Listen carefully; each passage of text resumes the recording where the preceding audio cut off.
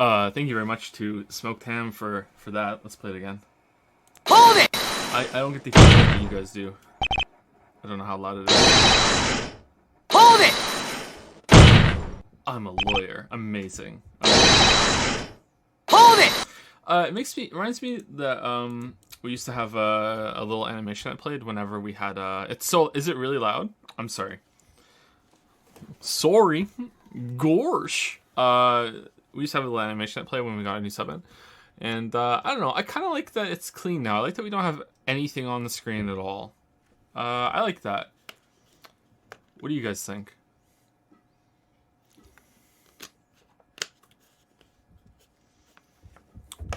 Thank you so much for watching my stream.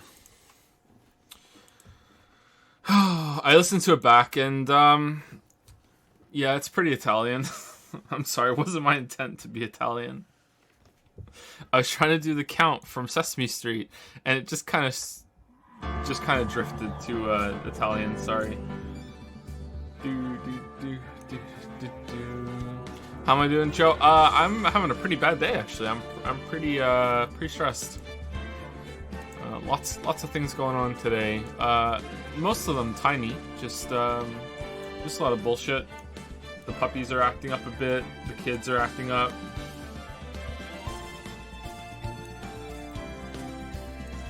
I don't know. I got a decent amount of sleep, but I'm just kind of annoyed today. You know, sometimes you're just annoyed.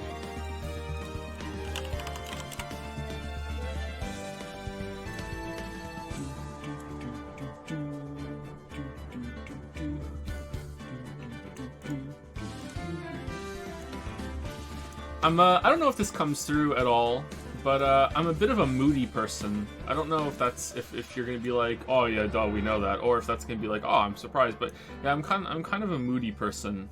I don't know.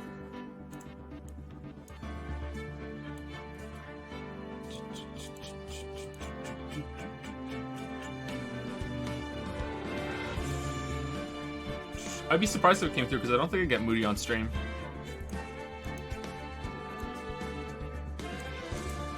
You guys have only seen me angry, like legitimately angry, probably on one hand. And I've streamed a lot now, so yeah.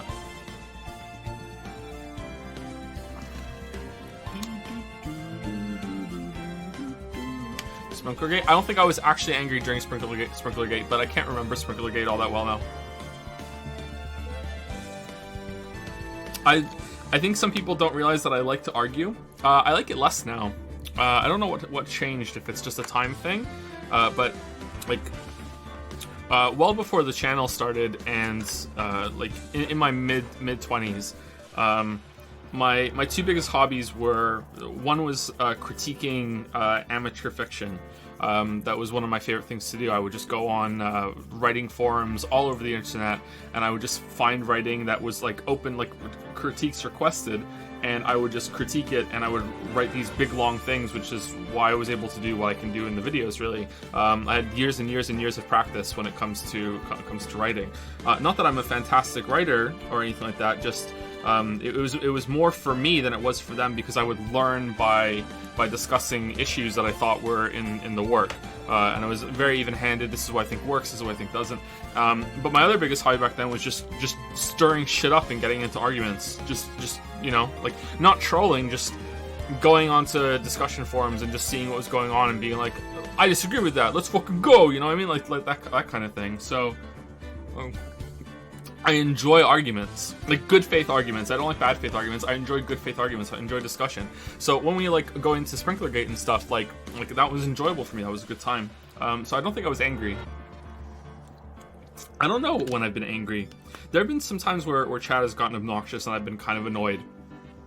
I'm trying to think of one time I was actually legitimately angry.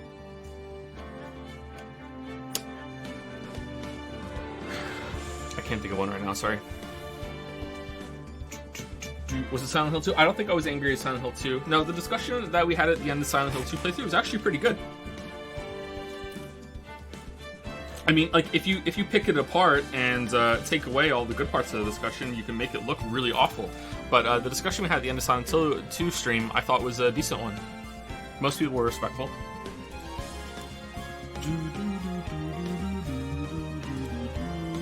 Danganronpa 2 brain dead argument. I was pretty annoyed at that one. That was kind of dumb, but I don't think I was angry. You got a bad day, don't force yourself to stream if you want. I hope you have a good time. No, it's fine. I enjoy streaming. It's okay. And nothing bad happened big time. Just, you know, lots of little things. Sorry we're late. Lily was supposed to have a, she's probably fine with me telling this, I think. Like, we have the mental health forum on Jad's, and we've said on stream multiple times before, Lily's bipolar. So Lily had a phone call appointment today with her doctor because COVID doesn't have, it has to be like an emergency to have a face-to-face meeting now with the doctor. So just a scheduled thing. There's nothing wrong, anything like that. Just a scheduled thing. Like, hey, just call to check up, that sort of thing. And they just didn't call. They're supposed to call at around 1:30 our time, and they just didn't. So it's like, okay, so just waiting for that so I could look after the kids while she was on the phone.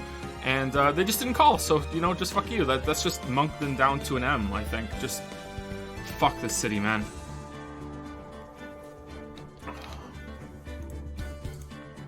It's so hard to get people to just show up, you know? Like, you call shit and it's like, hey, you call a contractor and we wanted to get some doors installed because we wanted to be able to, like, separate the kids from us, to have some peace and quiet. No, I'm kidding.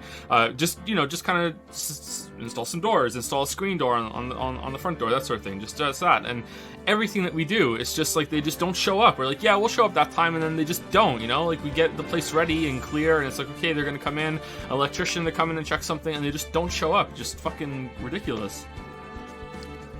People don't answer their phone. We had a wasp or a hornet's nest in our backyard, and it looked really cool. And I don't know how to deal with that shit, you know? Like, I'm a millennial. I can't do physical labor. Well, actually, but you know what I mean. And so I called an exterminator, and I had to leave a message, and they just never called back. It's like, okay, cool. Just call and it just keeps going to machine. At least they had a machine, though, because most places you call here don't have an answering machine. Like, what the fuck? It's 2020 and you don't have an answering machine. How do you not have an answering machine? Are you a millennial? I am an elder millennial. Yes, I am technically a millennial, yes. And eventually the wind just blew it down and it died. So it's like, okay, the problem solved itself. But yeah. Anyway, enough of me talking. Anyway,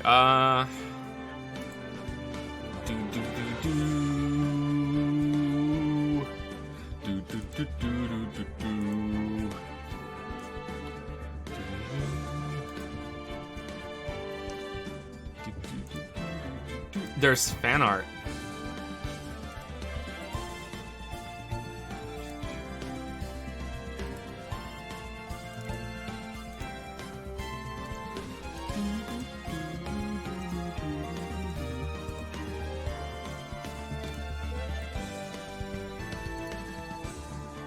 What is this? Hold on, I have to mute.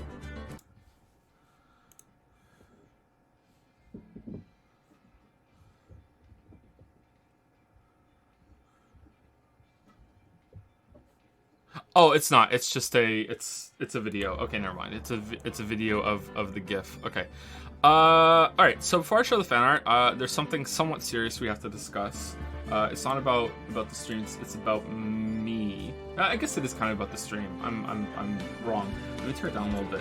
Okay. So here's something that we seriously have to discuss. So I am not a comedian, but I have been putting a decent amount of effort into trying to be funny on stream lately. Now, I don't know if it's obnoxious or anything like that, but like I have been trying to develop that a little bit more, like intentionally trying to like go out of my way to try to be funny. Whereas usually when I try to be funny, it's just I see a moment and I just go for it. So, but I'm not a comedian at all. So, like, I don't know where the lines are. I'm inexperienced with this. Like, there were some people in chat yesterday that were saying when I was doing the Italian voice that it was racist, and I was a little uncomfortable about like possibly what I was gonna think was gonna be like a Slavic kind of Transylvania accent. You know what I mean? Okay, so here's what I need to say just for my own peace of mind.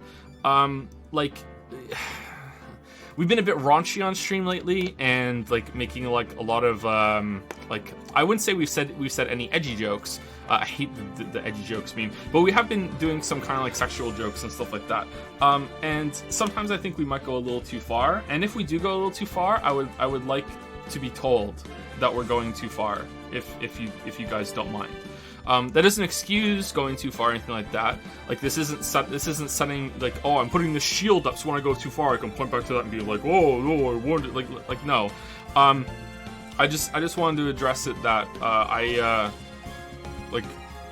we could go too far with some of the raunchiness. Okay, like this is not a family friendly sort of stream because, you know, I swear like a sailor, but I do want to just put it out there that if anyone is uncomfortable with what I'm saying or anything like that, that please just tell me and we'll have a serious conversation about it, okay? Like, just, that's that. I just want to put it out there. I'm not a comedian, so trying to be funny is really out of my comfort zone. I just try to just play off what happens and yeah, but I am trying to do a little bit more lately because you guys seem to like it, so yeah, that's it. That's it. I don't think accents in general can be offensive, but I do think that if they become a caricature, I can never say that word, caricature, I can't say it, then it can cross the line and become offensive. So again, it's mostly about the intent that happens, or the intent that matters. Anyway, let's put some fun on the screen. I said it right the first time? Okay.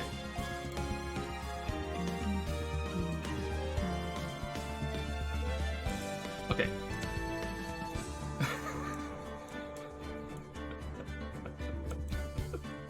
Chat, can we have professional voice acting? Joe, we have voice acting at home. The voice acting at home. 1 objection. 2 objections. Judge, dismiss this testimony. Wait, how do we do that? Oh, dismiss this testimony. Mamma mia, it's a me, Von Karma. There we go. In my head, when I hear it, the Count's voice and Mario is the same, but when I listen to it back, I can hear the drift. Just like I was so impressed with myself yesterday when I listened back to the very first time I tried to do Hank Hill, and I was like, what in the Sam Hill? Bobbit? And I was like, damn, that actually sounds like Hank Hill. Like, I got that. And then it's just immediately goofy. Just immediately. Like, in the next line, it's fucking goofy. And I'm like, god damn it. And then as it went on, it became less goofy and just more generic southern accent. You know what I mean? Like, it was just...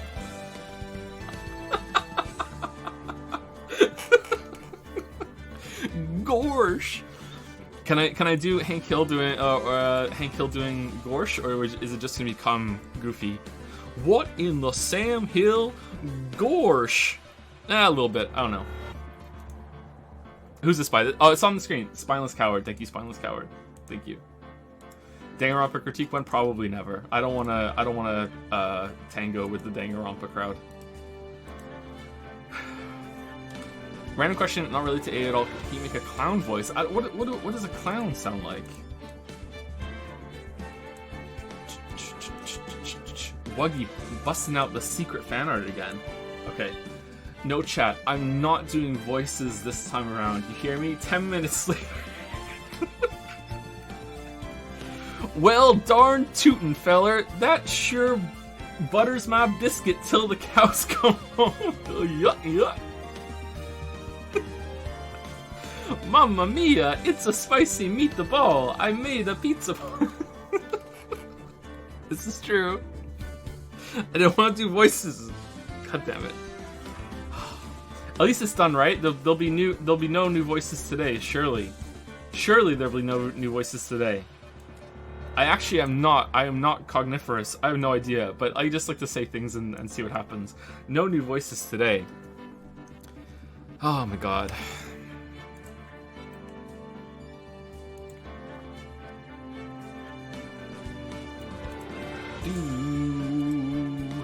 Turn up a little bit. How's the volume compared to me right now anyway? It's at minus 16. I think it can go up a little higher, right? Let's go minus 15.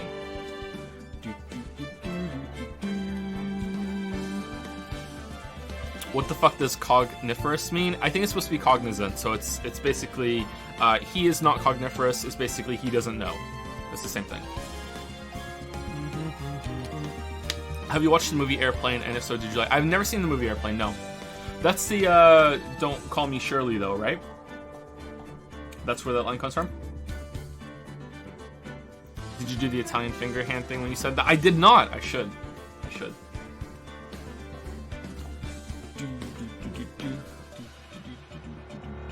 At the rate we're going to get another emote slot as well. So I'm thinking that we're going to cull an emote and maybe 2. And we're going to have 4 new emotes, and we'll see a couple new ones from this run. And maybe we'll set up one for Yakuza or something. I don't know. As much as it pains me to admit it, I think Trash Chan has to go. I love Trash Chan, I love the emote, but it's not getting much use, and I think Trash Chan has to go. I think maybe we should pick one JPHF or JPH Fine, one of those two. I think we went with both to see if they would both get used. I don't think JPHF gets much use, it's just JPH Fine, right? Maybe 2B has to go. Maybe we should vote. Do you guys want GPHF or GPH Fine? Maybe they both... Did they both get used? Am I wrong?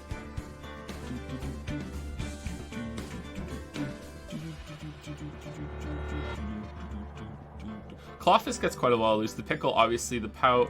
I think Pout might be number 1. Pickle was number 1 for a while. Yadan has to stay. I love the train. The train is awesome. Does JPH No get much use? Dragon S gets a surprising amount of use.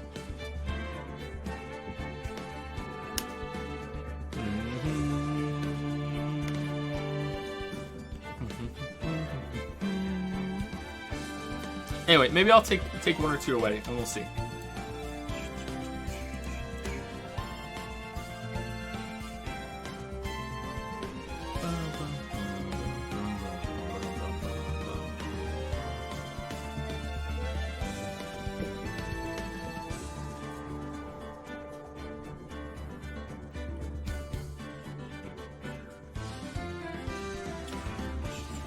Thank you, Kitty-on, for the 15-month resub. Hey, thank you very much. The Weaver has resubscribed for 9 months. Thank you, The Weaver.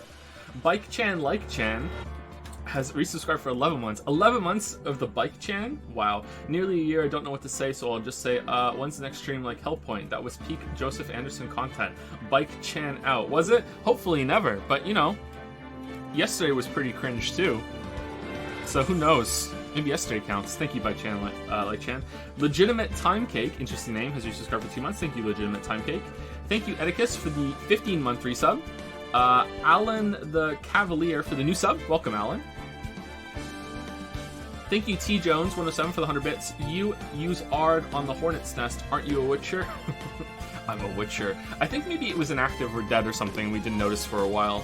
I noticed it a couple weeks after, like, we think a wasp landed on my head and stung the top of my head. Stung my thumb too while I was trying to pull it off. That was not a good night. Thank you, Mr. Marcio07 for the new sub. Thank you very much. Thank you, Deux Compotes or Deuce Compotes. I'm not sure. One of those two, or a third that I haven't considered. Thank you very much for the new sub. Thank you, Lamb FGC, for the 33-month resub. Your favorite Lamaniac turned Lamb FGC is back for 33 months. Gorsh! I'll try and remember that, Lamb FGC. Lamaniac. I think I will. Alright, hopefully I do. Thank you, Androsian, or Androsian, for the 100 bits. My theory is chat picks games they think Joe would make funny voices for. Maybe. This was picked a long time ago. I don't know what we're going to play after all these are done and we're done with the personas. We'll see. Thank you, the Kaijin, for the 2-month resub.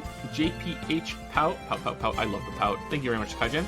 And the last round we list for now are the Mouser GT. I just added the in front of it. So just Mouser GT with the new sub. Welcome. Thank you, Mouser.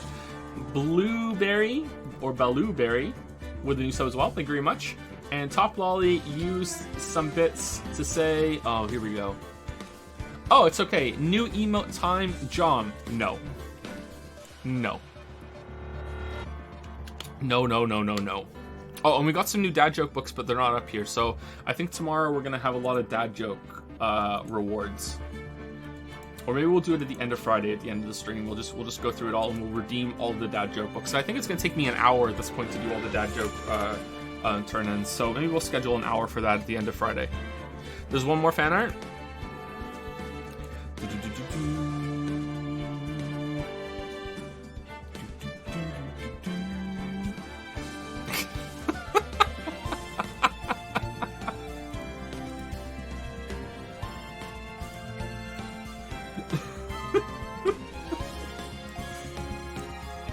Alright, let me put it on the screen, and then we will get into the game. Today's stream might run a little late, because I have a feeling that we're not going to have time to finish the trial, and I would like to finish the trial today. So, we might go a little late today to finish the trial. So here is Badge San. Or, as I would, the uncultured, to the uncultured weeb, Badge Chan, but Badge San. No one would believe Nick was a defense attorney if he didn't carry me. Will Chiaki pout every time she's presented? Oh, that's adorable. Look at that. He's a lawyer. Badge Send. But she's recently made. Shiny. Ooh. Nah, I'm not irrelevant evidence. I choose you, Badge San. Go, Badge San. Hold on, what's this down here? I don't have my contacts in today, so it's a little hard for me to read. So now I ask, can you present us as proof from your 53 evidences? Ruh-roh, Nick. Phoenix Wright. He's not working. Uh-oh. He has to look again. not cogniferous. He's gonna show me off again in Paris. That's adorable. That's adorable. I don't think I'm gonna be able to say your name properly, but I will try. Thank you, Kochi Kiyoma? Kochi Kiyoma? I think that's it. You can't see my mouse. Or Acid Tum-Tums. Thank you very much. This is adorable. Chat loves it. Here's the whole thing on the screen. I didn't think we were going to have enough candidates to do Chan of the Year 2020, but maybe we will. Huh.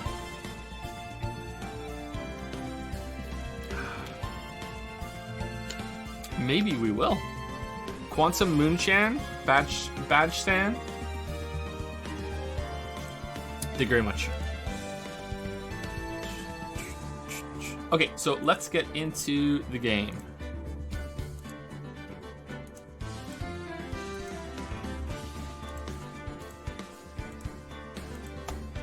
Will there be any Chans in Yazuka? Alright, this one, right? Turnabout goodbyes, day 2 investigation.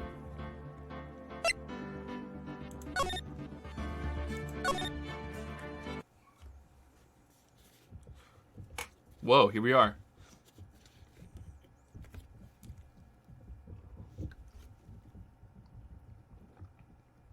Can you guys hear that? It sounds like something is like clawing at the walls through the house. I'm not sure the microphone can pick that up. It's not wind. That's just life with kids. It's the thing that lives in the attic. Well, let's go check it out anyway. Alright. The birds. Small but rental shop. Doesn't look like anyone is around. They're probably closed because of the murder.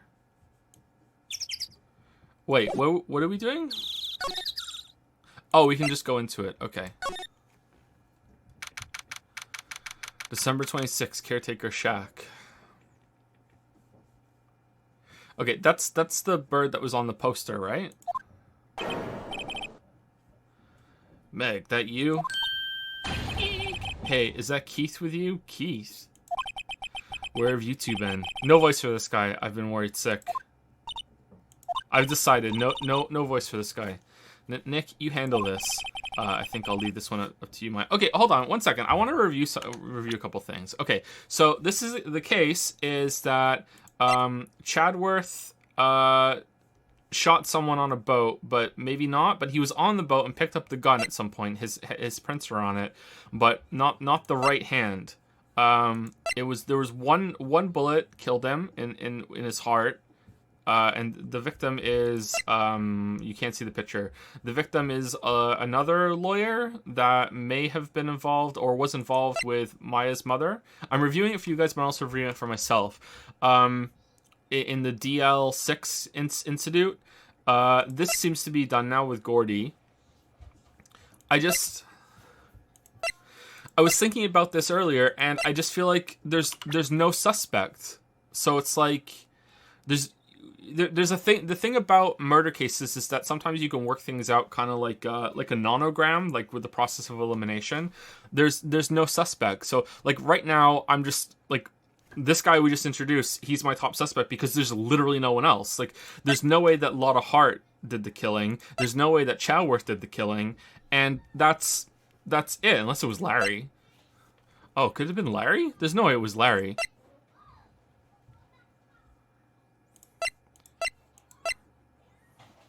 Yeah, I don't know. When I speculate, I don't look at chat, by the way, so I can see emotes going up and down. And there's probably people are probably saying he is not cogniferous.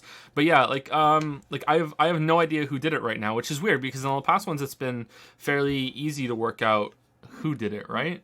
No, that's not true. But maybe I was dumb in the last one. I don't know. Okay. I think I'll leave this one up to you, Maya. So right now it's caretaker because there's literally no one else. Meg. Yes? Finally made up your mind, have you? My mind? You'll run the pasta shop when I'm gone. Alright, so this guy is a drunk, so maybe not. Pasta? Glad to hear it, glad to hear it. You make your old man proud. When you kids left the house, I didn't know what to think. How am I supposed to keep this place running, an old man like me? Polly, the kids are home. Hello, Squawk.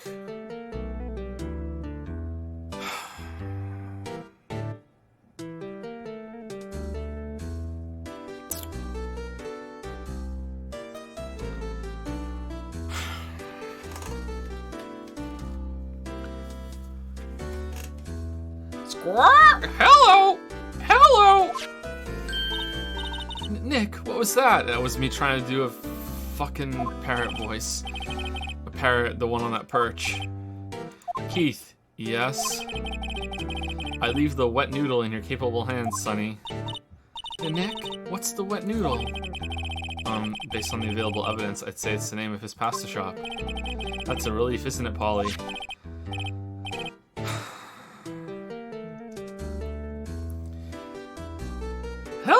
Hello, squirrel.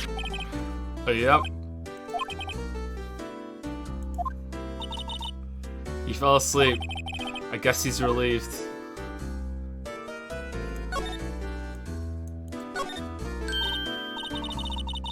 Wow, what an amazing parrot that is. Good morning. Hello. It ignored me.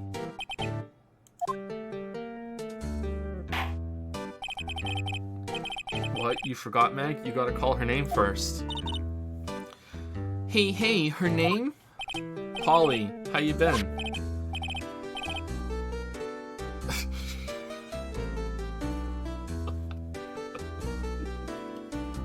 What are we doing, chat?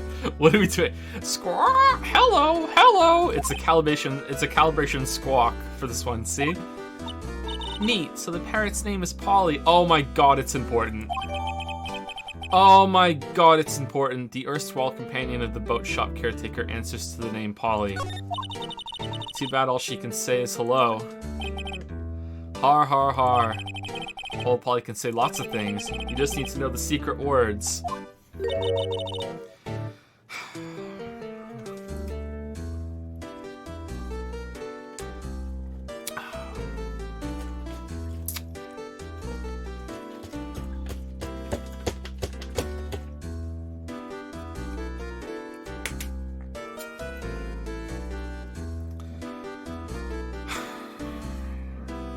Sorry, I don't even want to say what's going on in my head right now because, like,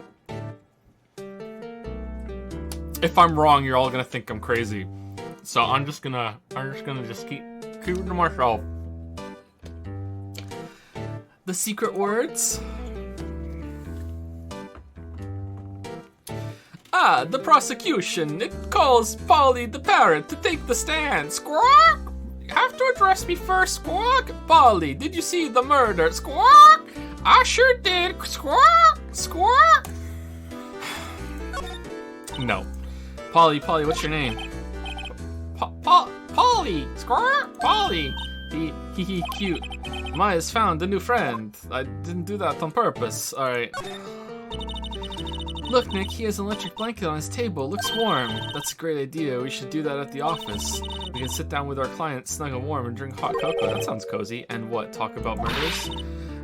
You're a party pooper, Nick. Jackie voice is really good for her because of the pout. Wow, he has a television here, too. Wow, there's lots of various fish in Gourd Lake, aren't there? Something's funny, Nick. All these fish are saltwater fish. How do you know? Looks like a kitchen unit. It's pretty clean. Funny, he doesn't look like the type who'd keep things tidy like that. It's the fucking parrot. You're forgetting, Nick. He's running a pasta shop here. He just lets the bird okay, is that... I don't know enough about birds. Is that just how it is? Like, birds just shit on paper below it? I guess that is. You can't potty train a bird, right? Like, fuck, I'm having trouble potty training our puppies. This fishing pole looks expensive. Look, a little safe. Spooky safe. It's locked.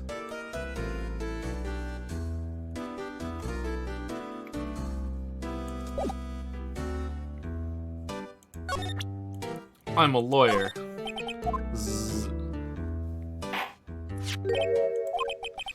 That a lawyer's badge? Yes, it is. I don't believe it. This old guy is the first person to recognize my badge. I get it. Huh? Yep. I got you figured out now. You're not Keith. Nick, now's our chance to clear things up. Sir? No, I'm not Keith. And I'm not Meg either. We're here investigating a murder that took place on this lake the other night. Please help us. A lawyer, huh? Please, mister. Alright, I'll help. But on one condition. What's that? When this case is over and done, you'll run the wet noodle. Promise to run the wet noodle. No, we don't lie. We can't promise that. I'm a lawyer, not a liar. I can't make that promise. Is that any way to treat your old man? Bah, you want my help? You've come to the wrong man. Uh-oh. Now he's grumpy. Not to mention he still thinks we're his kids. Maybe we should just lie and say we'll run a shop. Okay, we Nick, are you sure about this? No, but apparently we're just doing it. Hey, anything to get this case solved.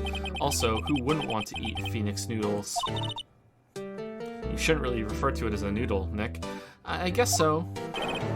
That's my boy. Good for you, Keith. Wait, didn't I just say? You too, Meg. Yes? You bring a tear to your old man's eye, you know. Now, what was that you wanted to know? Speak up, Polly. Squawk! Hello! Hello!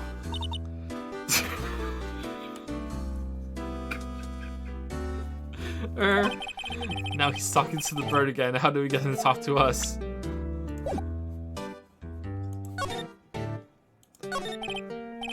A pasta shop? Yep, to think the wet noodle will live on when I'm gone. My father started it, you know, so that makes you two the third generation. Meg. Yes? Tomorrow we'll start with the secrets of dough tossing. Dough tossing? You too, Keith. Yes? You'll be the best pasta wrangler the West has ever seen. Damn, we gave a vampire voice to the wrong person. But pasta wrangler, the West, isn't pasta from Italy? Meg! Yes? You know the best pasta's always been made west of the Rockies, don't you? Just so for the record, I'm still trying to do the count, but I just know that if I do the count, it comes out like this. Right, of course, everybody knows that. Nick? Huh? How long do we have to keep up this all in the family charade? This old man must know something about the murder. We're not leaving until we find out what that is. The boat rental shop. This is a boat rental shop, right? What are you talking about? This here's the palace of pasta, the wet noodle. Though now you mention it, we haven't gotten many orders for spaghetti lately. All the kids come up and say, yo dude, we want to ride in one of your boats. That's why I keep the boats out there. Youngsters these days, darned if I understand them. So you're an accidental boat rental place? Are you drunk, or are you so used to being on the water that you're just kind of got permanent sea legs and that's why you're swimming back and forth? I'm swimming back and forth in time with them in my chair right now, by the way. I'm pretty confused myself. Nick, this isn't going anywhere. But this old man is the witness tomorrow, right? We've got to find some way of getting information out of him. If Gumshoe shows up at some point and we say that old man's the witness and he's like, no he's not, it's the fucking parrot, like I swear to God, my memory's gotten worse of late. That's why I just tell everything important to old Polly. Oh my god, he tells everything important to Polly. Oh my god, everything important? I wonder. Polly, what's the number to the safe? Squirrel 1228. Oh no! All right. Oh my. Oh, well, what? Fuck it. Kangaroo court. Hey, Polly, watch it, will ya? See, Nick? All it takes is a little clever. There's no way they would just just it's got to be him and the parrot together. It's got to be, and a criminal mind. Quick, Nick, write that number down. Hey, don't get me involved in your little heist schemes. All right, hold on. Look, a little safe. Now, don't you go opening people's safes without their permission, Meg. Maybe later. Okay. All right, are we done? That's it. Hey, do you know anything about this? Oh, yep, I've seen this. You know something about this, sir? Keith, yes? It's okay. You can call me Dad.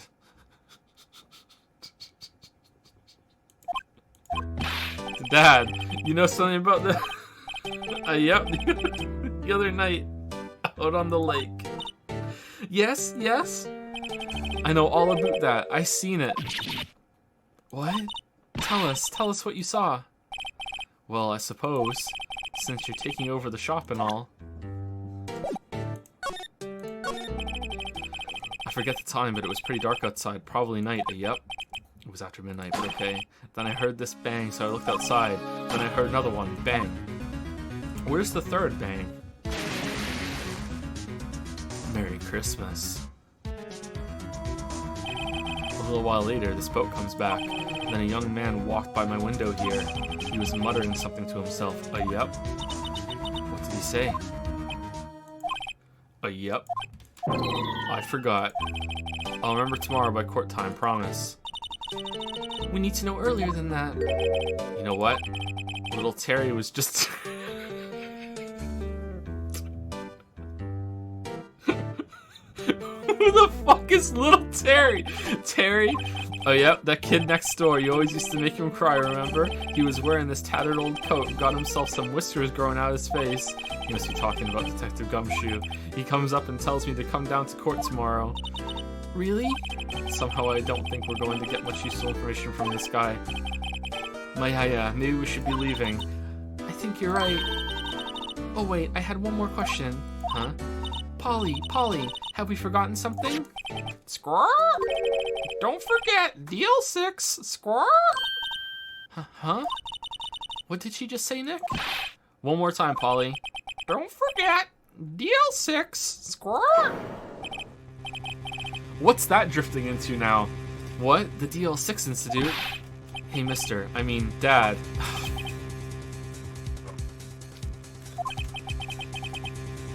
This is getting weird. Who is this old guy? Why would that bird Polly know about DL6? We have to figure out who that old man is. Oh, what? He locked the door from the other side. Who could that old man be? I think I need to do a little more research on this DL6 incident. Maybe I should ask Detective Gumshoe.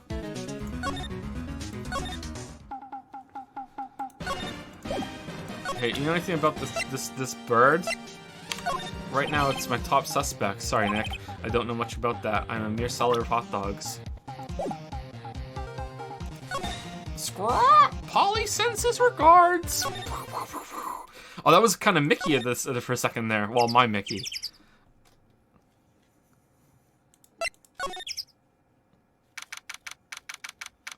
December 26th, Police Department. Hey, pal. Long time no see. You don't look so happy. What's wrong this time? Actually, we wanted to ask you something. Yeah? You know the boat rental shop down at Gourd Lake? Oh yeah! The old man who runs it is appearing as a witness in court tomorrow, right? Please say yes. Huh? How'd you... That was supposed to be top secret. Okay, oh thank God. Alright, the game's not that ridiculous. Oh, okay. That was close. Holy shit. I'm sorry for my batshit stupid theory, just like this game has got me in this mood now. I'm sorry, that was dumb. That was really dumb. Do you know who that old man is, detective? Actually, I don't. He's a bit of an odd bird. I haven't been able to get a straight answer out of him. I decided first that he wasn't persuasive enough to stand and testify as a witness. That's why we called Miss Lotta Hart yesterday. As for who he is... But you said the witness was a reliable slam dunk. I said reliable, didn't I? But you were basing off your entire testimony off of this fucking drunk guy? We have absolutely no idea. Sounds suspicious. Hey. The DL6 incident. Detective Gumshoe, please help us. Huh? We need to know about the DL6 incident. That was when Chadworth's father died. I can't help but think that it has something to do with this current case. To tell the truth, I don't know much about DL6 either. Mr. Chadworth forbade us from reading the file. And you just said okay? So I'm afraid I can't show them to you either, pal. Alright. What? However, if you can convince me somehow that the DL6 incident is related to this case, well, I guess I'd consider opening the file up. Hey, do you know about this fucking bird? What's that? A parrot? The old man at the boat rental shop's parrot. The parrot knew about that incident. That incident? DL6. What? We were just here. Polly, have we forgotten something? Fucking hell. Squawk. Don't forget, DL6. Squawk. Uh-huh. I'm pretty sure that old man must have taught her that word. Yeah, but how would that old man know about the DL6 incident? Wait, what if that old man was connected to DL6? Nick, you think he might be? Isn't the victim related to DL6? Don't we know that already? I get ya. Sounds like you need information on the DL6 Institute, but I can't let you do it until Chadworth is convinced and says it's okay. Through there is the station's records room. I'll give you special permission to go in and find what you need. Oh, damn. Alright, cool. We're just going. Alright, way to go, Detective Gumshoe. Doing your fucking job. Alright, okay, Nick, to the records room. Call me Keith.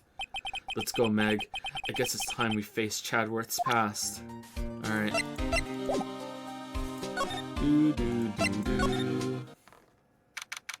December 26th, Police Department, Records Room. Wow, it's amazingly dusty. 10 years of files, 10 years of dust, I guess. Super dusty. Let's find that DL6 stuff quick. 15 years ago, both me and Chadworth were 9 years old. We were almost through with 4th grade when he suddenly transferred because of DL6. Nick, I found where the file is. Oh, thanks. Just let me know what you want to know. Just let me know what you want to know about the DL6 incident. Why was that hard to read? I'll go get the right file. Here are files of collected case reports. There's quite a large volume of reports there. Wow, these are all case reports? Yeah, it's like a graveyard of police cases.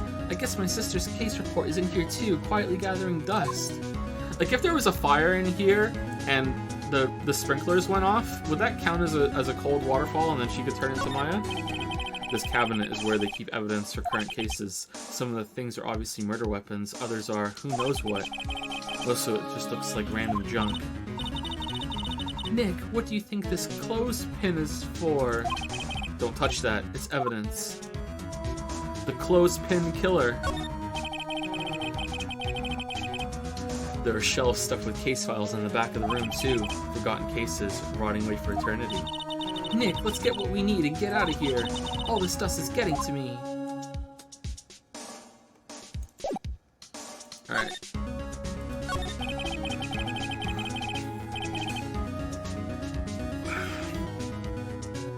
Well, first I have to get a handle on the main facts, like a summary. Right. Summary, found it. Here you go. December 28, 2001. That's exactly 15 years ago from the day after tomorrow. So in 2 days, the case is closed. The incident took place in the elevator of the district courthouse. What? Is this the same district courthouse where we're holding the trial now? Looks like it. There was a...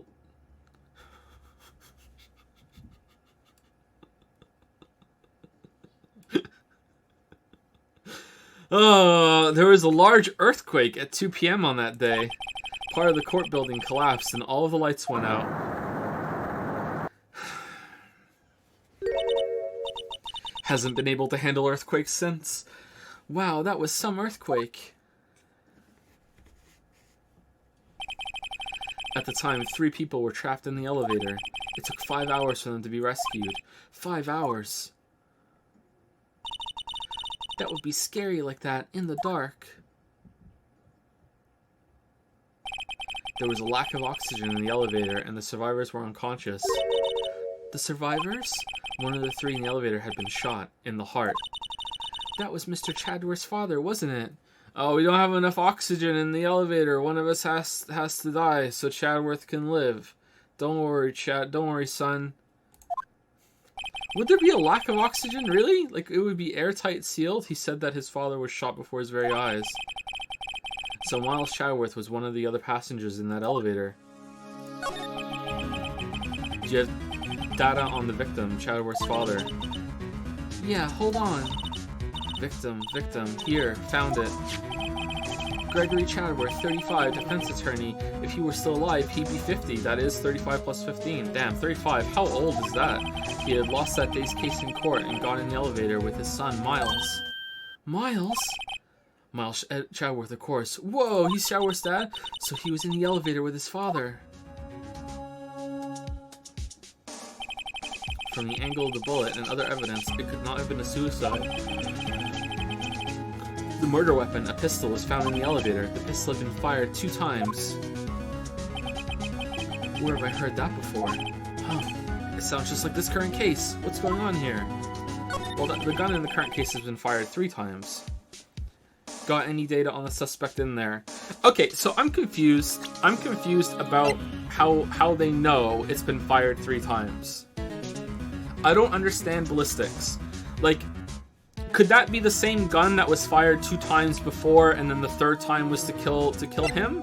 Or is it, how do they know if it's been fired 3 times?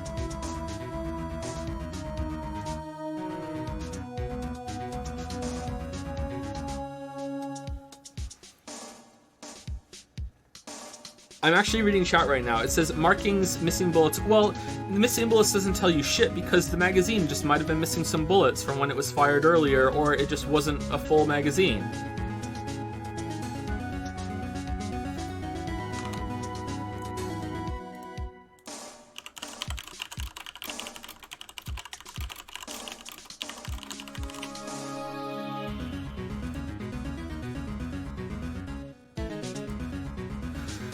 Okay, I'm looking at Quora answers, you know, the most fact-checked, rigorous place on the internet. In movies and on television shows, they make it seem simple. The detective picks up a gun near the body, usually with a pen through the trigger guard, holds it up near his nose, takes a sniff and says, recently fired, or something like that. Complete balderdash. The truth is you can't tell. As an example, my 1911 hasn't been fired in a few weeks, perhaps a month, maybe more. Before that, hadn't been fired for more than a year. You just can't tell with 2 exceptions.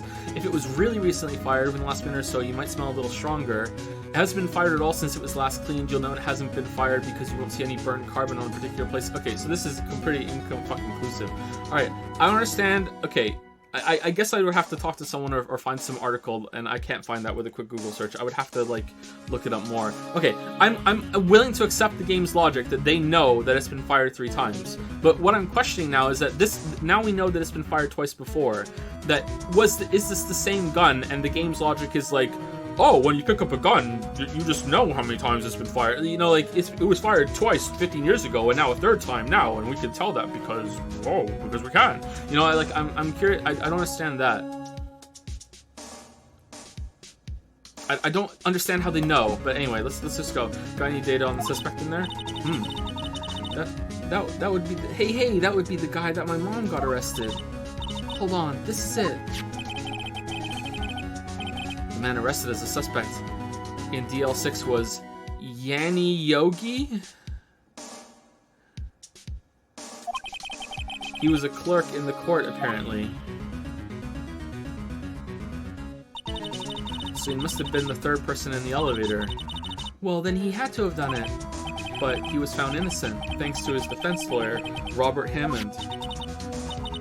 Hammond, the victim in our case. Yeah, but the gunshot looked like it came through the window. It could have been someone outside the elevator. Right. The suspect, Mr. Yogi, was oxygen deprived. So much so he had brain damage. What? He lost all memory of being in the elevator.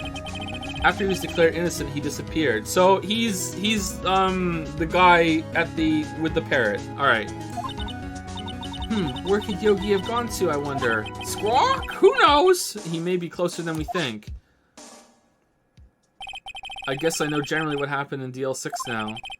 I still don't know what sort of impact the whole thing had on Chadworth, sorry. Nick, are we going to take the whole file? There's too much. We'll never get it out. What? You're right. How about we just take what we think we'll need? DL6 case file to the court record. Right, that's probably all we'll be able to find here. Now all that's left is the trial tomorrow. I wonder how Dad will do testifying in court. Alright, I'm not enjoying where this case is going, chat.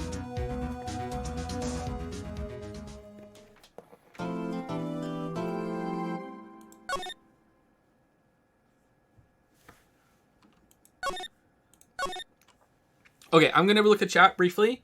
Does anyone have, like, the definitive answer on how you can tell if a gun has been fired? Or is it just... I'm just curious at this point. It's not even about the trial. I'm just curious. They just looked at the amount of the ammo in the corner. Oh, yeah, okay.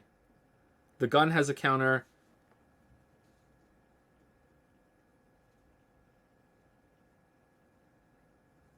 Residue buildup, 3 cases. I don't think they even found the bullet cases because it was shot on the lake, right? I don't think that would be conclusive. If they found 3 cases and there were also 3 bullets missing from a full magazine, I think that would be pretty rock solid. But yeah. Alright. It doesn't seem to be that conclusive. Someone said something about microscopic striations and the gun's barrel change every 3 to 5 rounds. Okay. But they would have to know what it looked like before that happened, right? December 27, 10 a.m., District Court, courtroom number 3. So does Chadworth remember what happened? Oh my god, no. No. No. Alright, here we go. Oh, fuck.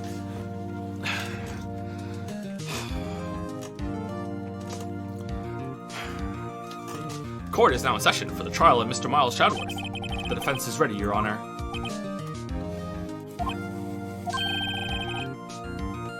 Very well. Apparently the prosecution is also ready. Who is the judge here anyway? Mr. Von Karma, your opening statement. Very well. No opening statements, so... Objection! Not so fast, Judge. One cheat. I was taking a meaningful pause before speaking. Right, of course. A prediction. Today's trial will end 3 minutes from now. What are you, Babe Ruth of lawyers? What the fuck? Is there a scheduled earthquake? Order. Mr. Ron Karma, what is the meaning of your statement just now? Objection. Bah, must you question everything? It will be over in 3 minutes. We have no time to waste. I'll call my witness now. Right. I call my witness, my decisive witness, to the stand. It's that mysterious boat shop owner. Witness, state your profession. Alright, is it more like the Count today? Or is it still Italian? I am the proprietor of the restaurant, the Wet Noodle at Gourd Lake. No? It's still Italian as fuck? Alright, what if I make it deeper? And I also rent boats. Alright, so the night of the incident, you were in the boat rental shop, correct? That's gotta be better.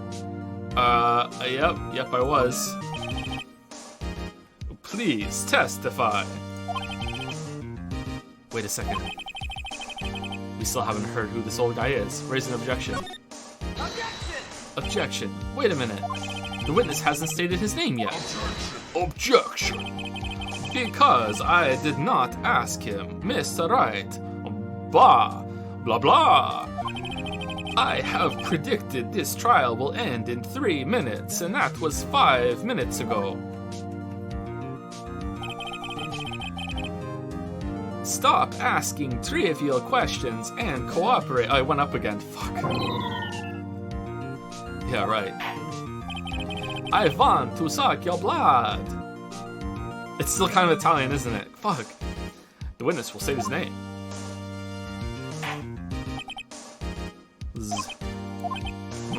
Well, I'm not really sure. Yep. What do you mean? My, memory. Your Honor.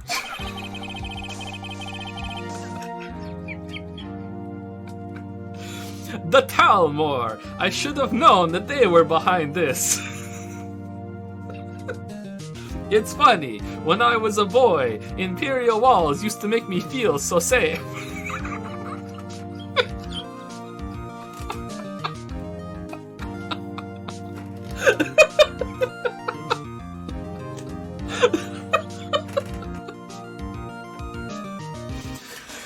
The witness does not remember anything beyond the last several years. Ergo, he cannot recall his own name, and is therefore a very good witness. He can't recall, you say? Yes, but the incident in question took place 3 days ago. He can testify. Very well. Really? Let's hear his testimony then, shall we? What? It's been way longer than 3 minutes. Way longer than 3 minutes. It was the night of the 24th, just after midnight. Yep, I was in the restaurant where I rent boats as usual. Then I heard a bang. Yep. When I looked out the window, I saw a boat just floating on the lake. Then I heard another bang. Just about then, the boat comes back to shore and a man walks by my window. Very well. I'd like to begin the cross-examination. Objection. There is nothing to question about my witness's testimony. Ergo, no need for cross-examination. Besides, there are only 10 seconds left before our 3 minutes are up. Who the fuck is this guy? 1 second. I predict that this will be over in 3 minutes. I should have done the count for the 3 minutes. 1 minute. Judge, your verdict now. Yes. Mr. Wright. Cross-examine. You know what? Fuck it. I want to see what happens. What if I don't cross-examine? Fuck it. I'm saving it. I want to see what happens. No, I'm good. He's right. Yeah, that testimony sounded pretty solid. Yeah, 3 minutes. Yeah, we're done. Maybe I should hold back. But Nick, you have to cross-examine. Whoa, what? They let you back in? This is your only chance to turn this trial around. Your last chance. Oh, all right. Rock.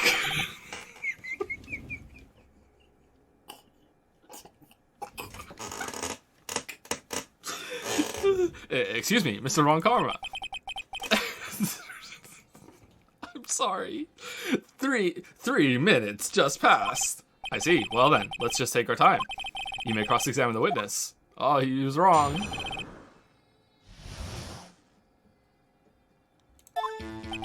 It was the night of the 24th, just after midnight. Yep. So you mean it was the 25th, just after midnight, you say? Oh, yep, just around then. Are you sure? Pretty sure, yep. When I talked to you yesterday, you were rather vague about the time. I'm surprised you seem so sure about it today. Objection. I asked him and he remembered. Isn't that right?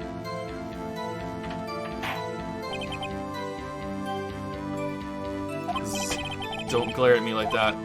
I remembered it clearly, I did. Yep.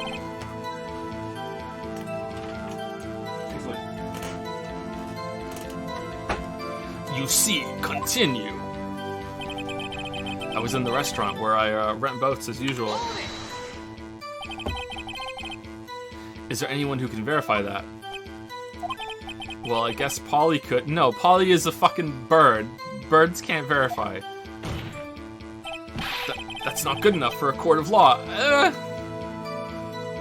Is it though? Mr. Wright, exactly what's not good enough? Oh. Your Honor, this Polly is a parrot. A parrot? Oh, okay. Don't be so hard on the girl, Keithy boy. Keith. Objection. The prosecution concedes that we cannot prove the witness was in the shop. Witness, please continue. Then I heard a bang. Yup. And where did the bang seem to come from?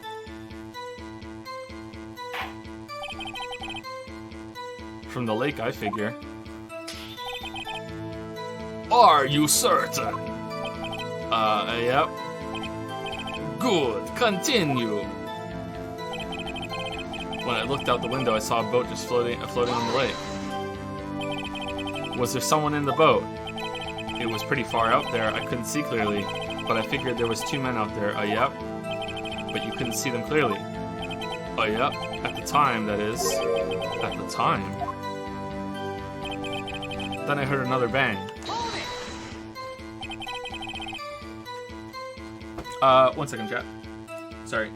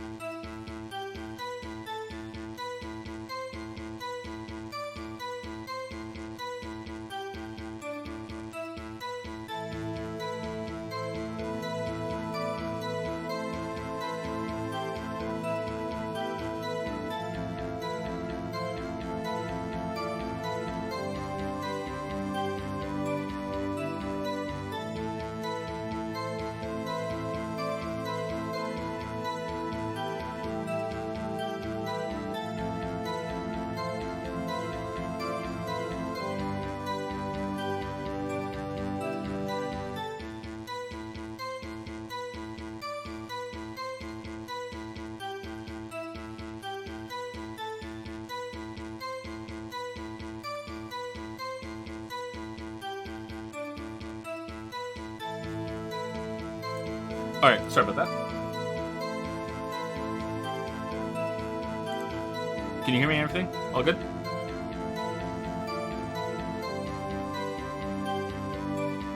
Mic is too loud. What? It's the same as it always was before.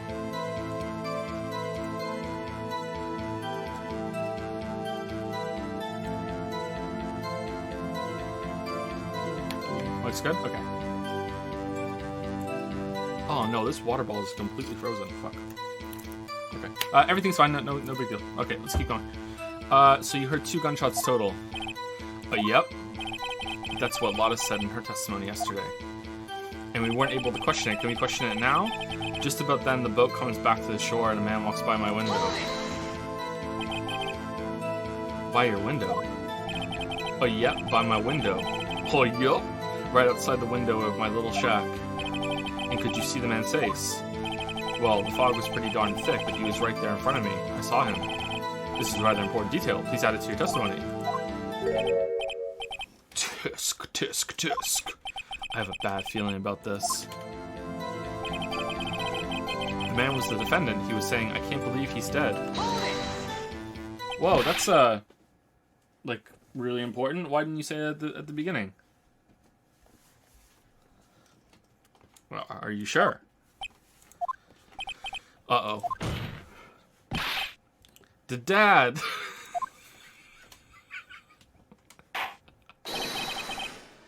Dead certain, Keith. He said, I can't believe he's dead, and as he was walking by, too.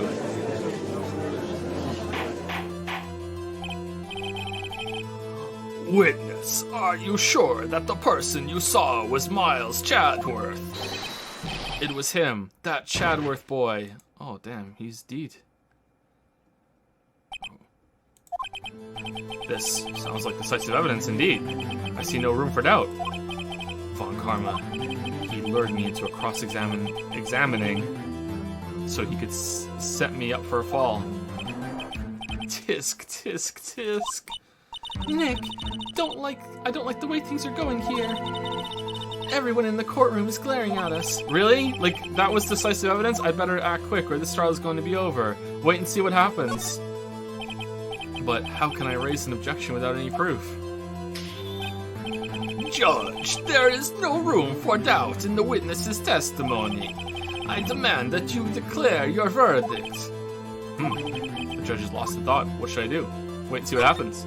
I can't see any room for raising an objection. To be honest, oh shit, I don't know what to do anymore. Oh, I thought this was just the same thing. Please, can you hear me, sis? Please. We need your help. Nick needs you. Tisk, tisk, tisk. 3 minutes was perhaps too high an expectation. However, 15 minutes isn't bad. This must be a new record. Enough. The witness may leave the stand. Zzz. Oh shit. Sorry, water. Oh man, like the ice is being pushed out of it like a thing. This court sees no reason to further prolong the trial. Nor is there any need for more time to decide the case against the defendant. This case is extremely clear. I see no room for misinterpretation of the facts. What? No. Oh, there was no life bar, so I thought I could just mess up. Okay, maybe I fucked up here. Humph. This court finds the defendant, Mr. Miles Chadworth, guilty.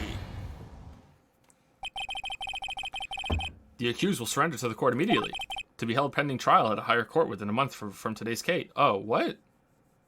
Another trial? That is all. This court is adjourned. Oh, so this is like the minor kangaroo court to the proper court. Okay. Wait.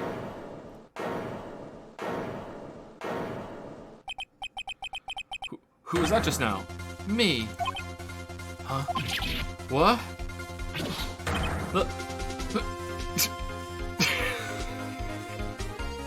Larry?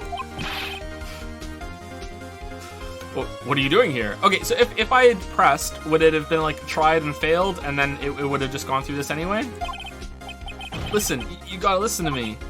I was there in the park the night of the murder. Oh, I'm sorry. It doesn't matter what evidence comes forward. I've already declared him guilty. That's the end. That's how it works in this court. I wasn't sure about it until just yesterday, but today I remembered it. Remembered what? The gunshot. I heard it too. Order. Objection. What is the meaning of this? The verdict has been decided. I call for adjournment. Adjournment? Adjournment. What? One moment, Mr. Von Karma. So you say you heard a gunshot? Yeah, I did, a gunshot. That night, I was sitting here in the audience listening to the testimony, then I realized something he said was different from what I remember. Anyhow, I can't just sit here and let you call Chatty a murderer. It's just not right. I'll testify, let me testify. Sorry, who thinks this game is better than Danganronpa? Just real quick, show hands.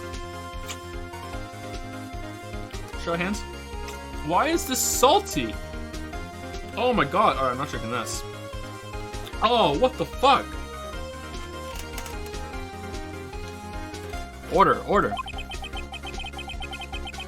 Well, this is the first time something has happened like this in my court. Is it, though?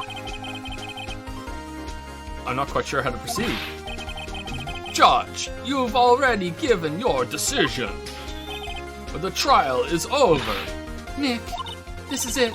Larry's given us one final chance at this. She's right. If only it wasn't Larry.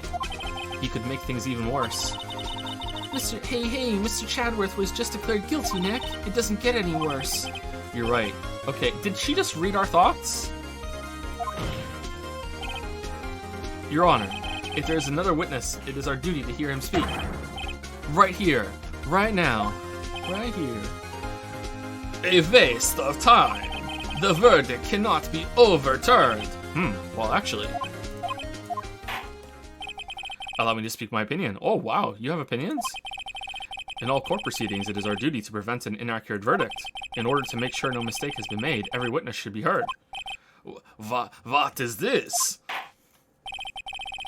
I withdraw my previous verdict of guilty. Oh my god.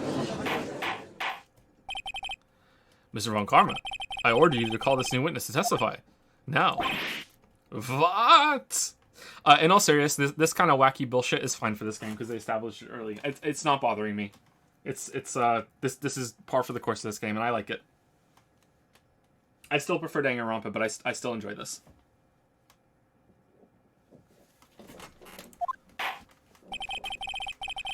The court will adjourn for a 5-minute recess. After that, we will hear this new witness. Court is adjourned.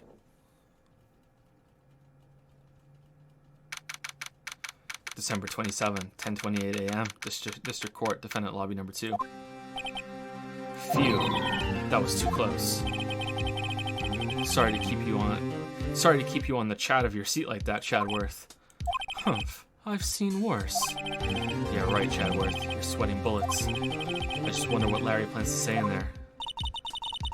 Larry was at the lake that night. Yes. He said he went looking for the Steel Samurai balloon that flew into the lake. Is he wearing his fucking Santa Claus outfit?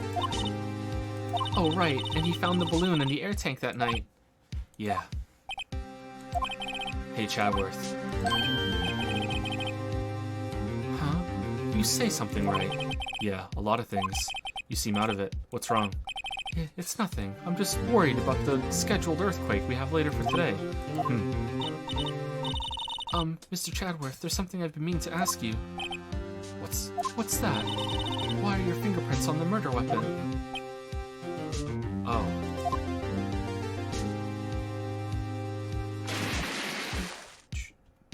Because I killed him. When he fell into the lake, I went into a daze. I couldn't understand what had happened. I couldn't think straight. Then I saw the pistol lying on the floor in the boat in front of me. I picked it up without thinking. I didn't have a reason, really. I see. Right. Yeah. This might be our chance. Our chance. Von Karma has only ever run per... Okay, so what? Who...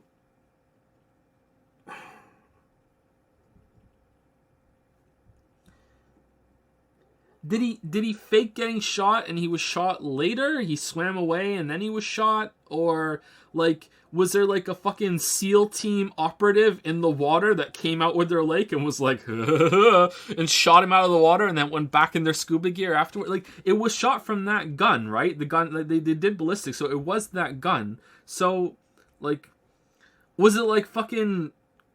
What's the guy's name?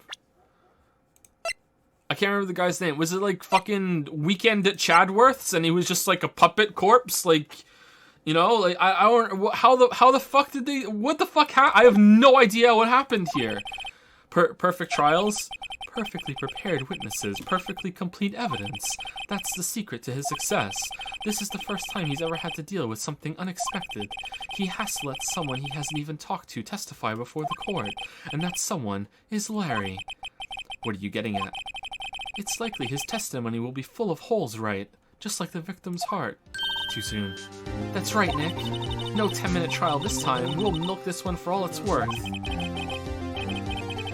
Hey, it was 15 minutes. 15. Everything's on Larry now. Wait, 15 minutes? And it was 15 years. That has to be relevant. December 27, 10:35 a.m. District Court. Courtroom number 3. Court is now back in session. Witness, please testify to the court about everything that you saw on the night of December 24th. Right, leave it to me. Please, Larry, don't mess this one up. I hate to admit it, but you're our last chance. Von Karman didn't even have time to prep his witness. I just hope Chadworth is right about this being our big break. Can't we call a witness to the stand? Why don't we do? No one's ever thought to do that against Von Gravy? No one? The night of the murder. That night I was out on a boat on the Lake. I was looking for something and I found it. So I quietly slipped the boat back into the rental shop dock. Then just as I was thinking about going home, I heard this bang. I looked out over the lake but I didn't see a boat. So after I heard that single gunshot, I went home. That was an unusually vague testimony even for this court. What? In any case, Mr. Wright, you may begin your cross-examination. Yes, Your Honor. What's wrong, Nick? It's Larry. I have no idea what he's going to say if I press him. I'm a little scared. Well, we've come this far. There's no way to go but forward, Nick. Alright, let's press him on everything. What's the worst that can happen? The night of the murder. That night I was out on the boat on the Lake. Were you, though? Which lake? Something wrong, Mr. Wright. There were so many things wrong, I don't know where to begin. Well, okay. First of all, what time was it? Oh, it was after 11 when I went out in the boat. By that time, everyone had gone home for the night, so I waited until the coast was clear, so to speak. And why were you out on the boat at such a late hour? What, and Lotta Hart didn't see you? She was sure. Gorsh, the lake was smooth as glass. No other boats anywhere, except for Larry Butts. Looking for something? Yeah. Mr. Butts, what was it you were looking for? Objection. What the witness was searching for is irrelevant. Most likely he was hunting for this Gordy. That's surprisingly close to the truth in a sense. This is all irrelevant. Let's get it over with. So I quietly slipped the boat back into the rental shop dock, which is also a pasta place. Around what time was that? Well, let's see. I figure I was out searching for about an hour. I guess it was around 12, yeah. You're not sure? Hey, don't give me that face. I'm not some sort of human sundial, okay? People use watches these days, Larry. Then, just as I was thinking about going home, I heard this bang. Where did the sound come from? Yeah, well, I wasn't too sure about that. I looked around, you know? Did you look at the lake? Yeah, I looked. He was on the lake, so, like, he couldn't look anywhere but the lake. Wasn't there a boat on the lake? Order. Well, Mr. Butts, whoa. Everybody just calm down, okay? I mean, it was real foggy that night. I'm not sure whether there was a boat out there or not. Oh, okay, no problem. That's just the most important part of this case. He's telling the truth, right? Humph. So after I heard that single gunshot, I went home. One gunshot? So you only heard one bang, correct? Yeah. Huh. Well, Nick? It was a pretty wishy-washy testimony, wasn't it? I guess I should just start working on the contradictions. Sorry. I wish I could be more helpful. I wish I could call my sister. Okay, so when was this photo taken? Automatically on 11:50 p.m. And where's the other photo? weren't we given another photo? Is it this photo? Oh, 11:50 p.m. When was... Okay, 12:15 a.m. So this is the one that... Sorry, for some reason I thought they would be in this order. Okay, so this is the one that Larry heard, 11:50 p.m. Then he went back, and then there was another one at 12:15 a.m. Okay, so... I don't really see a contradiction here because he said he left before this one was supposed to happen. We know this time for sure, unless the clock is wrong. Let's see. I was looking for something and I found it. I quietly slipped the boat back into the rental shop dock. Then just was thinking about going home, I heard this bang. I looked out over the lake, but I didn't see a boat. After I heard that single gunshot, I went home. Okay, so...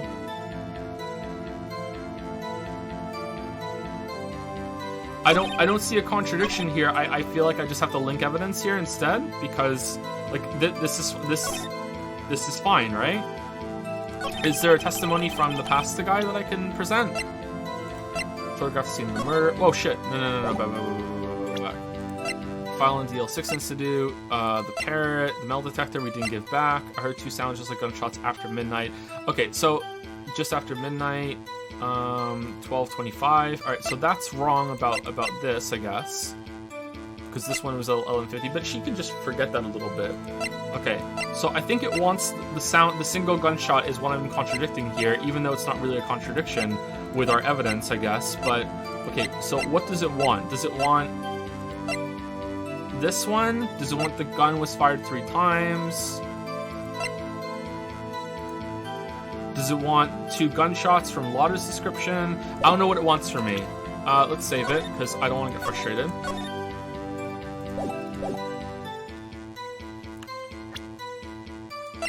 Okay, do you want this?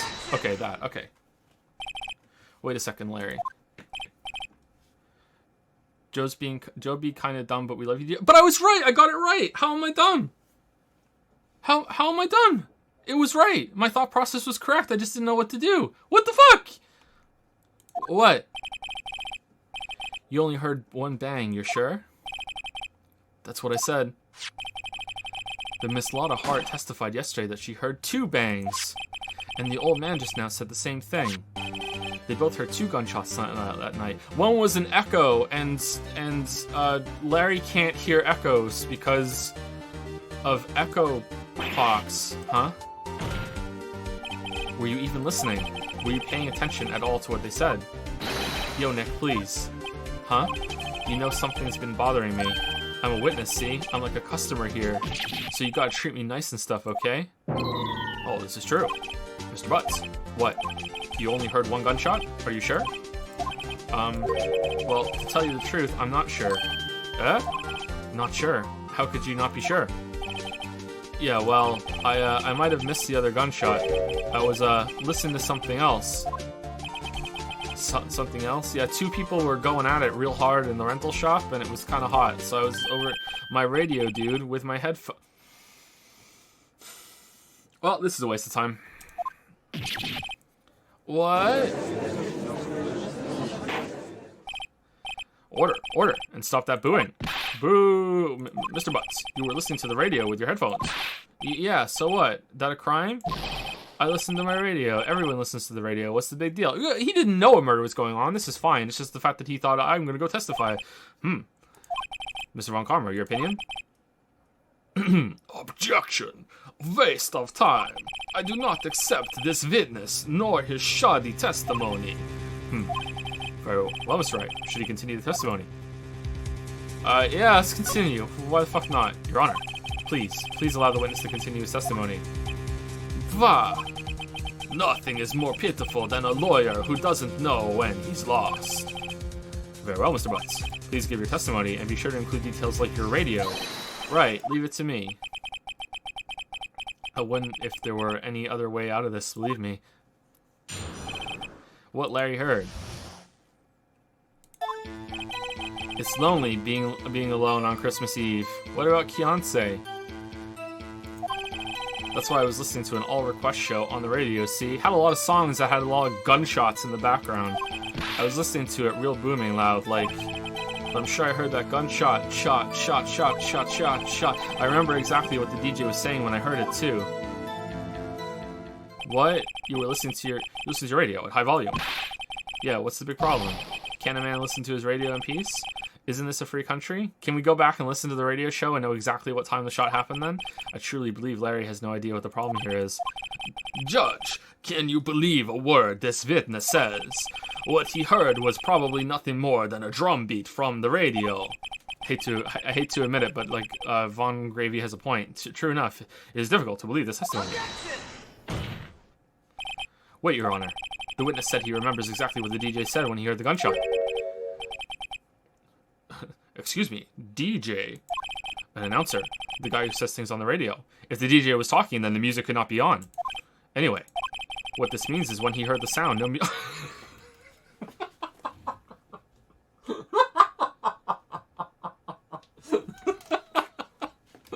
Well, sometimes the DJ cuts in at the beginning and ends of songs, but okay, let's roll with it. The DJ only talks between songs, so he could have heard the gunshot from the lake. I'd like to cross-examine the witness, Your Honor. Very well, Mr. Wright. I can't believe I'm continuing this charade.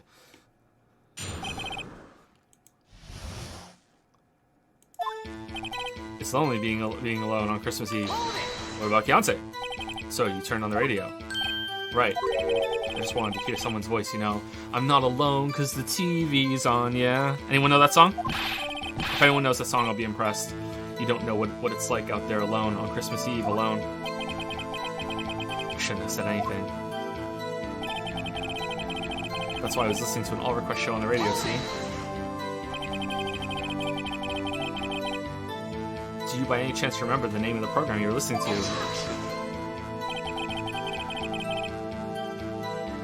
This has nothing to do with the case, Your Honor. Objection's sustained. The witness was listening to the radio. That's all we need to know. G-Meat World, yeah! Yeah, someone got it. Good job. Tell us, Mr. Butts, how loud was your radio set to that night? I was listening to it real booming loud, like...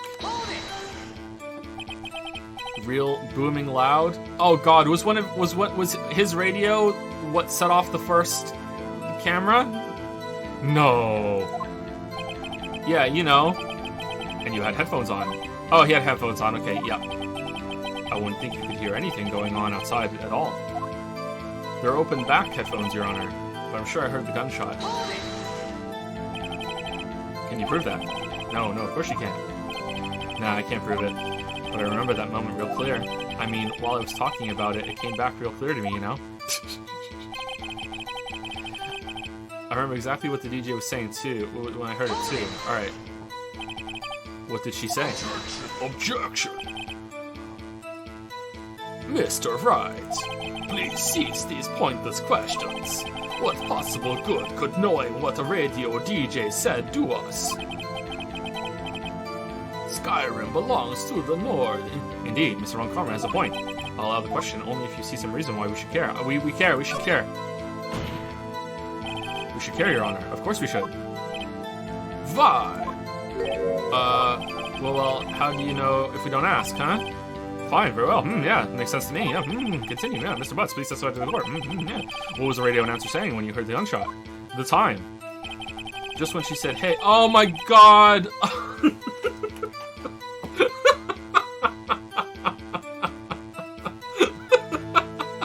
Just when she said, hey, it's almost Christmas, I heard the gunshot. Are you sure? Of course I am. She had this real sexy voice. Maybe Von Karma was right. I'm not sure how that helped us at all. Nick, you fucking idiot! Nick, you absolute fucking moron! Nick, look at my pout, Nick, you fucking stupid lawyer! This is the most ludicrous testimony I've ever heard. But there's one gleaming ray of hope in there. I've got to press it until we get to the bottom of what happened. It's lonely being a Christmas Eve. What? How am I pressing now? Okay. Okay, is it the 1150 shot? Okay, if it is, then that's just okay, that's fine. And then he just wasn't there for the next shot. So that's just like, okay, this one? Nope. Fuck. Your Honor, that statement contradicts this evidence. Oh yeah, it's not a contradiction, it just links. It does, I don't see anything contradictory, huh? Really? Objection overruled. Try to think before you make accusations, this is right. Okay. Whoops.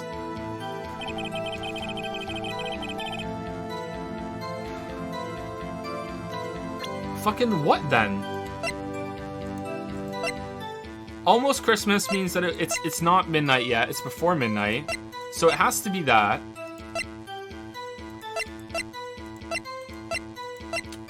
It has to be when this picture was taken. Okay. Nothing here. Two sounds just like after midnight. That one, again, the same thing, just after midnight. She said she heard it after midnight. Doesn't seem like we're using the gun, nor the bullet. Have we used the bullet yet?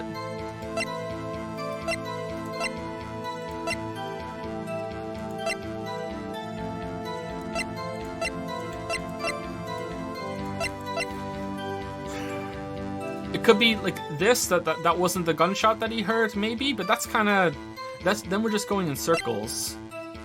I think it's either this one or this one. Really? Larry, are you absolutely sure what you're saying is correct? Then he just misheard Then he just misheard and thought it was a gunshot when it was not. Fuck you, Wright. Huh, what's with the face? You look scary, dude. Hey, if you're trying to scare me, you better know I don't scare that easy. Yeah, you do. Is something the matter, Mr. Wright? Your Honor, did you hear what the witness just said? The DJ said, hey, it's almost Christmas when he heard the gunshot. Indeed, and almost Christmas means it was...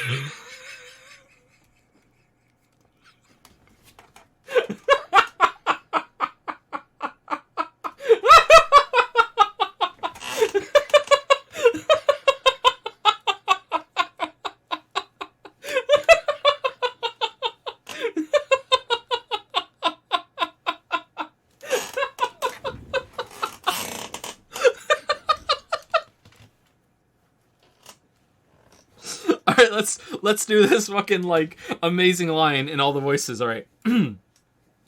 Almost Christmas means it wasn't Christmas. Hey, hey, almost Christmas means it wasn't Christmas. Well, almost Christmas means it wasn't Christmas. Almost Christmas means it wasn't Christmas. Gosh, almost Christmas means it wasn't Christmas. Oh, yuck.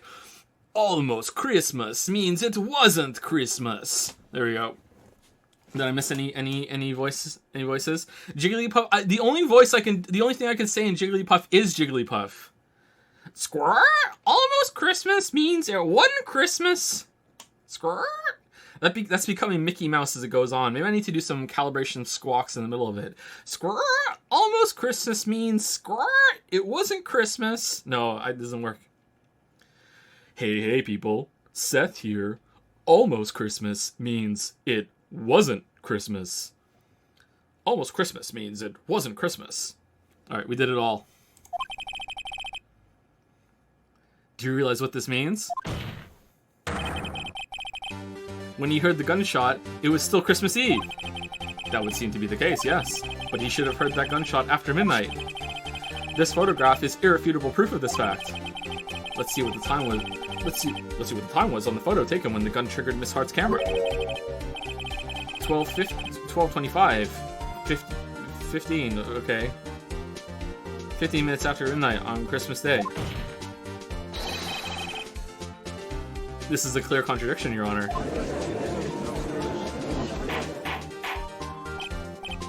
How's my Seth voice? Is it anywhere close? Order! What does this mean? The two prior witnesses heard gunshots after midnight. However, this witness says he heard a gunshot before midnight.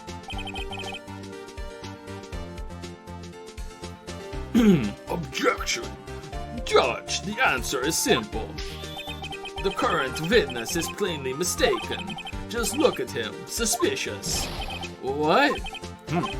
Well, Mr. Wright, what do you think about Mr. What's his claim before you heard the gunshot before midnight? Larry's right.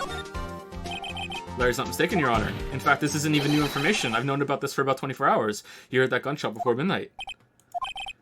Intriguing. Intriguing. I am assuming you have evidence that for this wild claim. Show me evidence there was a gunshot before midnight. Look at this photograph. Every time, there's a lot of looking at photographs in this game. This was taken by our witness yesterday, Miss Lotta Hart, with her automatic camera. The timestamp on the photo reads December 24, 11:50 p.m. Oh? Why didn't you bring this up before, Wright? You fucking idiot. You fucking stupid fucking defense lawyer. But there's nothing on the lake in this picture. Your Honor, the real issue here is not why nothing is shown in this photograph. It is why this photograph exists at all. What do you mean? Your Honor, this photograph was taken by an automatic camera. That camera was set to go off in response to loud noises. Wow, correct. There was a loud noise on the lake at 11:50 p.m. This is why the photograph was taken. In other words, when Larry heard that gunshot, it was most definitely still Christmas Eve.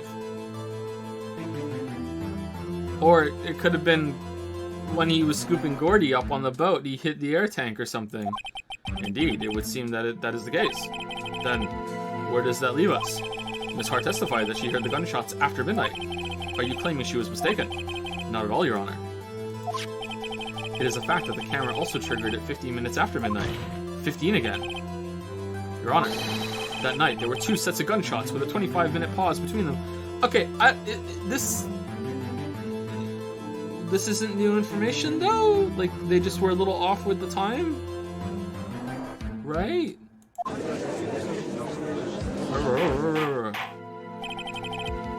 Why would this be? Objection! Don't be fooled, Judge. That camera was set to respond to loud noises. Yes? Yes. There is no proof that the loud noise at 11:50 was a gunshot. Why, the witness could have sneezed, triggering the camera. This is true. Hey, my nose was clear that night, man. Clear. Well, Mr. Wright, there's no turning back now. Can you prove that the loud noise at 11:50 p.m. was indeed a gunshot? Please show the court evidence if you have any. Well, no. A sneeze isn't loud enough.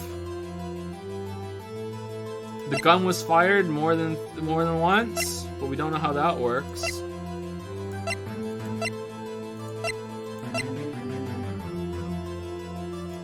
Okay, saying this is just like, no, you know? Like, this was information provided that everyone knows about. It was fired 3 times. Maybe? Okay, it's either no you, or the gun, or I'm a lawyer. I'm gonna go with gun, because I think no you isn't gonna work. This is my evidence. The murder weapon. Something about this pistol was bothering me, Your Honor. Both of the witnesses who testified yesterday heard 2 gunshots. However, the murder weapon was fired 3 times. When then was the last shot fired? Only now have I realized the truth. How do we know? That 3rd shot was the shot Larry heard just before midnight.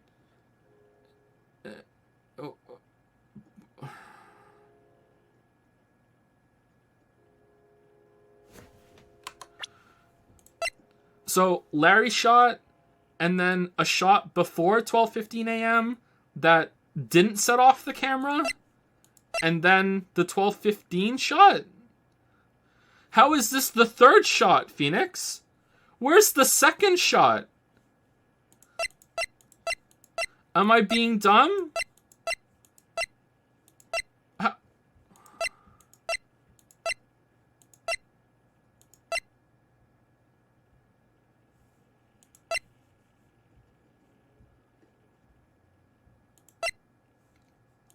There were 2 shots after midnight? Then why isn't there 2 photos?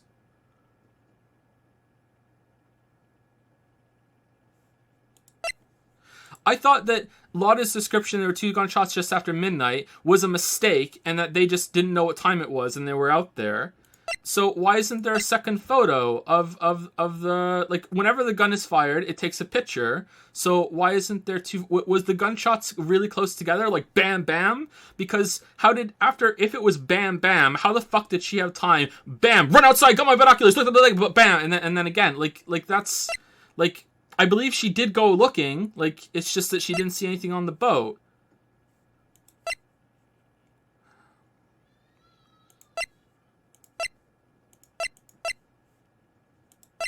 Okay, I don't think that's very clear, but alright, that's the 3rd shot. Alright, how do we know it was fired 3 times? That 3rd shot was a shot Larry heard just before midnight. Order. That would make sense of the evidence we've seen so far. Okay, so if that was, this must have been, so this was this was the second shot then, right? So if this is the first shot, that's the second shot. The third shot is the... Well, this isn't Chadworth. So what the fuck was it then? This has to be the second shot, because if the camera, so this is the first shot, and then she went out and replaced the film, and then the second shot went off doing that, and she replaced the film, and then she was out there looking for the third shot, and there was no film in the camera for that. So this is the second shot. So, oh, whatever. Let's just keep going. It would make sense with the evidence we've seen so far. However, this leaves me wondering exactly what did happen at that night on the lake. Exactly. If this is true, there were 2 sets of gunshots separated by 25 minutes. One at 11:50, another at 15 minutes after midnight. Why, I ask you? Why? Uh-oh, I better think of something quick. Wait a second. Gunshots separated by 25 minutes. Wait. 25 minus 10 is 15. 15 years. What's wrong, Nick? I have it. Do we? Huh. Remember the case with the steel samurai? Huh? Yeah, of course I remember. The murderer in this case had the same idea as the murderer in that case. What do you mean? Maya. Yes? If we don't figure this out now, we'll never overturn Chadworth's guilty verdict. I've got a hunch, and I'm going to run with it. Right, I mean, is this safe? Safe. We've already gotten a guilty verdict. We have nothing to lose. You just watch and let me know if I say anything that sounds fishy, okay? Right, Nick. You're a lawyer. Your Honor. Yes, Mr. Wright. The testimony has now just cleared up this entire case. What do you mean, Mr. Wright? Tisk, tisk, tisk. So, you finally realized the truth. There can be no other murderer than Mr. than Miles Chadworth himself. Wrong, Von Karma. A man was shot that night, but it wasn't Chadworth who did the shooting. Are we tisking again? Listen, rookie. Take a deep breath and consider the facts. At the time of the murder, 1 boat was on that lake. This was shown by the witness's photograph. The defendant, Chadworth, and the victim, Robert Hammond, were on that boat. Merry Christmas. There was a gunshot fired on that boat, and Robert Hammond fell into the lake. The distance of the shooting was 1 meter. It couldn't have been suicide. Well, the guilty party has to be the other man on that boat. I admit, it's hard to imagine any other possibility. Yes, but this assumes that the victim was shot at 15 minutes after midnight. What do you mean by that, Mr. Wright? We have photographic evidence of the time of the shooting. The timestamp on the photo says 12:15. But Larry heard a gunshot 25 minutes before that. Robert Hammond was killed then, 25 minutes before the shot on the lake.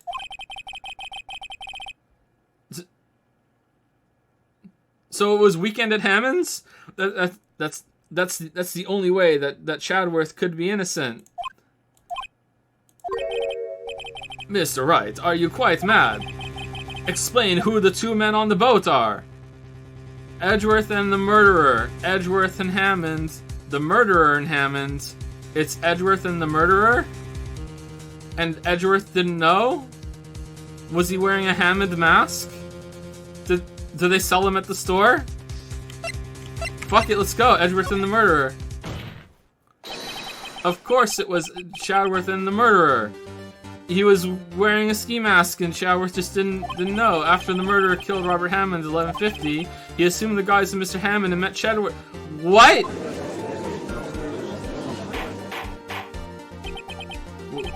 What? Are you serious?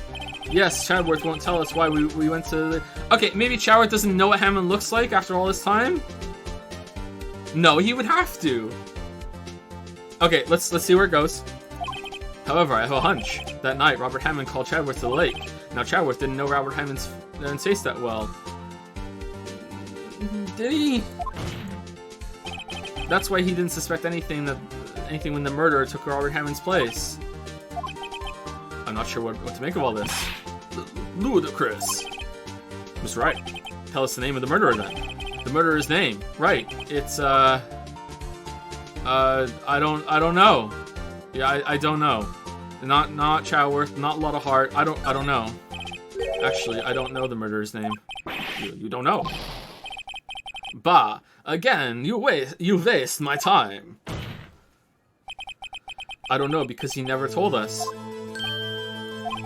The murderer is the caretaker of the boat shop, that old man. At 11:50, he was the one who killed Robert Hammond. The caretaker of the boat shop. Where did he do this? There weren't any boats on the lake then. Why would he have to go all the way out on the lake just to shoot someone? May I suggest that the real scene of this crime was not on a boat? What? Well then, where did the murder take place? Show judge where the murder really took place. Here? Here? Wait, am I supposed to actually know here and not guess? Like, this is where he is. Fuck it.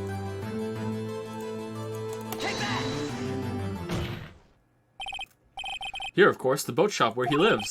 That way he could meet with the victim without anyone seeing. Objection. Do you have proof that the boat shop was the scene of the crime? No. Recall Larry's testimony, if you will.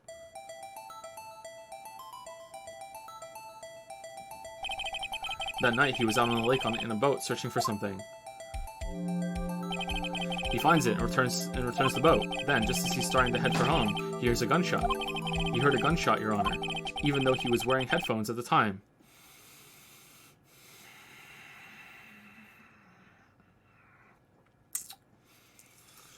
Oh, game. In other words, the gunshot was very, very close by. Oh, game. And where would that be if he had just returned a boat? The boat shop. The forest behind the boat shop. The boat shop.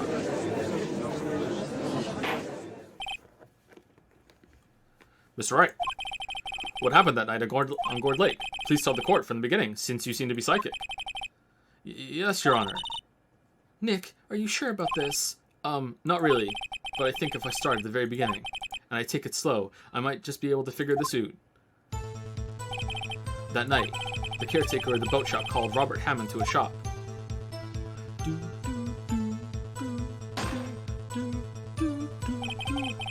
This was around 11:50.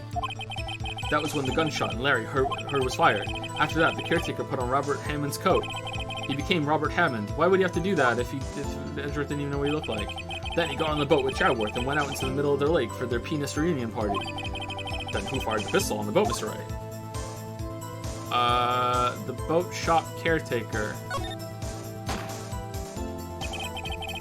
Of course, it was the murderer who shot the pistol. He shot twice, both missed Chadworth on purpose. Wait a minute. Yes? Why would he shoot twice if he didn't mean to hit anyone? Details. Know this, Mr. Wright. The moment you run out of explanations is the moment you lose. Tell us why the murderer had to fire twice. Because the first shot missed to create a witness. Well, it's not the first shot missed, he missed both on purpose, so to create a witness. I believe he shot twice to create a witness, Your Honor. Create a witness. The murderer lifts his pistol and fires one shot. That ensures that anyone who heard the shot would look at the lake. Indeed, Miss Hart did exactly that after hearing the first gunshot. Okay, but if he shot... What? He would have to wait at least a few seconds, and Chadworth was just standing there like, oh, I wonder what that was. Like, what?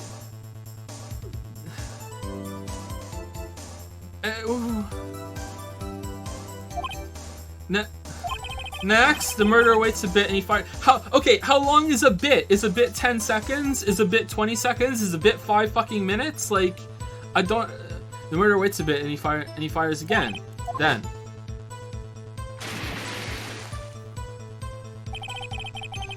The murderer jumps from the boat itself, leaving the pistol in the boat behind him.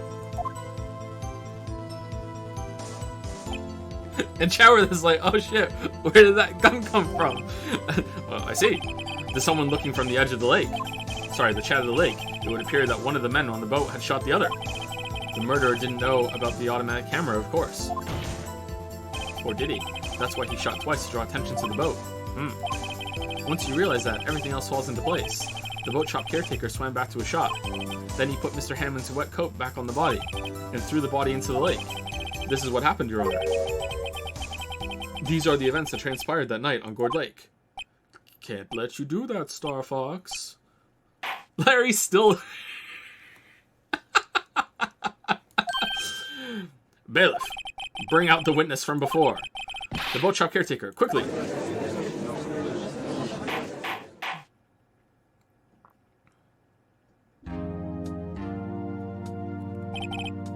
Very well, we'll go along with this. While we are waiting for the caretaker, I would like to ask the defendant, Miles Chadworth, a few questions. Why the fuck didn't you mention all of this? Mr. Chadworth, please take the stand. Finally! Wow, the accused actually taking the stand. What a novel concept. Mr. Chadworth, you heard what the defense had said. Yes.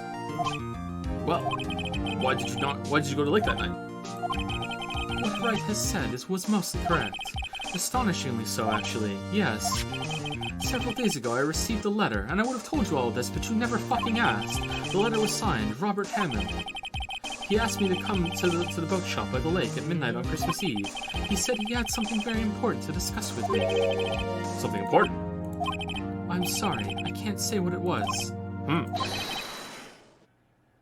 Your Honor, sir. Bailiff, we are conducting a trial here. I ask that you remain quiet. The dude's gone. The witness has disappeared. He isn't at the boat shop either. What? What should I do? Find it, quickly. We cannot allow him to get away.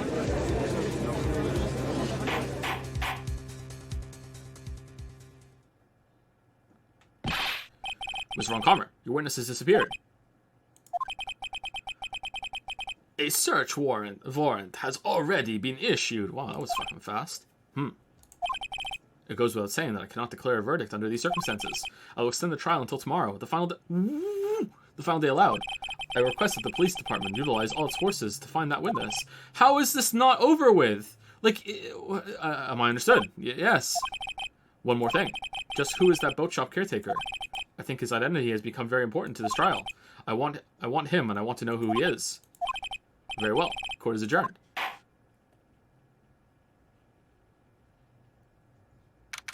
December 27, 1:22 p.m. District Court, Defendant Lobby Number 2. Hey, yay, Nick, you did it. Yeah, well, at least you got out from under that guilty verdict. And what about Larry? That was something else. Even Von Karma didn't know what to do with his testimony. Larry really helped us out. Sure, once I sifted through his unique testimony. Still, he did save us. I just wish our cases weren't so down to the wire all the time. I know what you mean. Sometimes I feel like it's us on trial instead of our clients. Tomorrow, before the trial, we should all eat just a lot of garlic bread and exhale really forcefully across the courtroom. That'll get him. Hey, Chadworth. Mr. Chadworth. Did you say something? Don't look so pained. I mean, it looks like you're probably going to get off the hook. You could try to smile just a little. I'm sorry, but I fear it's not over for me yet. Well, what do you mean? Right. There's something that's been troubling me for a long time now. Why didn't I see the gun and the flashes of the gunshots and hear it? And why didn't I tell you about it? And I don't know whether or not to tell you. Chadworth. No, there's so little time left. I want to tell you, to get it off my chest, but... I can't make up my mind. What is this about, Chadworth? It's a nightmare I've had, where you die, Waffles. And I have to do the dishes all by myself forever. A memory of a crime that I committed. A crime you committed. A memory of a murder. To be continued. I killed my dad, Waffles. The oxygen, you see. The oxygen. He made me do it.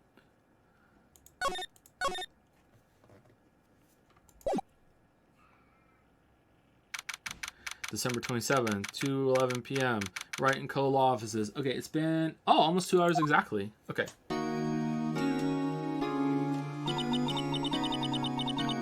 What was Mr. Chadworth talking about? Alright, so this is the sad music. Alright, I'm gonna go take the puppies out. We're gonna take a 10-minute break. Go get a drink, go brush your teeth. Do what you need to do. I'll be back.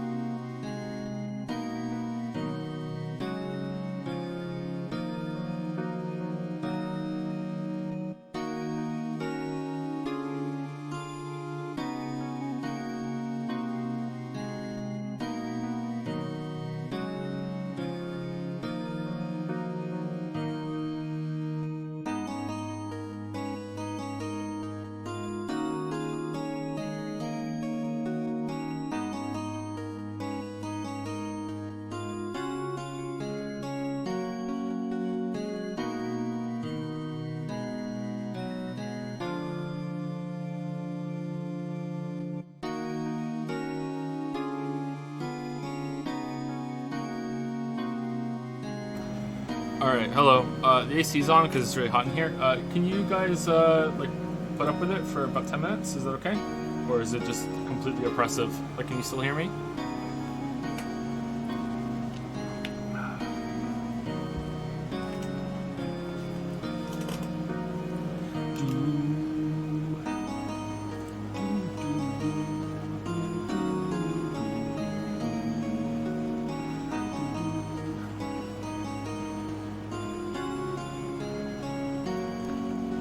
This water tastes kind of funny too. Maybe it's just me. Are you planning on streaming the whole series? The first 3 on Steam we're definitely going to do, and if I want to stream the other ones after that, then we will. I think some of them aren't available easily though, so I don't know. But it won't be in a row. Right now we're streaming Ace Attorney 1, then we're going to play Deltarune, then we're going to play Ace Attorney 2, then we're going to play Yazuka 0, then we're going to do Ace Attorney 3, then we're going to do David Cage games, and finally Vampire the Masquerade Bloodlines. And then we'll see.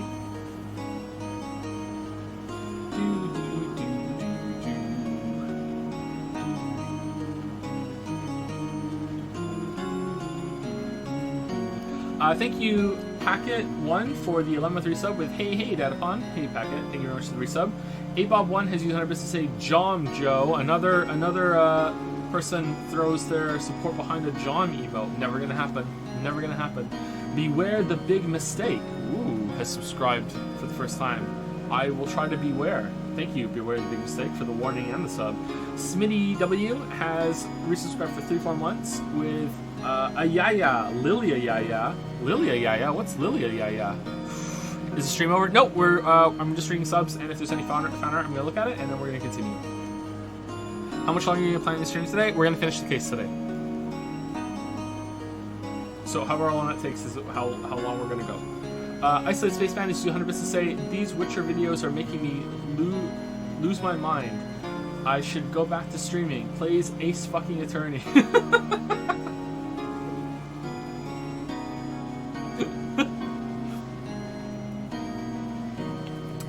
I'm enjoying it. It's a little frustrating though.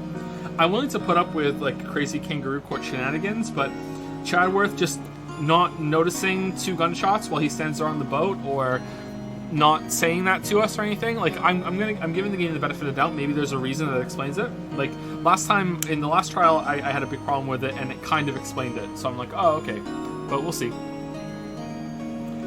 Thank you, Mystic Mungus, for the new sub. Thank you very much, Mystic Mungus. 5-Bit says the bird was the shooter. He's in the Parrot Mafia from Crosscode. Thank you, the Captain Meow, for the new sub. Welcome to Captain Meow. Ice Azure Ice Flare used 100% to say, and Joe says he's not a voice actor. This is the best voice of all time. Which voice was that? Was it Deep Vampire voice? Best voice. Available for your game, by the way, if you want it in there. Thank you, Rager Overload, for the new sub. Thank you very much, Rager Overload. Joseph Us Miller. I love Joe's laugh. I'm glad that you love it, because it would be obnoxious, because I laugh a lot.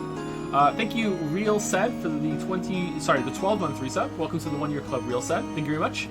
Zornhorn has also resubscribed for 12 months. Welcome to the 1 Year Club. Oh, Zornhorn, sorry, not Zonhorn. I do not have my contacts in today, so apologies. It's a little blurry on the other screen. Thank you, Zornhorn. Trent Guy and stuff used this to say, I was wrong, no regrets. I can't remember what this is relating to, sorry. Sam Iverson, or Sam Iverson, has resubscribed for 8 months. Thank you very much, Sam. Jacob says hi. Jacobo, or Jacob O says hi, not sure, has subscribed for the first time. Thank you very much. Welcome, Jacob, or Jacobo. And last but not least is KLXDA for the 10-month resub with a tier 2 sub. Thank you very much. Click stuff. Thank you. I'm always caught off guard when people sub at tier 2 or tier 3. Thank you very much. Which of your books do you recommend starting with? Go on Amazon if you want to read my books and look at The Wizard and the Dragon, the Bounty Hunter Series 1, or Monster Slayer Series 1, one of those 3, and just read the preview for the first couple pages, and if you like what you're reading, then go for it and see if you like it. The other ones are either more stories in those series, so you should read the other ones first. And the other books I have available are short story collections. So if you want to read some short story collections or novellas, you can look at those. Again, just read the previews, see what you like. The short stories are meant to be very disposable, very kind of pulpy. They were just written for fun. The series kind of start off like that, but they get more serious, and I put more effort into them as they went on.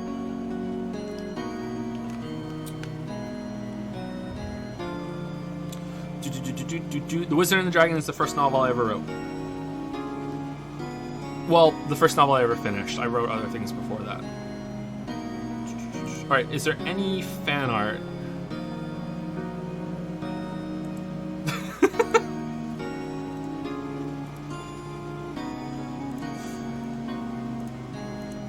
That's pretty funny. The sad music. G-Man, Fred, how come Joe lets you have 3 voices? Oh, I'm sorry. Gorsh, G-Man, Fred, how come Joe lets you have 3 voices? Goofy's drifting a bit into something else, I don't know.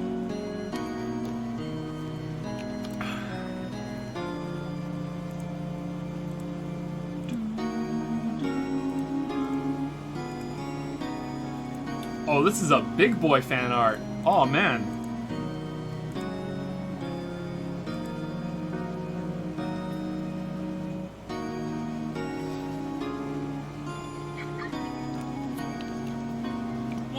What the fuck? No. Okay, I think it's alright. This is borderline. Oh my god. Oh my god. Okay. This is... Oh, shit. Like, I don't know why you'd be watching a stream if you're at work, but here we go. Secret motivation. Let me check my evidence.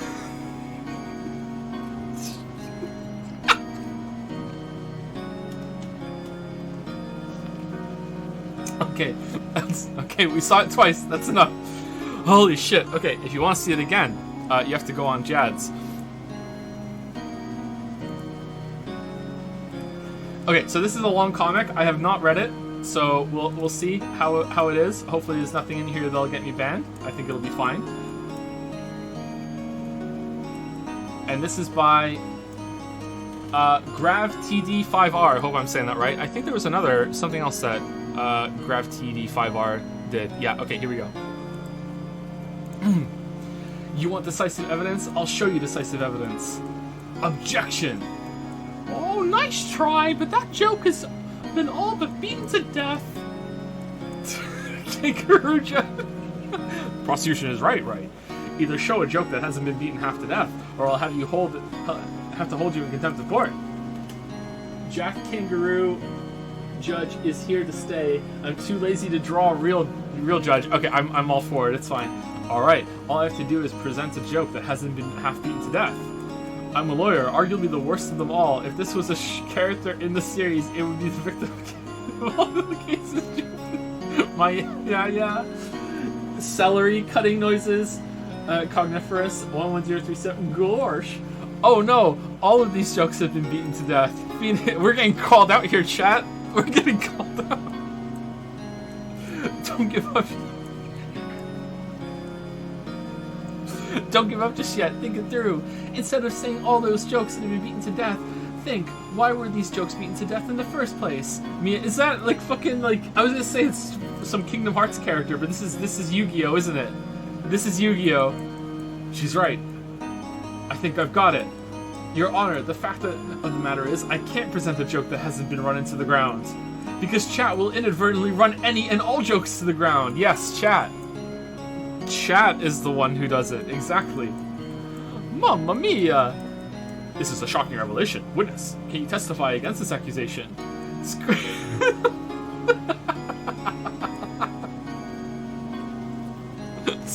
Squawk! Harder, Daddy!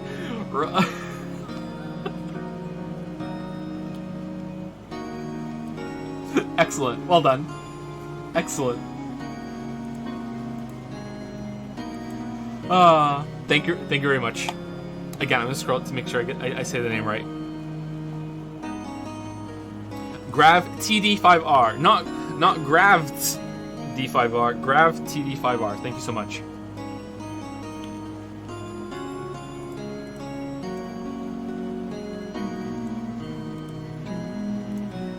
Alright, this is the last one, I think. D5R is fine? Okay, I'll try and remember. I'm really bad with names, though, sorry. Say the line, Joe. Even a mod's in on it? Hello, hello. I purposely don't look at chat when I do a voice like that. Is the squawk popular? I guess so. Well, too bad it's gone forever.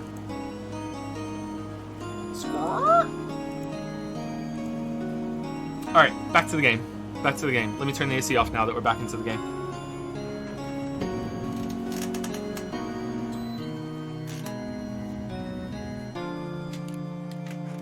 There's another one? Sorry, I missed it.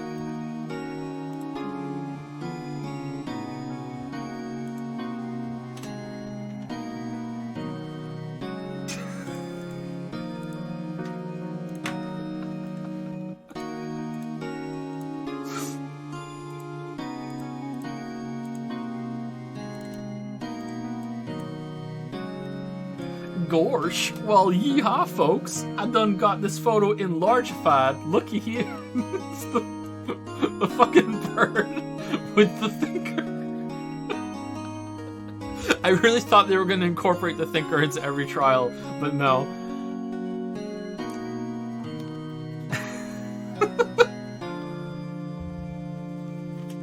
Who made this? Zudi? Thank you, Zudi.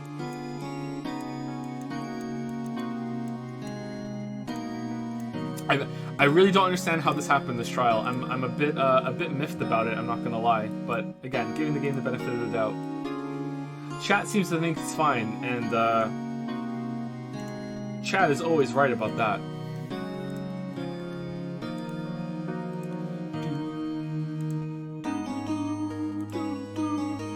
What was Mr. Chadworth talking about? A memory of a crime that I committed. A memory of murder. Do you really think Mr. Chadworth killed? I don't believe it, not Chadworth. Some painful memory has been troubling him recently. But he'd never take someone's life, never. Nick. Yo, how's everyone doing? It's the Butts. What do you think of my performance today? I had him swooning in the aisles, huh, Maya? So swooning? Me? Oh yes. I do remember feeling faint. Right on. Tell me the truth. It was like love at first sight, right? Right, Nick? Me? Well, maybe my heart skipped a beat or two. I think you can do better than that. Come on, I saved Chadworth in there, dude. Chatty, you guys should be bowing before me, yeah. Bow before your hero. I'm a lawyer. Whoa, I was hot out there, hot. I'm glad someone's happy about how this case is going. He seems too happy to care about anything I show him.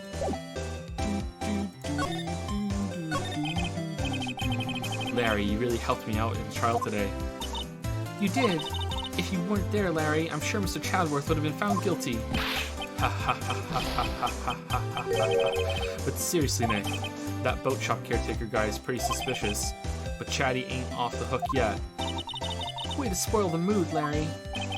Hey, I'm just a guy sitting in the audience, you know. But from where I was sitting, Chatty seemed pretty chatty.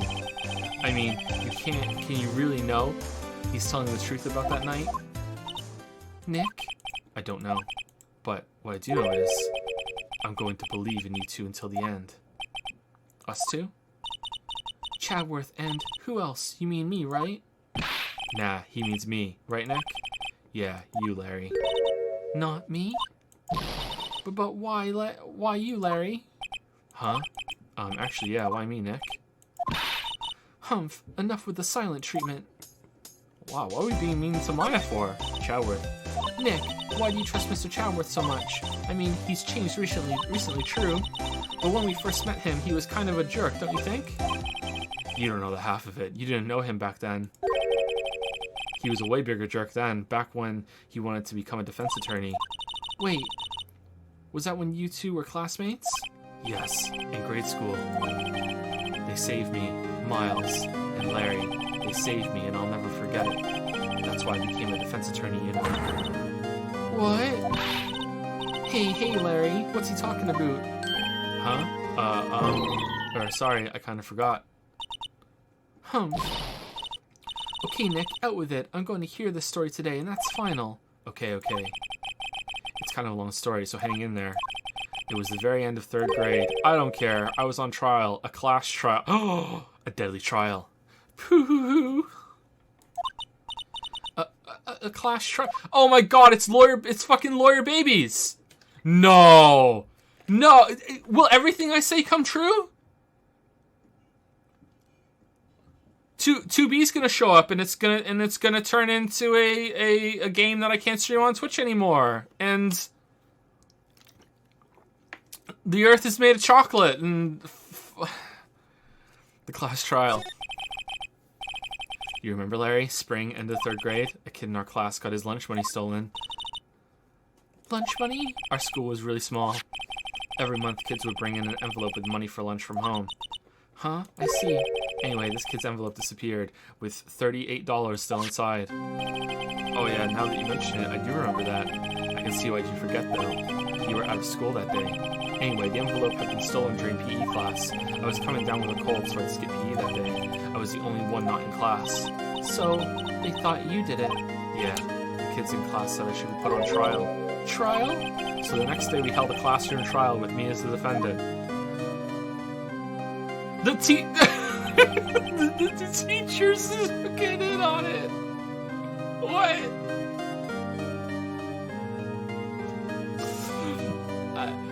I didn't do it. Guilty, he did it. Give the money back. You're such a meanie. Just admit you did it. You can't hide the truth.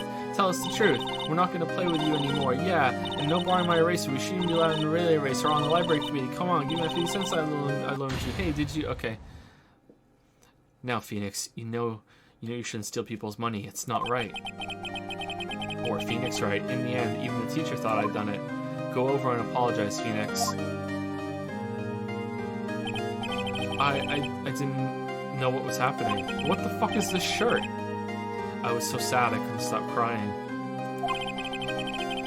Everyone was staring at me like I'd done it. I tried to apologize. I went to where the boy whose money had been stolen was sitting. That's when it happened. Objection! Yes! He shouldn't have to apologize. The only thing that belongs in a trial is evidence. Anything else has no place. You should all be ashamed. Oh shit, someone's calling me. Alright, turn it off. You should all be ashamed. Amateurs. Miles?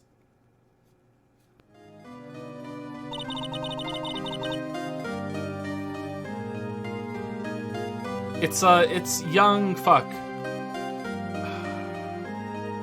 Who's the guy from Big Bang Theory? Young Charlton or whatever. What the fuck is his name? Young Sheldon. There we go. It's young Sheldon. It wasn't you who stole my money, was it? No. Then you shouldn't apologize. Everyone's been shouting you did it, but no one has any proof. Oh, it was Showerth's money? That is why, Your Honor, this boy is innocent. But Miles, it was your money that was stolen. Yeah, he did it. He's the one. We don't need proof. Make him say he's sorry. Why don't you all just shut up? This is always how it is. Everybody ganging up and picking on one person. Just think how he feels. He said he didn't do it, so he didn't do it. Yeah, that's how it works. Very well. I will replace the money myself. This class trial is over. My first case closed. Bazinga! That's how it happened. After that, the three of us were the best of friends. Wow, I had no idea. Yeah, I had no idea either. I mean, I forgot. That's when I learned what it meant to be alone. Totally alone, without a friend in the world. You did a good thing, Larry. Yeah, well, I was just lucky that I took the day off from school. If I'd been there, they would have thought I'd done it. So I took it kind of personally. See, who stole the money? Who was it? When something smells, it's usually the butts. Who was it? I want to know who was it. But what Chadworth didn't know is that I actually did steal the money. Anyway, Chadworth and I talked after that class trial. That's when I heard his father was a defense attorney. I remember his eyes would shine when he talked about his father. I'm going to become a defense attorney, just like my father. A famous defense attorney. Then a few months later, he suddenly transferred to another school. The DL6 Institute. Right. I'm not sure, but the transfer probably had to do with his father's death.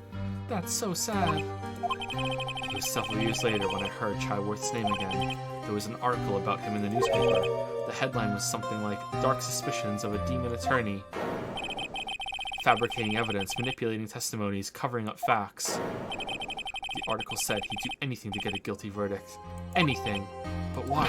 What happens? I mean, that's not the Chatty I used to know at all.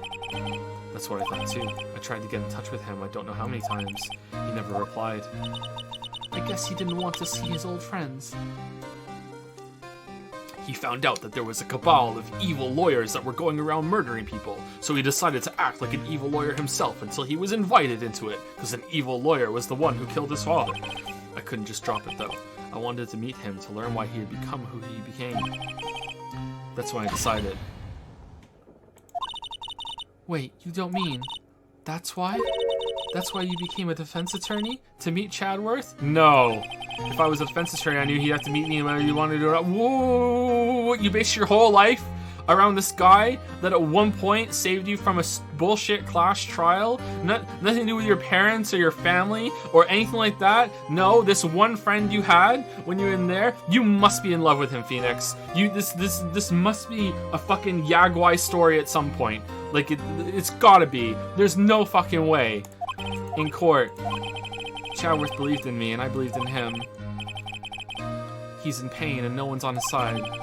I'm the only one who knows the real Chadworth. I'm the only one who can help him. Whoa, Nick. So is that why you helped me out for free? Yes. I helped you because I believed in you.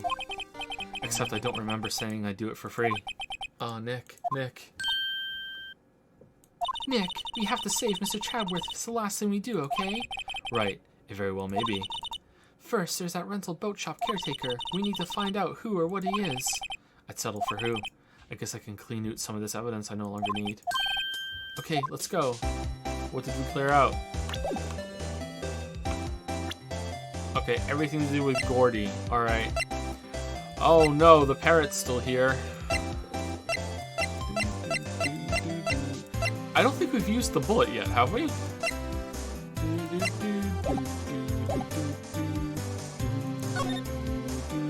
Hey, do you want your metal detector back? December 27, Police Department, Criminal Affairs. Looks like Detective Gumshoe hasn't gone back yet. Gumshoe, he won't be coming back today. He's fired. Oh, really? He said there was some guy he had to arrest by tomorrow, the boat shop caretaker. He shouted something about catching him if it's the last thing I do, pal. Good luck, Gumshoe.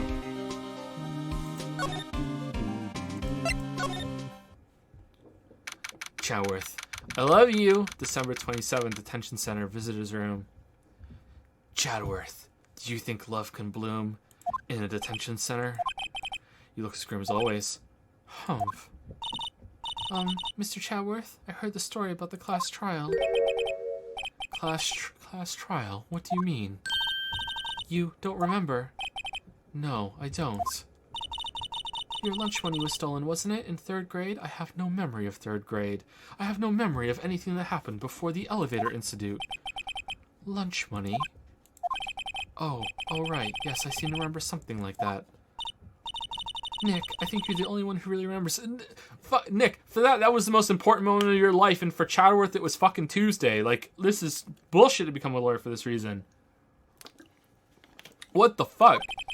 Well, it probably only really mattered to me anyway. Mr. Chadworth, didn't you know? That trial was the reason Nick became a defense attorney. Whoa, Maya, what are you going on and telling her? Oh, Maya shipping Chadworth and Phoenix. Okay, you know what, Maya, keep going. Ridiculous, I know, right? Gee, thanks. That said, it does sound like the kind of thing you do. You haven't changed a bit, have you, Wright? So simple, to a fault even. Well, maybe yeah, but I think you changed too much, Chadworth. Perhaps. Opposites attract.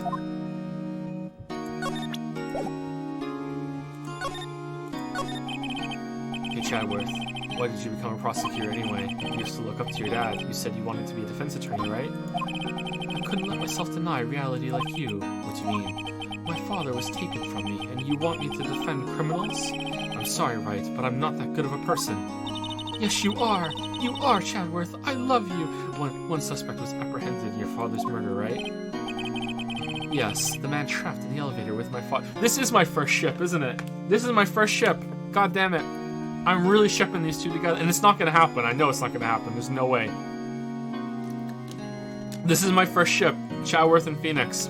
I really think they belong together. I think it would work. His name was Yanni Yogi. He had to be the shooter any way you look at it. Yet he was found innocent. The defense attorney got him off the hook. That would be Robert Hammond. On that day, 15 years ago. Wait, do you think there's porn of them? I don't think so. There's no way there would be porn of Edgeworth and Phoenix. I don't believe it. There's no way. The three of us were trapped in an elevator for 5 hours. When we were rescued, we all suffered oxygen deprivation. Alright. I lost all memory of the murder. Lost your memory? Even now, I can't recall what happened in that elevator. That was the crux of Yogi's attorney's argument in court. If it really is, we were running out of oxygen, and there was only enough oxygen for 2 of us to survive instead of 3. So I got the gun, and my dad made me kill him. Like, the gunshot came. No, the gunshot came from the window. I remember there being a crack in the window. That's not it. Okay. He claimed Yanni Yogi had been not of sound mind due to the oxygen deprivation. Yogi was released due to a lack of evidence. Innocent. That's when I changed my mind. I started to hate defense attorneys. What's your relationship with Von Karma?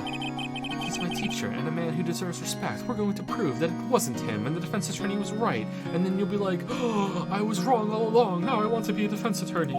Show me the ways, Phoenix. And then we'll go and back to Phoenix's house, and I can't say anything else. I learned everything I know of courtroom techniques from him. Hey, so he's like my sister was to you, Nick. He is a perfectionist in all things. In court, in his personal life, he is obsessed with doing everything perfectly. Perfectly, huh? In all the cases he has taken on, none were left unsolved. Not one suspect was declared innocent. Ever. But that's... I know. It's beautiful. It's possible some of the suspects were indeed innocent. However, it is impossible for us to accurately determine that in every case. All Von Karma does is his job to find the suspect guilty perfectly. So Phoenix's attitude is that he'd rather let some guilty men go free than rather have one innocent man be jailed, and Edgeworth is that I'd rather not let any guilty people go free, even if that means some innocent people go in jail. The problem with that attitude is that does mean that some guilty people are going free because the innocent person is in jail, obviously. But if that's all the information that you have, yeah. In any case, it's nigh well impossible to find a weakness in him. Should a weakness appear, he would do everything in his power to make it go away. Chadworth, if what you're saying is true, you're headed for a guilty sentence tomorrow. He's right.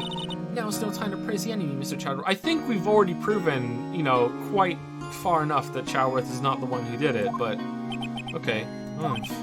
It's a strange situation in which I find myself, I'll admit. What if we can't find the caretaker? Totally not Yogi, by the way. Like, what if we can't find the caretaker? Like, is he like, oh, well, we can't find him. Guess Chadworth's going to prison. Like, no kidding. I'm a lawyer. Sorry, I'm not sure I can help you with that. Did you look at the parrot, Chadworth? So, I'm not sure I can help you with that. Did you look at Maya's mom? Sorry, I'm not sure I can help you with that. Okay. Hey, can you explain, like, what the fuck is going on in this picture? What are you showing me this picture of? No reason. I was impressed by your deduction in the trial today. Granted, you were at the end of your rope, but still. Nick, he noticed. Haha. Okay. Datapon's getting mad. December 27, Gourd Lake Park entrance. Hey, pal. Long time no see. Oh, Detective Gumshoe. Close one today, eh? I got so worked up I snapped my tie in half. Sorry about that. No prob, pal. Thanks to you, we now know who really did it. You mean the boat shop caretaker? Look, I'll make you a promise. I'll have that scoundrel in my custody by trial time tomorrow. I don't know, that's too easy. Come what may, it's my duty to you as a police officer. Now, I'm off to catch me a criminal. Damn, you go, Gumshoe. Detective Gumshoe sure is active today. Oh, one other thing. Hey. No one can go into the woods today. The woods? Where Lotto is camping? The woods are off limits to camping, and apparently the park ranger found out. He got pretty mad. No one can go in for a while, even though it's a police investigation. I guess Lotto's in a lot of trouble. Anyway, I'll be seeing you tomorrow. Alright, thank God we don't have to do the, we don't have to do goofy voice fucking ever again. December 27, Gourd Lake Public Beach. Huh? The steel eyesore is missing. Hey, eyesore. Looks like the hot dog stand is closed too. I guess Larry's too busy worrying about Mr. Chadworth to show up for work. Do we still have the fucking metal detector? Why do we still have the metal detector?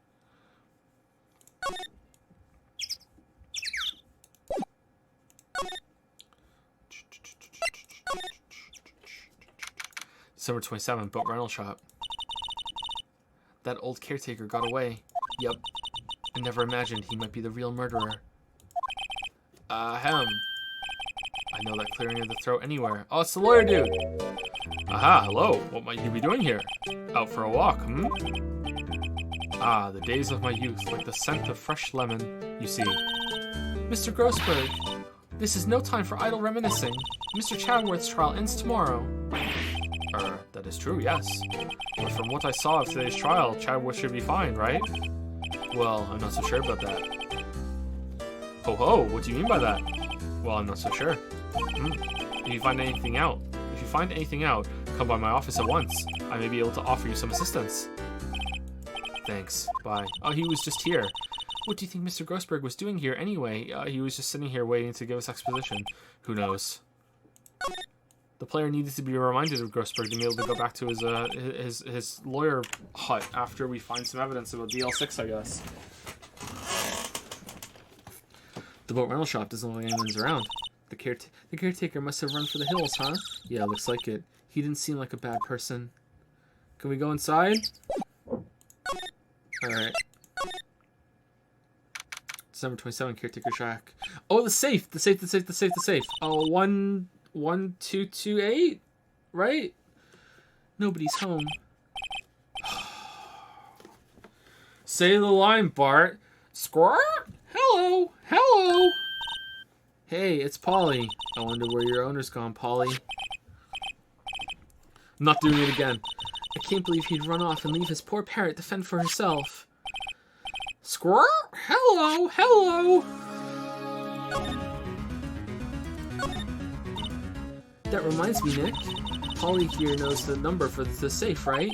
Yeah, that's right. Polly, what's the number to the safe? Squirt! 1228! Squirt! Let's open it, Nick. Come on. I'm sure there isn't any money in there. Aw, whoa. But hey, he keeps it locked, right? So there must be something of value in there. I'm not so sure. Okay, Nick, let's see what's in there. I guess there might be a clue or two. The only thing in here is a letter. A letter? Aw, boring. There's no name or signature on this thing. It's handwritten in very precise, clear letters.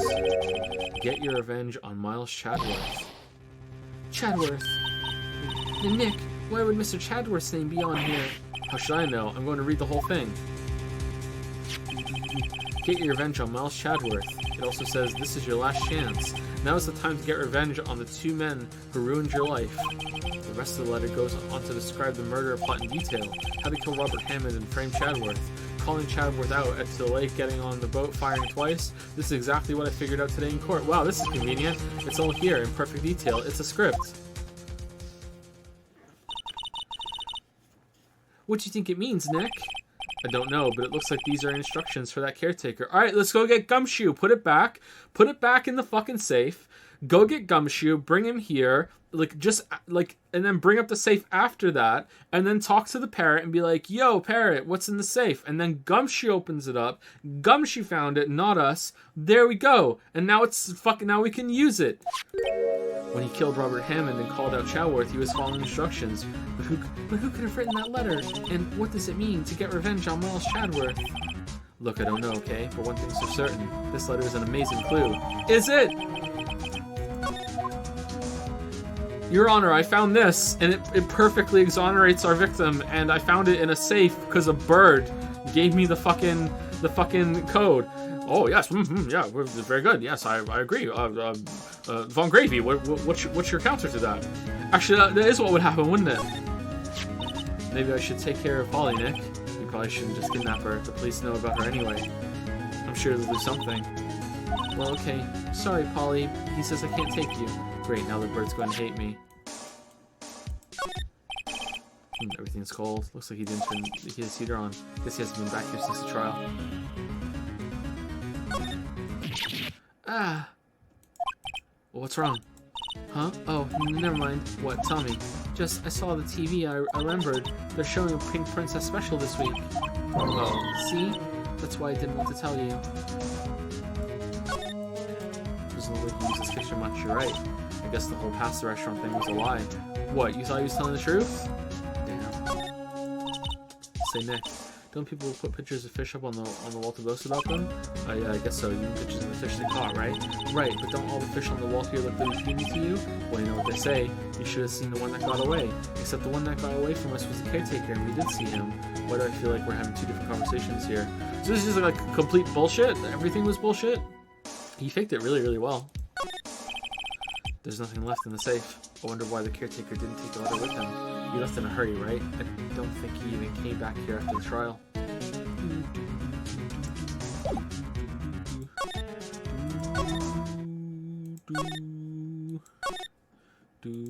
Alright, so now we take the letter to Lawyer Man? Grossberg? No, we don't. Okay. Chadworth? Hey, Chatty. Look, we found this. Chadworth, see this letter? This came out of the safe in the shack where that boat rental caretaker lives. I see. And you took it. You stupid defense attorney. God damn it, Wright. You're such a fucking idiot. Revenge on me. Who is that old guy anyway? I don't know. Could he be an innocent defendant you got declared guilty or something? Nice, Wright, but I don't remember that old man, not at all. Still doesn't rule it out, so he was following this letter then. Which means there was someone else behind it. Now is the time to get revenge on the two men who ruined your life. Two men, meaning myself and Robert Hammond. It also says, this is your last chance. Last chance? Wait, maybe he's talking about the statute of limitations on the DL6 incident. Wait, that old man. What is it? Do you know who he is? Yogi. Could he be Yogi? Yogi? The suspect in the DL6 incident, the one who was found innocent.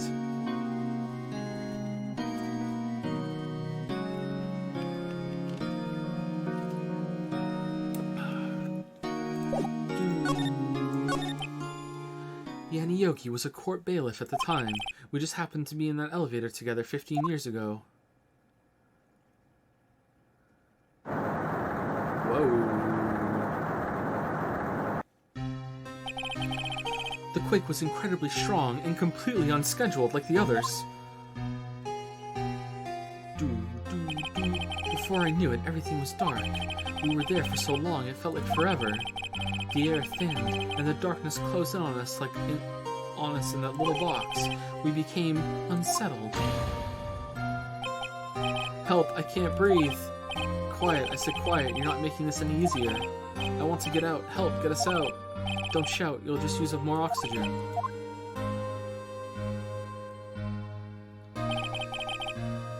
That's all I remember. When I came to, I was in a hospital bed staring up at the ceiling. In court, Yanni Yogi's mental condition was called into question. They claimed the oxygen deprivation and stress had caused temporary insanity. In the end, the claim passed the court, and Yogi was found innocent. Seems like the right thing to do, TBH. Huh, but isn't that strange? This letter tells him to get revenge on Chadworth. Why would he want to take revenge on you? Right. Yeah?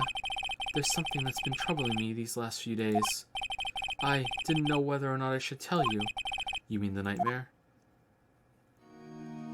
Yeah, it's a nightmare I've had. A memory of a crime I committed. A crime you committed, a memory of a murderer.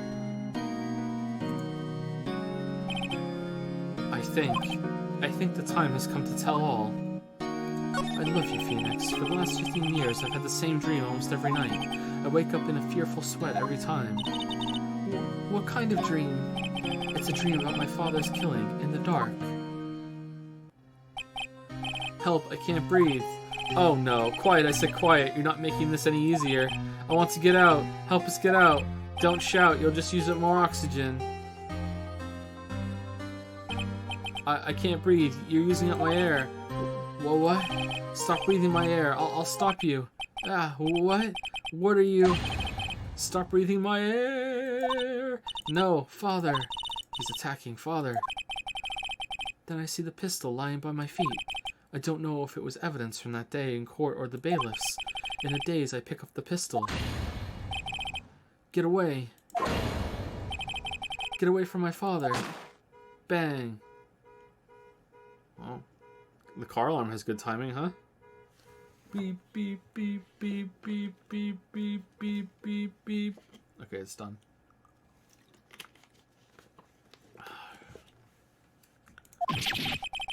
Yarr. And with that scream, I wake. Was it the same gun? It's a bone-chilling scream. A scream that has rung in my ears for the past 15 years. But that's just a dream, right? Right? That thought is the only thing that has kept me sane for the last 15 years. But what if I'm wrong? What if it's real? For real? They say that sometimes people shut out memories in self-defense. Maybe it was I who killed my father. What? If you think about it in that way, this letter makes sense. Get your revenge on Miles Chadworth. Think about it. Yogi was really innocent. That's why he wanted revenge against me. Wait, Chadworth, you mean... It was me. I was the true criminal of DL6. I shot my father. But Yogi didn't go to prison, right? He got off too. It went through due process. Was Yogi's life ruined after that? Just because of the accusation? Or what? This is bad. What are we going to do, Nick? What can we do? I don't know. I don't think there's anything we can do, like it or not. If there's someone else who knows a lot about the DL6 incident, maybe. There is, Nick! Mia! There is someone else who knows about DL6. Quickly, let's get a waterfall! Alright. December 27, Grossberg Law Offices. Mr. Grossberg! Ah, hello. We just fucking left Chadworth. We're just gone. Hello there. What's wrong? You look troubled. No kidding. I can't believe you're not. My. Just calm down and tell me what's happened, hmm? It's Mr. Chadworth. He's dead. I see. So Chadworth dreamt that he shot his own father. It's only a dream. Only a dream. I wonder. What? If that's the case... Sorry, yawned. Then why do you two look so troubled, hmm? Well, also consider this. Yogi quite certainly holds a deep grudge against Miles Chadworth. So deep he'd want to frame him for murder. This leads me to surmise that Mr. Chadworth's dream was not a dream. It was real, as you imagine.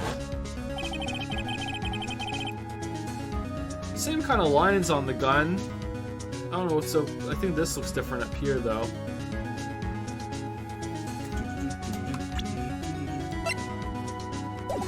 It's different up here, I think.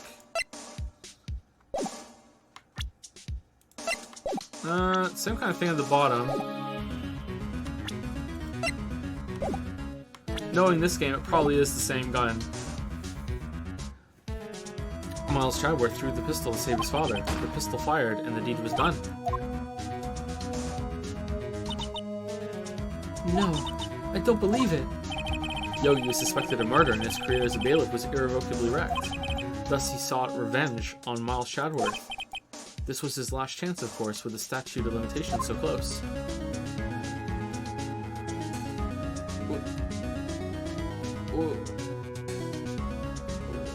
But this has nothing to do with DL6. He could have done this a week from now. What?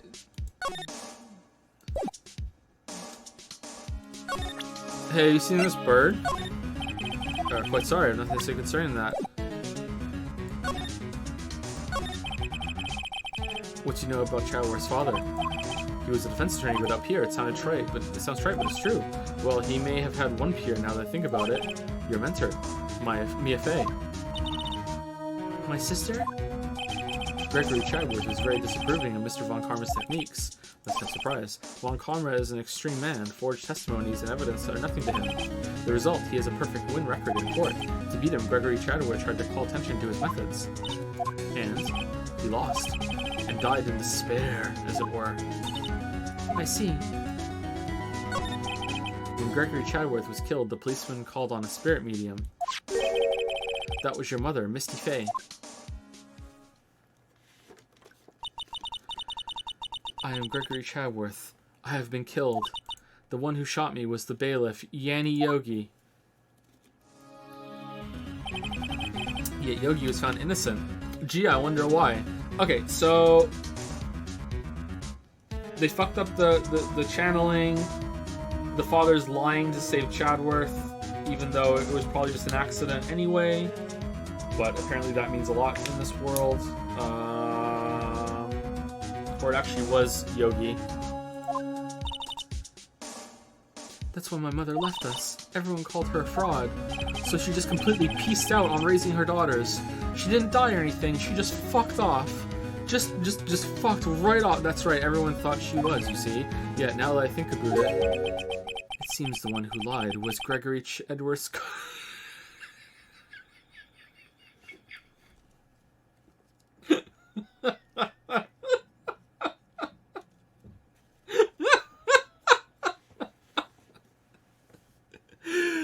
Ghost Rider.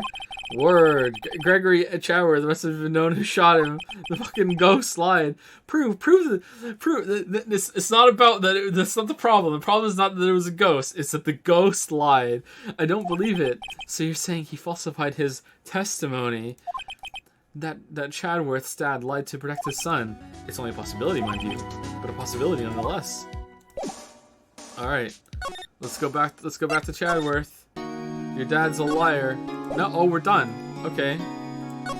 Time to have a team meeting back in Wright Co. 1 day left, Nick. Yeah, I know. Well, no time to waste. Let's get going. So where? What do you think we should do now, Maya? You would know best, Nick. Would I? Just do what you do. That should work. Any ideas? Well, had any good ideas? This is all tied to the DL6 incident. We better find out as much as we can about the murder before tomorrow. Something that's happened back then is hold us. Alright, can we go back to the evidence locker and get more, maybe? Nope. Alright, so either I missed giving one of them some evidence, or there's something at the fucking beach somewhere.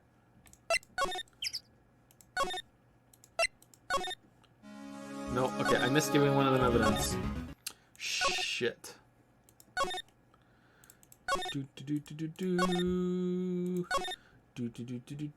Alright, is it...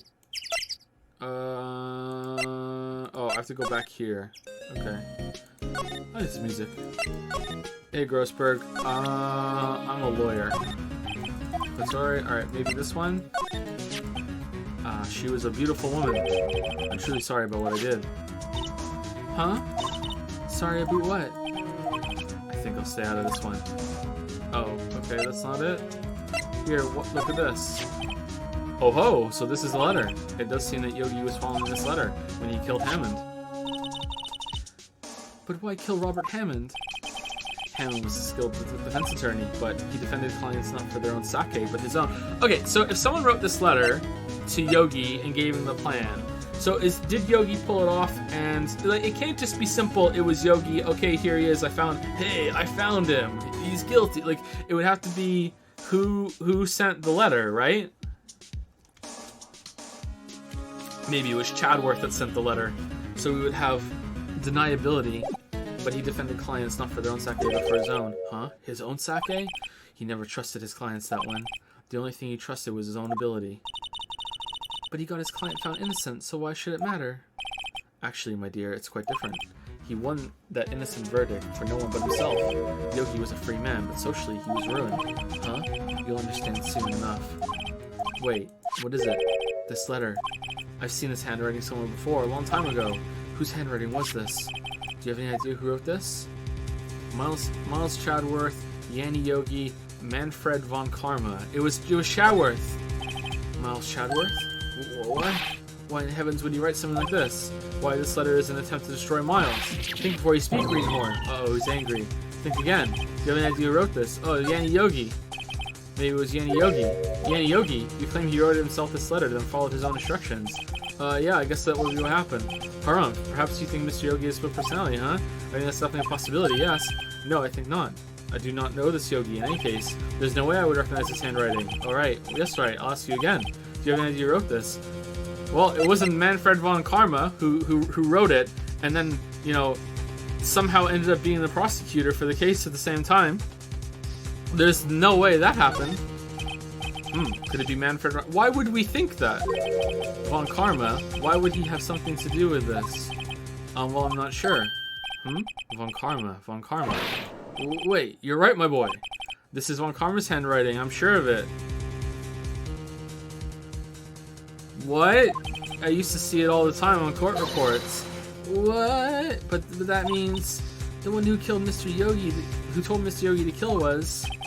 Correct. Manfred von Karma himself. What does this mean then? Why would von Karma want to frame Chadworth? He doesn't. He just likes to get guilty verdicts. He organizes murders all the time, and then he does a slam dunk.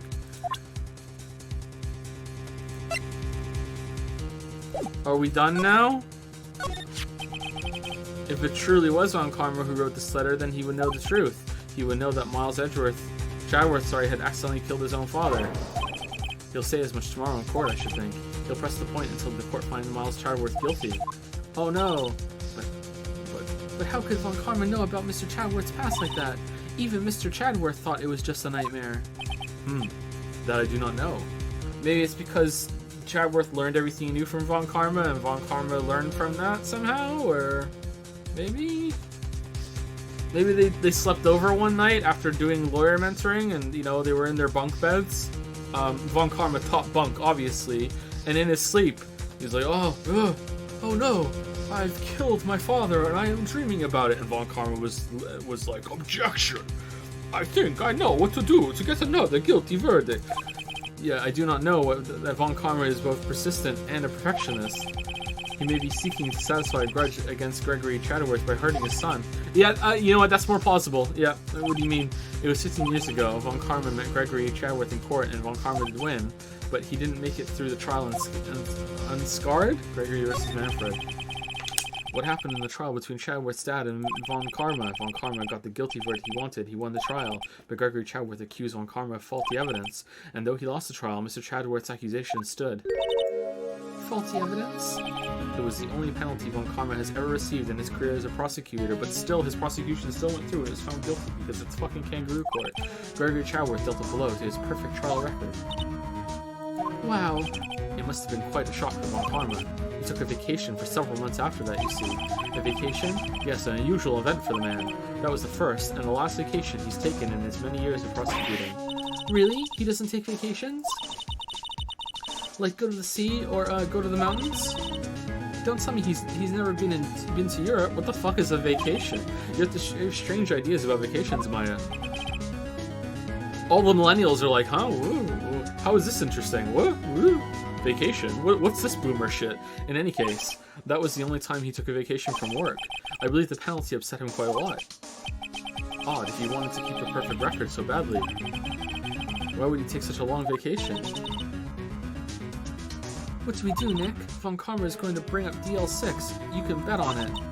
What if Mr. Chadworth pleads guilty to DL6? I thought DL6 was going to be some, like, weird thing involving some research lab in a basement somewhere. Some Umbrella Corporation bullshit. I didn't know it was just going to be this. Like, the way it was DL6, I was like, huh, okay, yeah. So, something really bad went down with this bullshit. Like, I won't let him. Alright, Mr. Wright. I'd say this, but even accidental murder is murder, you know. No, it's manslaughter. I know that. Kangaroo Court, I just believe in Chadworth's innocence. I can't believe he'd kill someone. But Nick, Mr. Chadworth admits it himself. His father must have lied to protect him from beyond the grave. I don't care. I know he's not guilty. Mr. Wright, if you say so, I suppose I could go check again. The police files might hold something of interest. Mr. Grossberg, thank you. I can't promise anything. In fact, I think the chances of finding something are slim. I understand. The police materials. Alright, let's go. Back to the office. Now to the police station. December 27. There's hardly anyone here. Everyone must be out looking for the old guy, Yogi. Ah, it's you. I don't think Gumshoe will be coming back today. He's staying out late looking for someone. Sounds like Detective Gumshoe is pounding the pavement for real. We were wondering if we could check out the records room again. Well, now, I can't have just anyone wandering around in there, but I guess Mr. Von Karma is in there now anyway. You can go in as long as he's there. Oh, Von Karma? Yes, he just arrived, actually. With a full tank of gasoline and some matches and a lighter and a flamethrower. It was kind of weird, but we let him go in because he's Von Karma, and he was like, you must let me in. I am fucking Von Karma, and you do as I say. Von Karma's in the records room. Hey, Nick, let's hurry.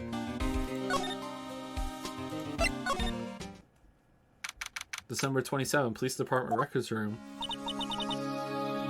Dusty as always, and it smells like burning. We were only just here yesterday. I'm sure they just haven't had time to clean. What's wrong, Nick? Nothing. I was just noticing that he isn't here. Von Karma. Alright.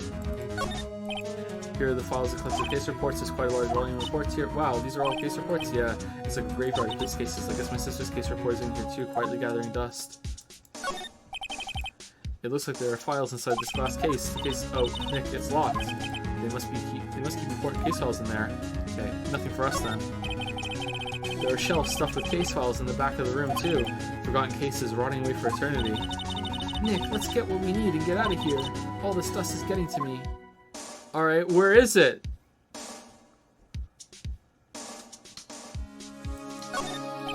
This cabin is where they keep evidence for current cases. Some of the things are obviously murder weapons, others are question marks. Like, literally question marks? Most of it just looks like random junk. Nick, what do you think this clothespin is for? Don't touch that, it's evidence. Alright, that happened last time. Okay. Huh? One of the drawers here is open. Someone must have been looking in it recently.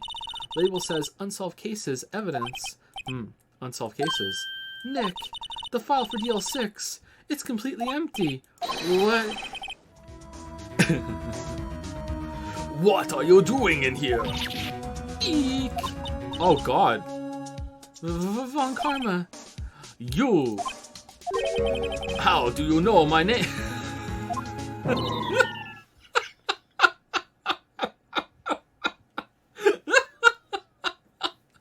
Huh? Have we met? What are you saying? We see each other every day, don't we? We're Miles Chadworth's defense team. Defense team?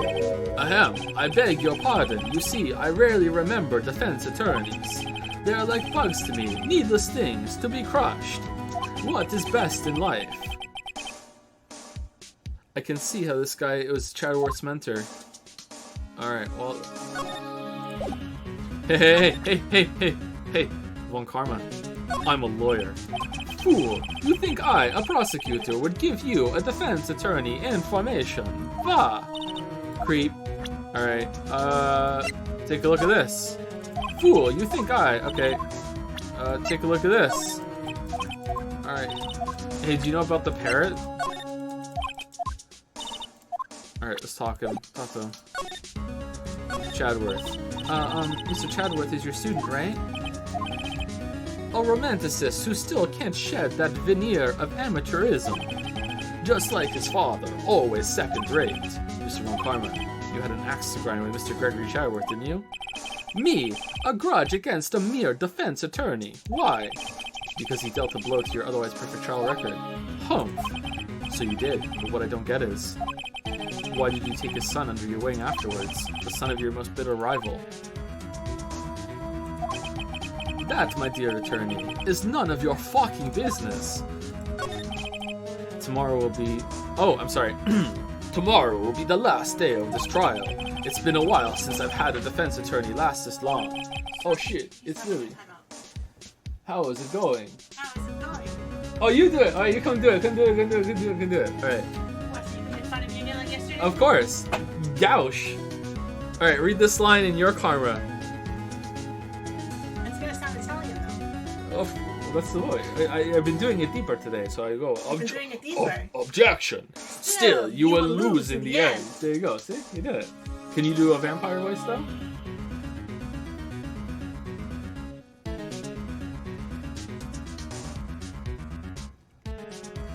When I want to talk to Romanian, it'll probably come out Italian. Kind of Italian, Right? yeah. Can you do the count? Ah. One sheep. Is the secret just to throw V's into everything as much as you possibly can? It's not the one sheep, it's van sheep. Van sheep. Va. Va. Still, you will lose in the end. I don't know. Or is it more still, you will lose in the end? Instead of that. I don't know. Anyway, he bit Fem, so he's in his room. He bit him? Well, not hard. Like a vampire? No, but Yeah? he bit him a little bit. Okay, he's in his room? They were scuffling and he bit Finn, so he's having a timeout, but he's throwing a tantrum. Okay, So if you hear screaming, I'm sorry you hear screaming, but he has to go on his room. that's fine. Okay. Poor Finn, is he okay? Yeah, he's fine. He was barely beat, like not that much, but I can see a mark, so he has to go. Alright. Miles Chadworth will admit his own guilt. His guilt of 15 years ago, you mean? You're quite the researcher. You've done your homework so well, then certainly you must understand. You know what Miles Chadworth will tell the court tomorrow. We were right. So Von Karma is going to bring up DL6 in court tomorrow in a case that's completely unrelated to what's going on right now, really. He's not on trial for that one. It would have to be a completely different trial. But no. And by the time they arrange it, the statute of limitations will be up. Alright, hey, do you want to look at the letter most likely? Hey, you know her?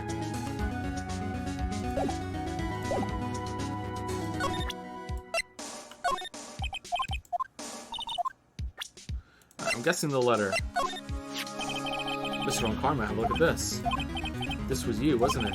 You instructed Yanni Yogi to commit murder. Yeah, Yogi, allow me to see that letter, please. I will give it back. I promise. Okay, you've read the letter. Give it back. What letter? How many years has it been since I heard him called by that name? He is a fool. I told him to burn it after he read it. So you admit it? You wrote Mr. Yogi this letter? Yes, my dear defense attorney. Thank you for taking the trouble to bring it to me. You've saved me from a lot of need. Oh no! What? Nick, what is that thing? A stun gun for self-defense. Indeed. 600,000 volts will course through your body like a dog touching an electric fence. 600,000? Oh, don't worry. People don't die from it, usually. Now, give me the letter. No. No. Whoa, what are you? Nick, run. Oh man, I would have lost my shit if with each jolt she switched between Mia and Maya and it was just like flash, boobs big, flash, boob small, flash, boobs big, flash, boob small. That would have been funny. Maya. Out of my way. Oh, we didn't use that to run away?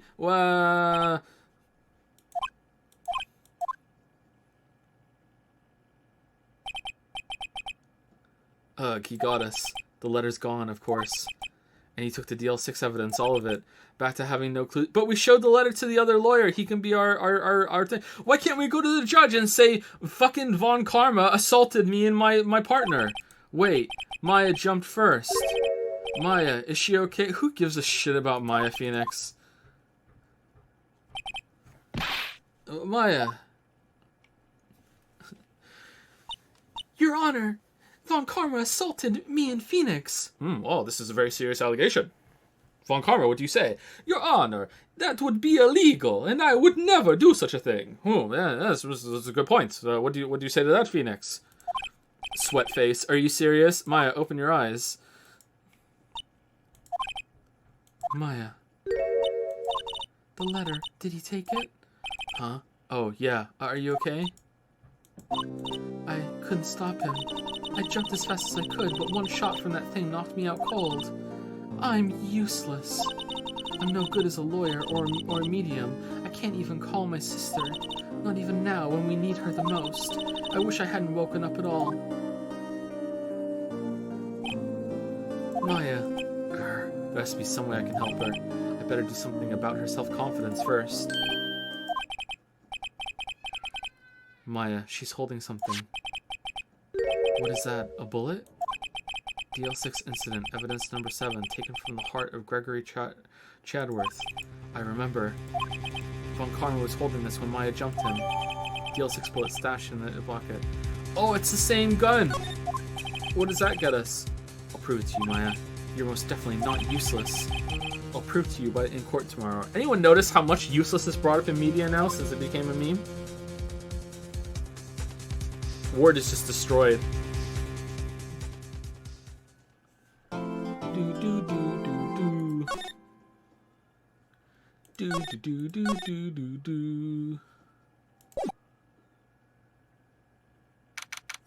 December 28, 9:51 a.m. District Court, Defendant Lobby Number 2. This is it. Judgment Day. Deadly trial. A deadly judgment. A deadly case. Alright, so I think we have time to finish today. I think we might be going a little over. I'm gonna go pee. The puppies should be okay to go. I'm being overly cautious taking them out every 2 hours. They should be fine. I'm gonna go pee and then we'll continue for the rest of the trial.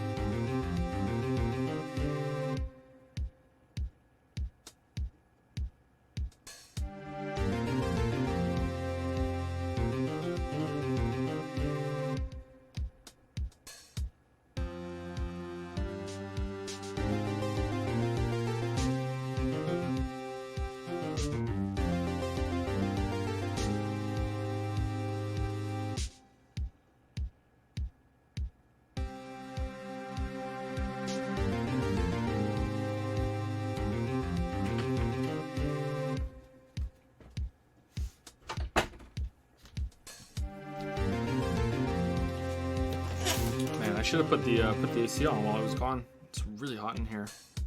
Let me drink some of this ice water. I notice every time they say despair on Persona 5. Thanks to you. Hey, thanks to Danganronpa. Danganronpa. When are they gonna make another Danganronpa?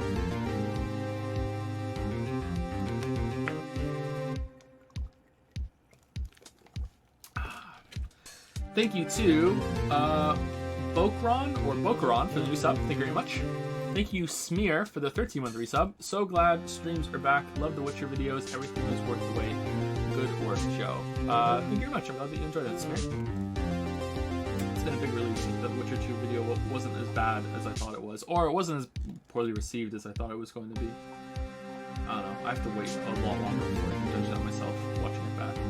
Thank you, freaking moron, for the 27-month resub. I need to go to IKEA. Alright. Well, good luck. I hope you get some reasonably named furniture. Thank you, Simon Iverson, for bits. I think you resubbed earlier, didn't you? Or maybe you gave some bits earlier. Hey, Joe, I just started the VOD. I'm 3 hours behind. I hope there won't be any ridiculous voices like this.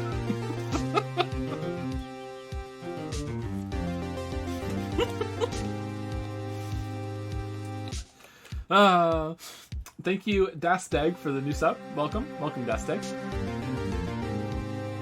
Welcome. Anton69 using this to say, so considering Chadworth is still afraid of earthquakes and the same traumatic event also included a pistol, I think it makes sense that Chaddy would be completely defenseless when the murderer aims a gun on him in the boat. He even mentioned that he was feeling dazed to Phoenix. The game should have pointed that out more clearly, though. Yeah, maybe. There could be a reason that he kind of like blacked out while he was on it. Maybe the boat rocked and he was like, oh no, earthquake, you know what I mean? But still. How would Von Karma know about that? I don't know. I kind of feel like it's bullshit that he's just so happens to be the prosecutor. Maybe he has his pick of prosecution cases, so he made sure. I don't know. Something about this case seems dumb, but I want to see the end first, and I don't know. There's a lot of information too to Thank you, Little Angel 006 for the new sub. Welcome. Thank you. And thank you, JSL, for the 24-month resub. Welcome to the 2-year club, JSL. Thank you. And last but not least is Archaic Anarchy. Use 100 bits. Couldn't see your reaction yesterday to my message until the VOD later, but I'm glad I could introduce you to Ark the Lad. If you're interested in ever trying it, I recommend starting with Twilight of the Spirits. It's highly regarded as the best. I'll try and remember that. Twilight of the Spirits. The next kind of RPG game that I want to try, though, series is I want to try Yiz or Is or whatever it is. Sorry, that was not on purpose. I want to try that. Maybe we'll stream that for a bit and see it. Yeez. I'm a bit quiet, really? I'm kind of facing away from the microphone a little bit. Maybe that's why. Hold on. Okay, I turned the music down a little bad. Do you know 999 or VLR? Yeah, we'll probably stream that at some point. Maybe we'll stream that before Persona. I think someone said I should play that before Alciminium Files, so maybe we'll do that. I don't know, because we're gonna do Alciminium Files. This is it, Judgment Day. Today, things are going to get settled at last. A lot of things. What's the big... So sorry, Nick. I only touched your shoulder. I guess the shock hasn't worn off from my run-in with the stun gun yesterday. So she's just electric now? Anyhow, today's the last day of the trial. Good luck, Nick. Yeah, thanks, Maya. Chadworth is looking glum as always. Hope Von Karma doesn't push him too hard. Whoa. What are you doing? Sorry, I'm sorry. I just thought I'd cheer you up with a pat on the back. Maya, maybe you should go outside and discharge. Right, good idea. Try not to electrocute anyone on your way out.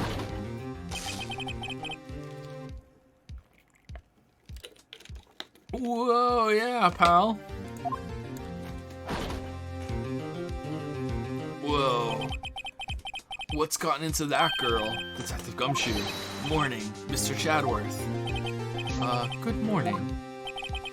I love you. How did it go, Detective? Oh, how did it go, Detective? Have no fear. Fuck. Have no fear. As promised, I've captured our runaway caretaker. I just brought him in. It took all night, pal. Thanks, Detective Gumshoe. You must be tired. Slam fucking dunk. Actually, after that shock I got on the way in, I feel pretty good. Yogi says he's forgotten his own name, but that has to be a lie. Why would he want revenge on Chadworth if he couldn't remember his past? He doesn't remember, and I'm going to prove it. Gonna take you back to the past. December 28, 10 a.m. District Court, courtroom number 3. Paradise Killer would be something we should try. Wuggy's playing it right now. Wuggy's gonna tell me. Wuggy's gonna give me the skinny on Paradise Killer. Court is now in session for the trial of Miles Chadworth. The defense is ready, Your Honor. The prosecution is ready. Right, very well. We have reached the final day of our proceedings in this trial. I ask the prosecution to submit decisive evidence. Understood. All my evidence is decisive evidence. I don't know what's going on with his voice right now. Come on, don't be awed into silence for every little thing he says. Very well, Mr. Von Karma, your opening statement. Right.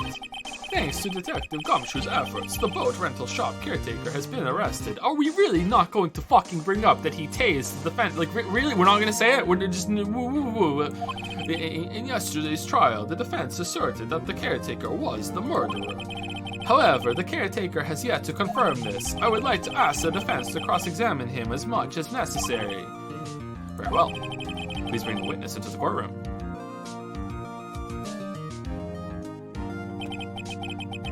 Ladies and gentlemen of the court, I believe you all remember our witness. He lives on the boat rental shop on the lake. Not on, from where he witnessed the incident. In addition, he has currently lost memory of his name and identity. Witness, why did you run away yesterday? Objection! The witness was not running away, as he will now testify. You just objected the judge? I see. Very well, please begin your testimony.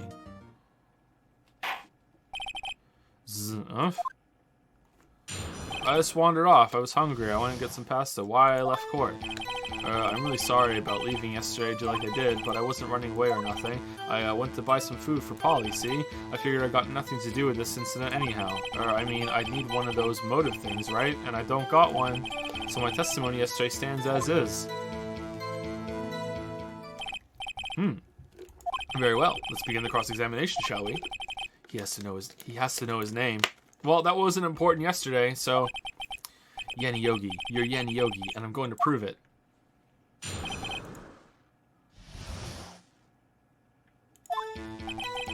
I'm really sorry about just leaving yesterday like I did. I call what you did running away and not just leaving. You heard Larry's testimony and realized you were in danger. Objection! Now, Mr. Wright, there's no need to rush to conclusions. As I said, the witness was not running away. Listen to the testimony. He sure seems relaxed. In fact, they both do, Von Karma and Yen Yogi. But I wasn't running away or nothing. Then why did you leave? He said that already. Objection! He's just about to say why. Is it so hard for you to just quietly listen when someone is talking? If I sat quietly, Chadworth would be guilty in 3 minutes. Food. Well, Polly is a bit of a gourmand, you see. She only eats these high-quality bird pellets from France. So I went to France. They only have them in the big pet shop downtown. But you weren't arrested until this morning. Why didn't you go back to the caretaker shack? Well, I kind of got lost, you see. The witness has trouble remembering things sometimes, but only when it's not relevant to the case. We should consider that. When the police apprehended him, he was on his way back to the shack. Yeah, right. Nice try, Von Karma. No one's going to believe that. I see. So he was lost. Please, Your Honor, come to your senses. I figured I got nothing to do with this incident anyhow. You've lost much of your memory, is that correct? Yep, seems like it. Then how could you know that you didn't have anything to do with this incident? Or maybe you're lying about not having your memory, You know exactly who you are. Objection! The witness has testified quite clearly that he has no memory of who he is. If you claim he's lying, then show the court proof. How am I supposed to prove what's going on in that old codger's head? That's impossible. Okay, so it seems like that's what we have to push. Humph, glad you come to your senses, Mr. Wright.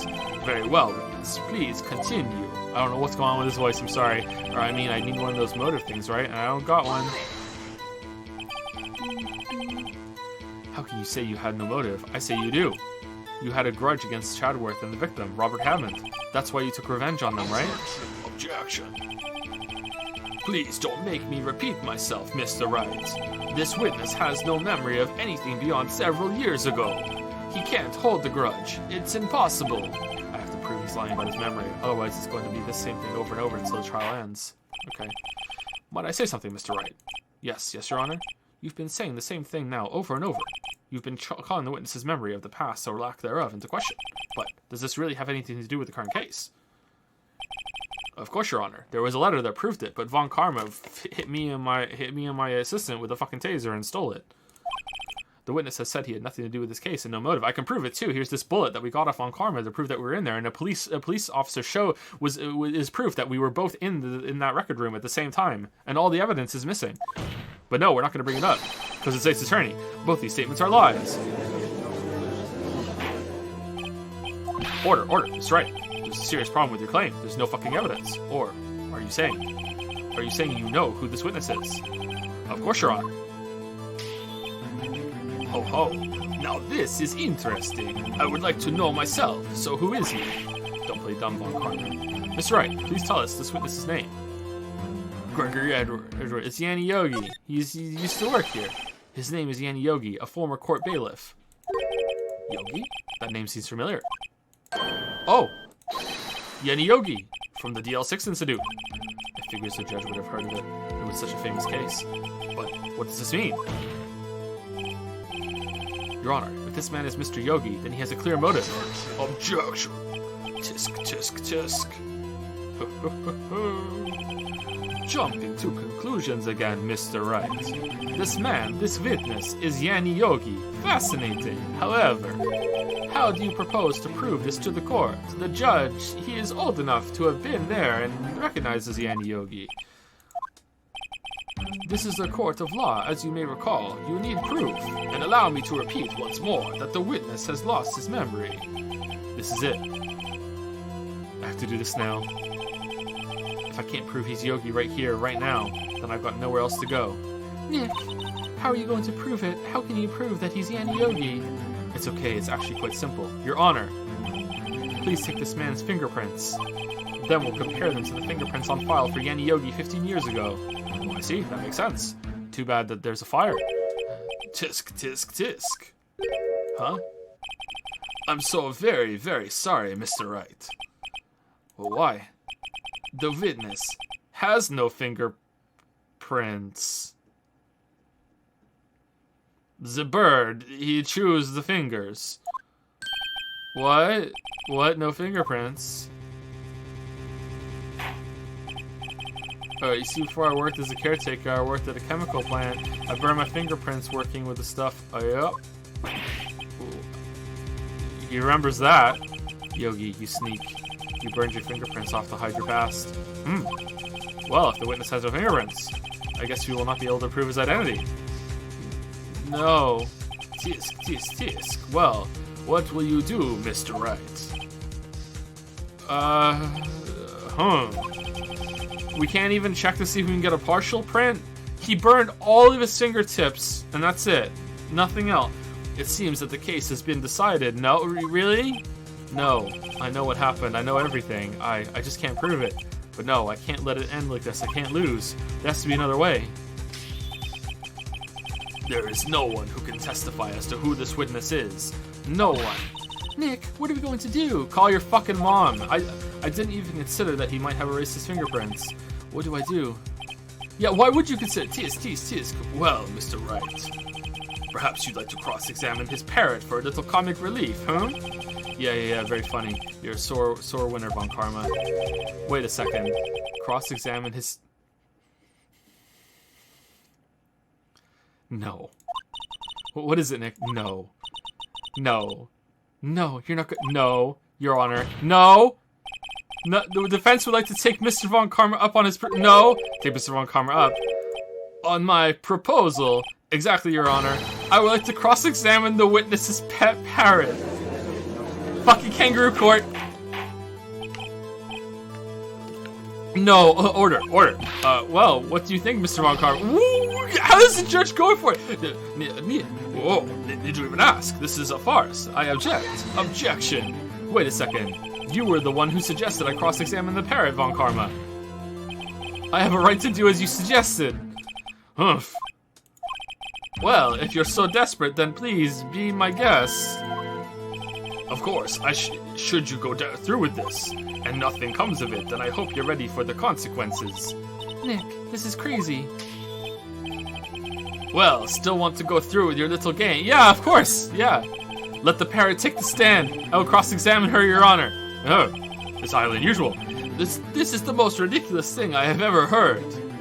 Today, Von Karma has rigged every person's testimony, every piece of evidence. Except the parrot. She's my last chance. Can't rig a parrot. At least I think so.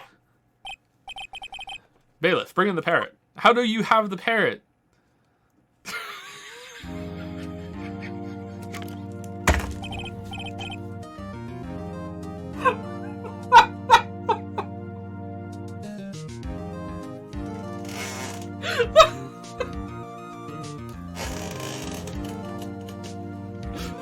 That's quite a bird. Please, tell us your name. Name. The witness is ignoring me.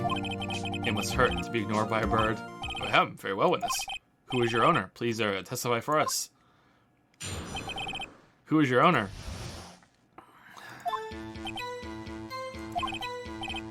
Squirrel? Hello! Hello!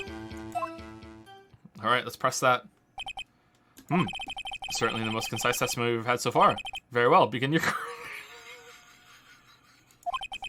What? Right.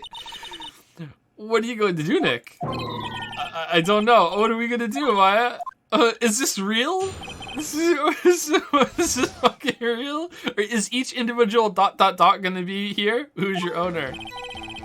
Hello. Well, I guess we should try to get some information out of her. We need to show the judge that her owner is Mr. Yogi. Hold it. Witness, you can't just say hello and expect us to get anywhere. I want you to testify. Maya, you talk to her. Right, what do I say? Have we forgotten something? What's your name? Maybe I should get her to say her name. Polly, what's your name? Objection, leading the witness. Polly! Mr. Wright, I think you've established that this parrot is named Polly. Does this have anything to do with her owner's identity? Of course. Yes, it does. Ha! Fascinating. You claim that the parrot's name will prove her owner's identity. Then show us this proof. Nick, don't you think you're taking the bluffing a little too far? Listen, we're not here to answer the question of who is the caretaker. We're here to prove that he is Yanni Yogi. All we have to do is tie the name Polly to Yogi. Your Honor. The proof that the parrot's name reveals the caretaker's identity is... I don't fucking know!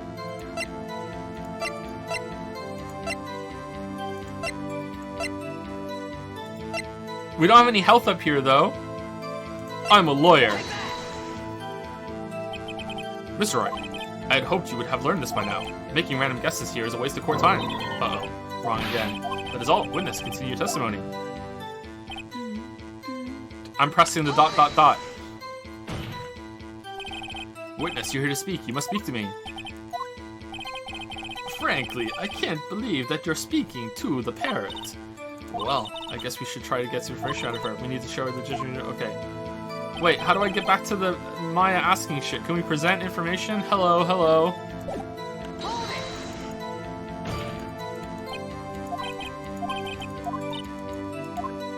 Alright, have we forgotten this? What's the safe number? Let's go with that one. Maybe I'll get her to say the number of that safe. Huh? The safe? Why? Let's just try to get her to say anything, okay? Polly, what was the number of to the safe in the shack? 1228! 1228! Oh my, what a reckless parrot. Well, Mr. Wright, you aren't claiming that the number has something to do with the caretaker. Well, it does, but Von Karma... Let's go and see what Von Karma ripped up the letter. Actually, it does. That's why I had her say it. Ha, ridiculous. How can the number to a safe tell us who the caretaker is? Show us your proof. What could possibly link this number to the caretaker's true identity? Like nothing. I'm a lawyer? This is what we have. Is that number significant somewhere? Answers to the name Polly. Do do do do do.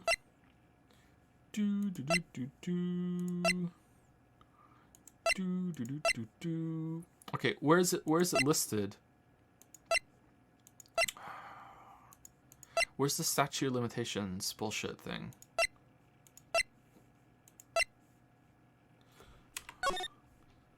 Location elevators to corner.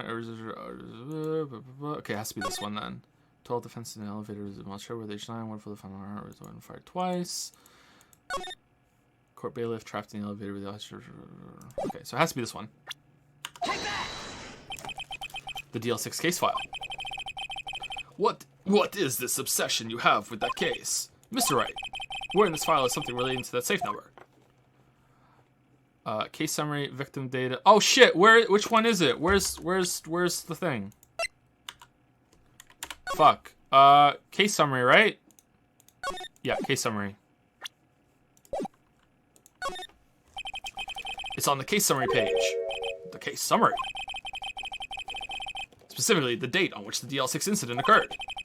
The date of the incident, December 28. Why, that's today's date, 15 years ago. Convenient. And the number on that safe is 1228. Ah! Use the date of the DL6 incident as the number for his safe, Your Honor. That's how important that date was to him. Oh, I see. It certainly is an interesting coincidence. It is a coincidence, yeah. People don't often set their secret numbers to dates. Objection, it's just a fucking coincidence. Bah, this is not tangible proof. I set my ATM card's number to 0001 because I'm number one.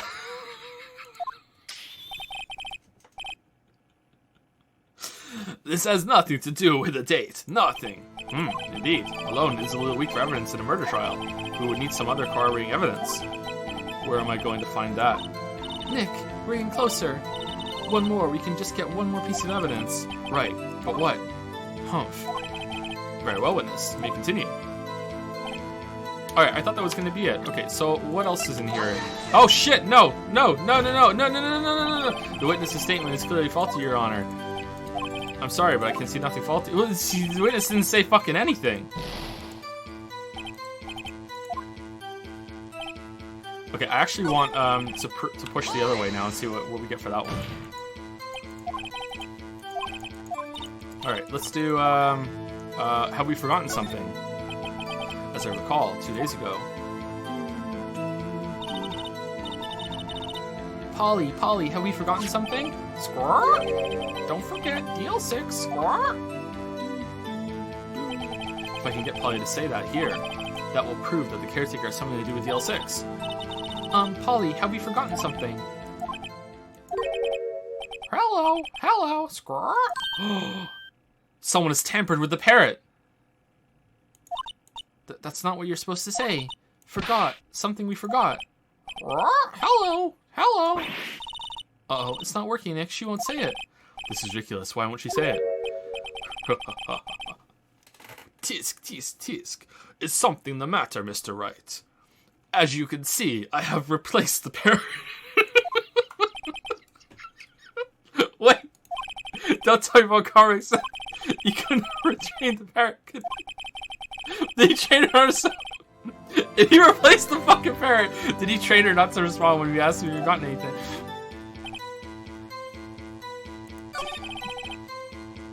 Okay, so something to do with the date. I think we did that already, right? The safe. So something to do with Polly.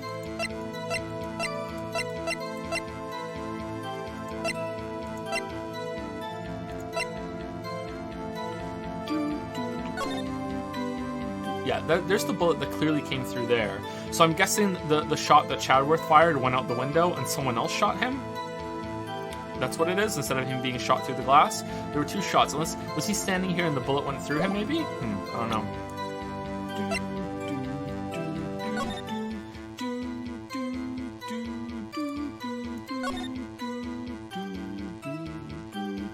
day I graduated Chadworth, age 35, concerning trapped in the elevator, returned from Los Angeles to the sun, lost Chadworth twice.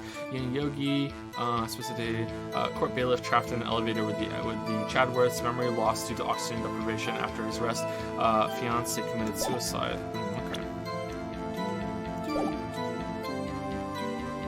Alright, so when I looked at the evidence before, I didn't read that far. I just wanted to see if the date was there. Chat, are you fucking serious? Come on. Jesus, you guys are so easy today. Witness, you can't just say hello and expect to get anywhere. Why don't you testify?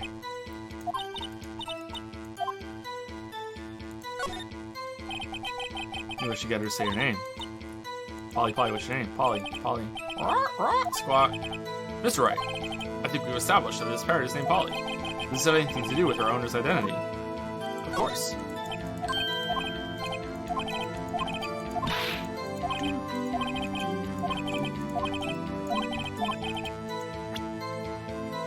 So when we got this evidence, did it say that there was more to read? I think the game should tell you when there's more to check on it to remind you of that. You should also look yourself, but I think it should tell you that there's more to read. Okay, so it's on the end, right? He's gonna ask where is it, and it's in suspect data. Okay.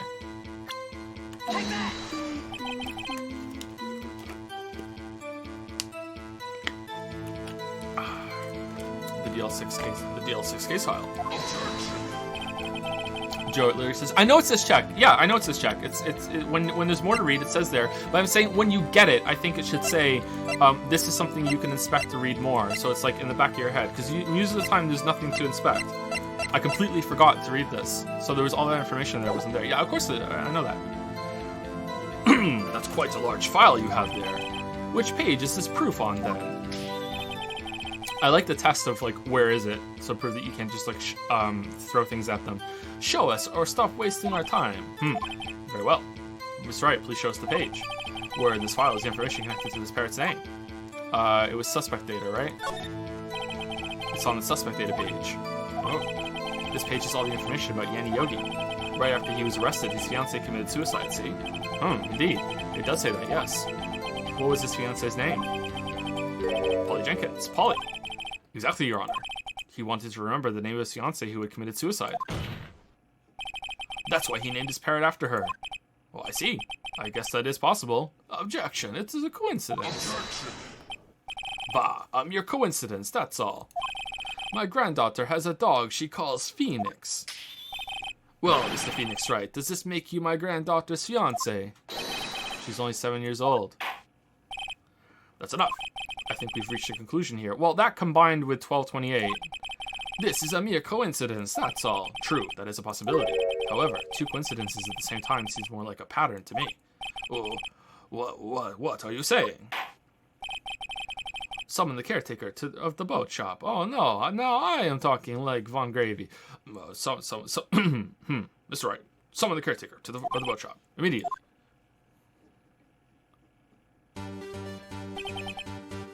Witness, tell us your name. Objection. Wait. This witness, he doesn't remember. No, it's okay.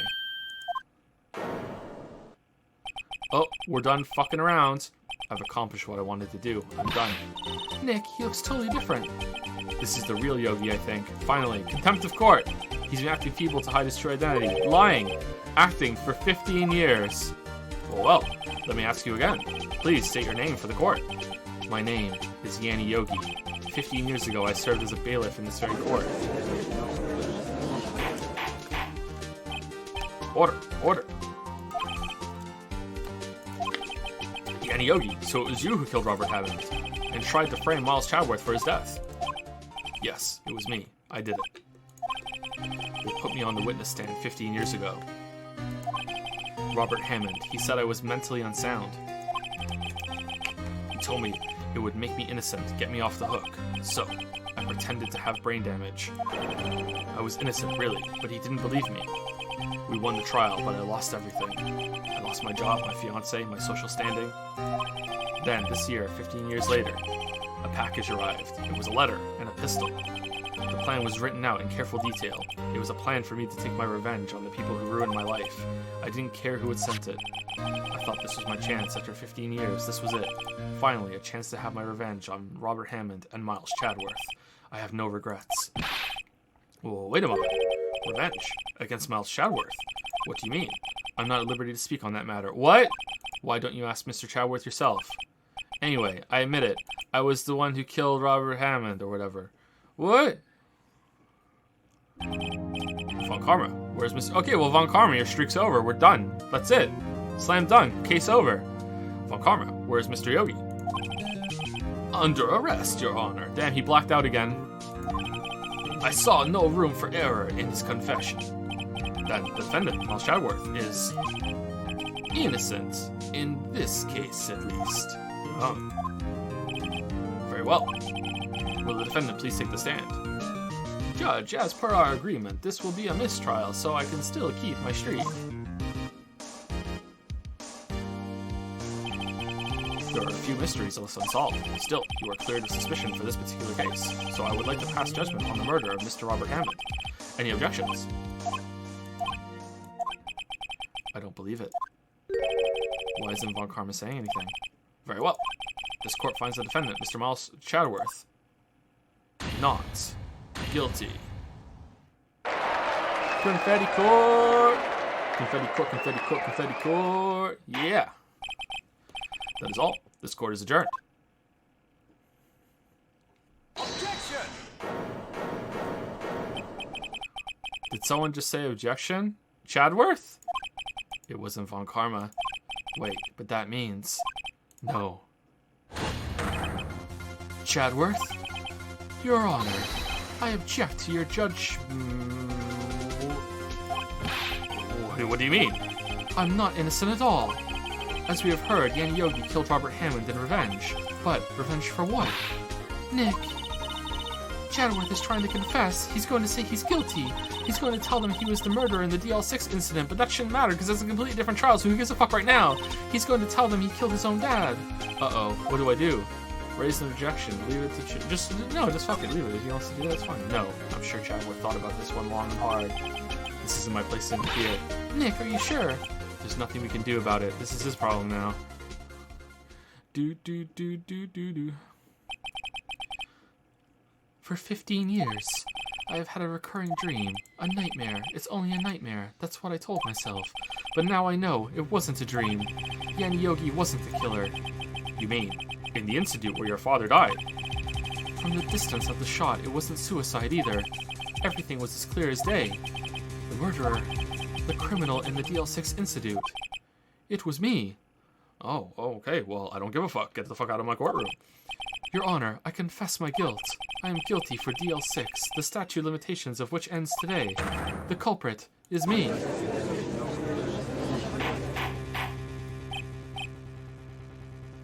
Order. This is certainly unexpected. The defendant, declared innocent, is confessing to a different crime. A crime for which the statute of limitations runs out today. I'm not really sure how I should deal with this. Bah, it's obvious. We hold the trial right here, right now. Fuck it. Fuck the schedule. Whoever was next, the fucking pizza confetti murderer, who gives a fuck? We're just going to do it right now, and they can start tomorrow. We tried this man of his crime 15 years ago. I think I would like to take a 5-minute recess. During this time, I will consider the appropriate course of action to take. Court is adjourned. December 28, 2:24 p.m. District Court, Defendant Lobby Number 2. I'm sorry, Wright. I've just wasted all of your effort. Mr. Chadworth, I just don't believe it, sir. I mean, you kill your dad? He was your dad. Why would you kill your dad? I didn't want to believe it myself, Detective, but it's the truth. I deserve to be punished. I deserve to be punished for being a kid and seeing my dad being assaulted while we were all oxygen deprived, and I threw the gun trying to save him and accidentally shot him, maybe, not sure. That means I need to go to prison and jail. Surely the court will see it that way. Murder is murder, no matter what the circumstances. Yeah, it's just, okay, whatever. This is crazy, just crazy. Nick, what are you doing? Huh? Oh. I was just reading through the court record once more. I'm getting my case ready. Your case for what? The prosecution of Chadworth. Huh? It's obvious. I'm going to prove that Miles Chadworth is innocent. What are you talking about, pal? He just admitted to it. He confessed that he did it in court. I'm sorry. Whoa. I'm sorry, Edgeworth, but I don't believe your nightmare. What? It's just a dream.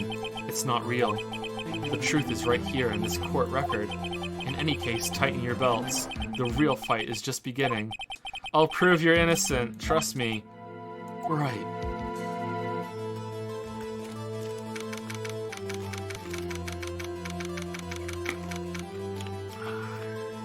December 28, 2:30 p.m., District Court, Courtroom Number 3. Now then, I would like to resume our trial. Judge, Miles Chadworth has admitted his own guilt. He has confessed his crime. Let's begin by hearing his testimony. Then, though pointless, let the defense do their cross-examining.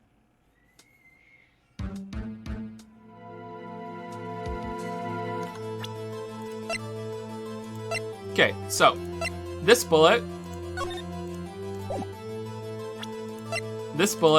is going to have the same ballistic bearings as this bullet from this gun, and the letter was sent to Yanni Yogi, which means, and that was sent by Von Gravy, which means it was Von Gravy that killed him, shooting through the crack in the window or whatever, and it was because he was the one who faulty evidence at one time and did a mar on our fucking record, so like that's it. And those 6 months was him plotting his fucking murder vacation thing. Then, though pointless, let the defense do their cross-examining. The statute of limitations on the DL6 Institute runs out today, though it's unconventional for me. I'd like to run this one by the book. I see. Does the defense have any objections? No, Your Honor. Von Karma, you knew this was going to happen from the very beginning, didn't you? Very well. Will Miles Chadworth take the stand?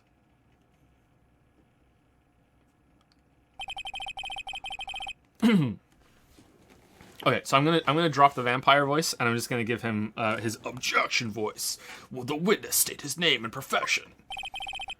Miles Chadworth. I am a prosecuting attorney. Mr. Chadworth, 15 years ago, you mistakenly killed your father, Gregory Chadworth.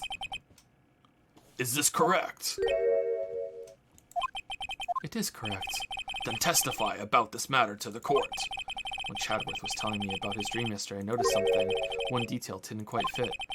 That will be the key, but only if I can get it to work. Please, please.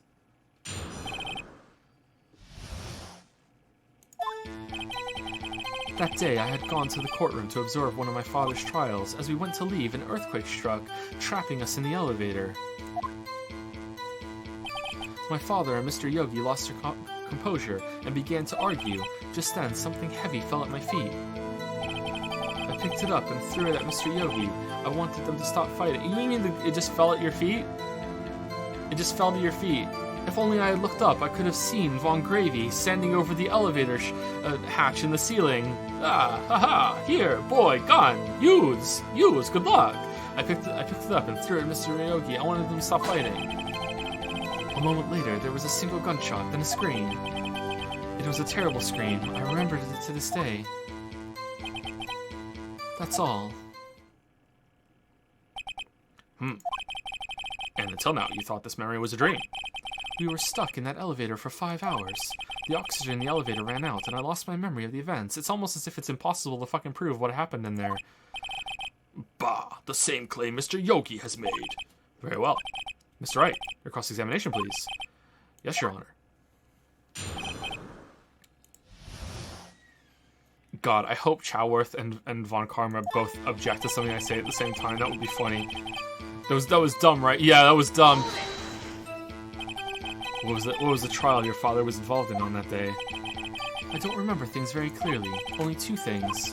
I know my father lost, and Mr. Von Karma was the prosecuting attorney.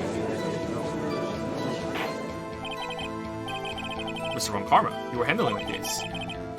It was 15 years ago. I don't remember the details. That was when Chadworth pointed out the problem in Von Karma's evidence. As we went to leave, an earthquake struck, trapping us in the... Okay, so that happened right away? Oh man, he was really angry. Like, fuck this guy. So there were 3 people, including yourself, trapped in the Through the power of pure hatred, I summoned an earthquake and had them down there, but it failed to kill them. So I dug through the thing with the rubble with my bare hands. This is... Yes, myself, my father, and Yanni Yogi. We were fine at first, but then as time passed, no one came to help. My father and Mr. Yogi lost their composure and began to argue. What did you do then? I was a 9-year-old boy at the time. What could I do except to resort to cannibalism? I was scared, trembling in the corner. But then...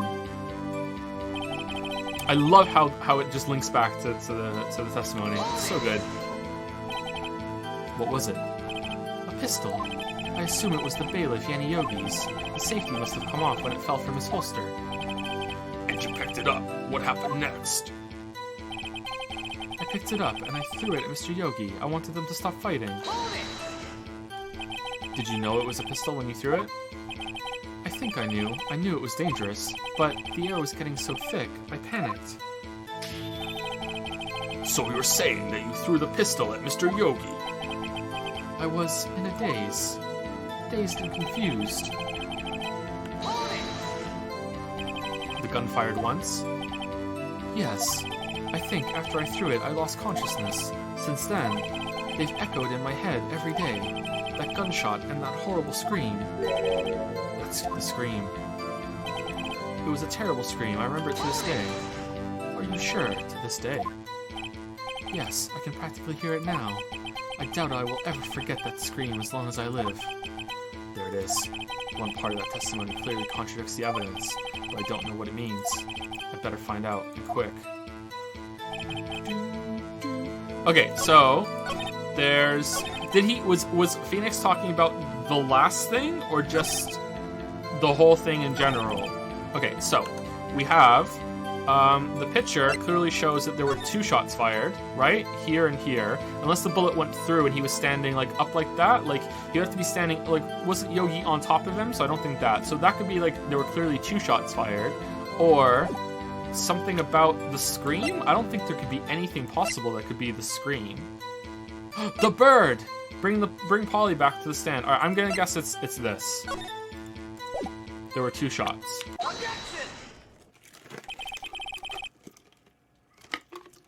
So there was only 1 gunshot. Yes, I'm sure of that. I heard the shot and the scream. Then everything faded. I was unconscious until the rescuers came. Oh, I see. No, Your Honor. Unfortunately, you don't. Take a look at this. This is a photograph of the scene of the crime 15 years ago, and in it lies a clear contradiction to Mr. Chadworth's testimony. Well, I can see the victim, Gregory Chadworth, lying there. What do you mean, a contradiction? Just as I thought, the judge is clueless, as always. Wait, clueless? Show the judge the contradiction in this photo. He's still wearing his glasses! As should be obvious, the contradiction is here. I see, a bullet hole in the door. Your Honor, Miles Chadworth testifies that there was only 1 gunshot. However, according to this photograph, not 1, but 2 shots were fired. 1 shot hit the victim, the other hit the elevator door. I ask you then, why did Miles Chadworth only hear 1 gunshot? Objection! This photograph does seem to confirm a second shot. However, when was the hole in the elevator made? It might have been there before the incident occurred. If it was there before, it was nothing to do with this incident. Mr. Wright, do you have proof that this bullet hole was caused at the time of the incident? I don't, no. If the hole was there before, they wouldn't have ran out of air, and they didn't think to break the glass the whole time that they were in there. Do we?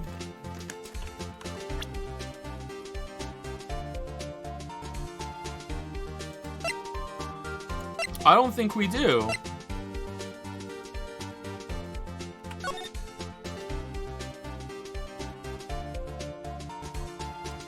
I mean, it would have been replaced. Like, why would an elevator in a courthouse have a fucking hole in it?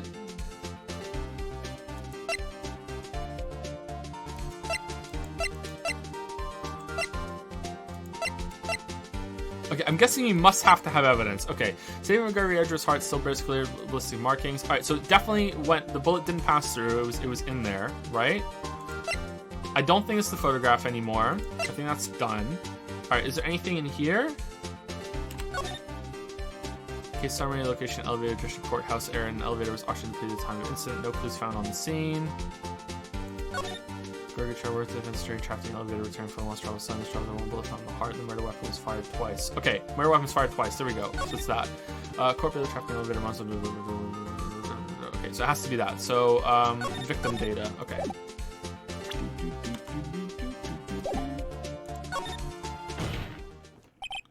Your Honor, I think I would be able to show you proof. What? Impossible. Now, Mr. Von Karma, save your surprise for after you've seen this evidence. You might be on a losing streak now. You just lost one case, now you're going to lose another. Very well, Mr. Wright. Show us your proof. What do you have that proves the bullet hole in the door is related to this incident? Okay. Present. I'm a lawyer. Take that! Your Honor, the answer is in this file. Objection! You do enjoy dragging out that file, don't you? I don't accept this evidence unless you can tell us what page it's on. Which page shows the link between this bullet hole and the DL6 incident? Just read it your fucking self. Victim data. Look at the victim data in this file. It says it quite plainly. The murder weapon was fired twice. And no one noticed that all that time ago. Miles Chadworth only heard one gunshot, yet the murder weapon was fired twice.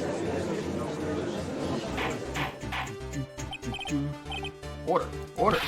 Mr. Wright, what are you driving at? It's simple, Your Honor. At the time of the incident, 2 shots were fired. One went into Gregory Edgeworth's heart. The other hit the elevator door. Remember that the defendant lost consciousness after the shot he fired rang out. In conclusion, we must agree that the second shot was fired by someone else. Mr. Wright, but who could that someone else be? The murderer, of course. Objection. I knew I should have stepped in before your wild fantasies got out of hand. Mr. Wright, look once more at the DL6 incident case file. Look closely. Try the case summary page. The case summary, that's on page 1. That's it, yep, that's true. Look what is written there. Not a single clue was found on the scene. But a bullet was found in the guy's heart.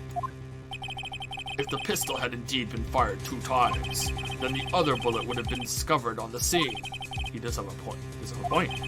That second bullet has never been found. Why?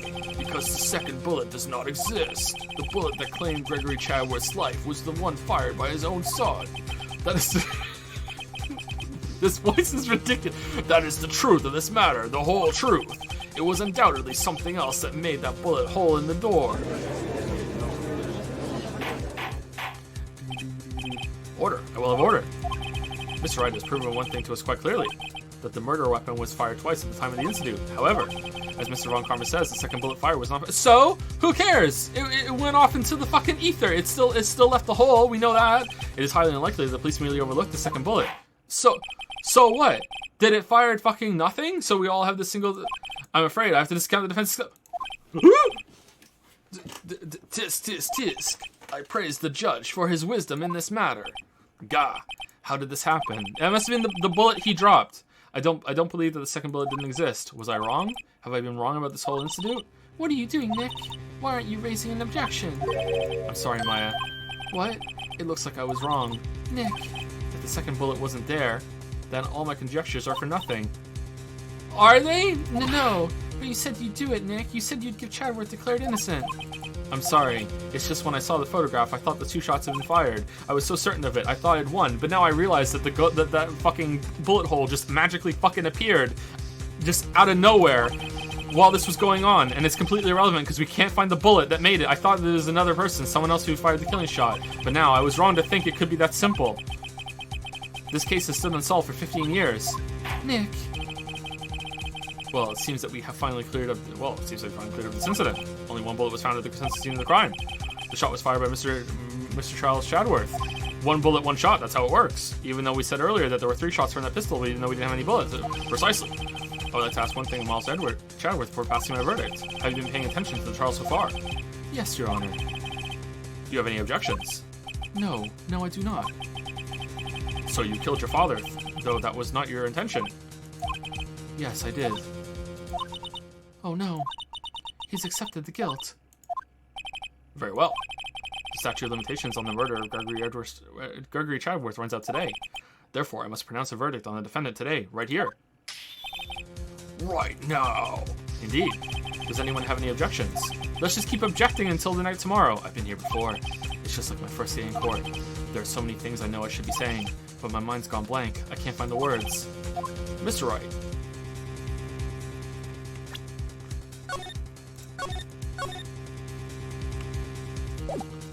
No objections. Fuck you, Chadworth. Every lead I thought I had been squashed. This really is the end.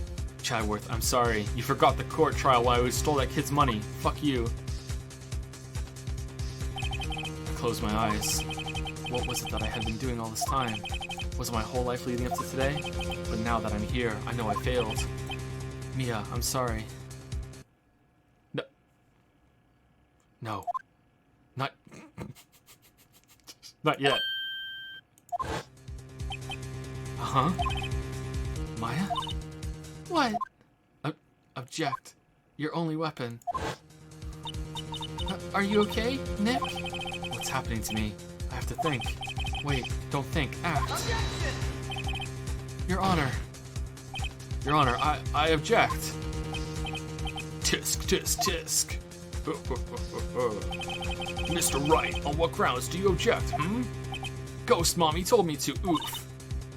Nick. I don't know. His case is perfect. Oh no. Grah. It must exist. The second bullet. What? What did you just say? Nothing. The second bullet must exist. But where? Someone took it. It seems waiting is not going to produce us any answers from Mr. Wright. Wait, Your Honor. Do I look like a waiter to you? The second bullet. It existed. What? What? How can you claim it existed? I mean, we see the hole it left, but to say it existed after seeing the hole that it made, I don't know. This seems kind of like a stretch to me. What do you think, Von Karma? Yes, it seems really fucking ridiculous to say that a bullet that made a hole existed. You just heard proof that it did not exist. I realize that, Your Honor. I'm really grasping here. It's just someone took it from the scene of their crime. That's what happened. But who? The murderer. Objection. The murderer. Then tell us, just who is this murderer? I'm still thinking about that one. So the criminal took the second bullet, but why? Huh? First of all, how would they have found it? It's not easy to find a stray bullet, Mr. Wright. Otherwise, the police would have done it. Was there some pressing need for the murderer to search for that bullet? The murderer had to find it. The murderer had to find it. Of course there was a need. That's why they took it. Ah, that makes sense. Yeah, yes, karma. Bah, what possible reason could they have had? Well, the reason the murderer took the bullet away from the scene with them is the bullet would be proof. The bullet would be proof. Maybe they thought that the bullet would be used as proof. Proof? It was a special bullet, so they took it with them. I mean, like, if we had it right now, it would help a lot, so I think that kind of proves that there's a reason for someone to fucking take it. Objection! If that was the case, then they should have taken the bullet from inside Gregory as well. Well, they didn't have time, it was inside Gregory. It's ridiculous if they think we would need a bullet. If the evidence is there, we wouldn't need the bullet. We're going in circles. Why would they only take one of the two shots fired? Oh, right. Mr. Wright, have you really thought this through?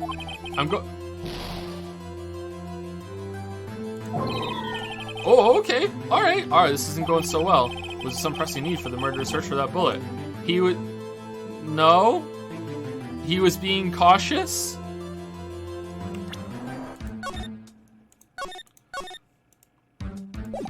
He was being cautious.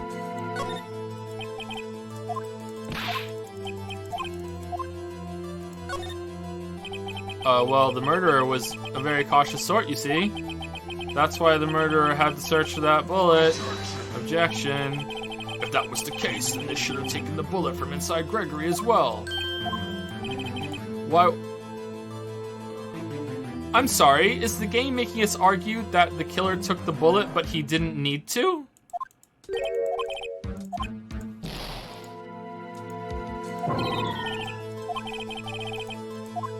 The murderer didn't need it.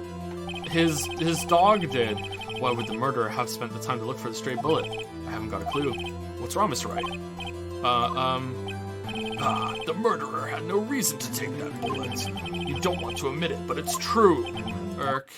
Had to take it. Had to take it. The murderer, what does that mean? You're thinking too normal. Think crazy. Don't think why the bullet was taken. Think when the bullet was taken. Think why the bullet had to be taken. We just did that and we came up empty. Mr. Wright. Yes, Your Honor. I have no idea what I'm doing. Well, the murderer had no intention of taking the bullet from the scene, but the murderer had to take that bullet. He was the janitor. He was just sweeping it up. Had to, Mr. Wright. What do you mean? Well, for instance what? Maybe the bullet hit the murderer. The bullet hit the murderer. Just saying, for instance. I mean, if it hit you, you had to take it with you, wouldn't you? It's not like you could perform surgery right there, you know? That actually kind of makes sense. Wait a second.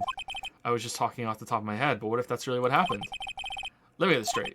So at the time of the murderer himself was shot, and they left with the second bullet still inside of them, thus leaving only one bullet at the scene of the crime. Yes, I guess that's how it would work, yes. And it would take, like, maybe a vacation to recover from that bullet. But there's a problem with that. The other two people rescued from that elevator, Mal Shaworth and Yanni Yogi, were both unarmed. So that would mean the murderer came from outside, yes.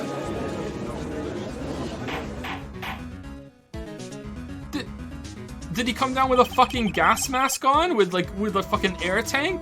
Oh, they can't breathe in there, but I can. Alright, here we go. Here's the window. And then the bullet that he fired back went through the same hole that I fired through the window. Like, the two men fight inside the elevator. Trying to stop them, the boy picks up the pistol at his feet and throws it. The pistol discharges and the bullet goes through the elevator door and hits the murderer outside. The boy loses consciousness. Then the murderer opens the elevator door and sees the men inside.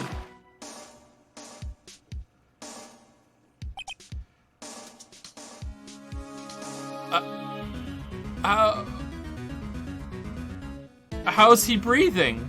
Mr. Wright, you are truly the most unpredictable defense attorney I've ever known. I can tell you're grasping it. I cannot deny the possibility of what you say. What are you saying? Deny it. Deny it.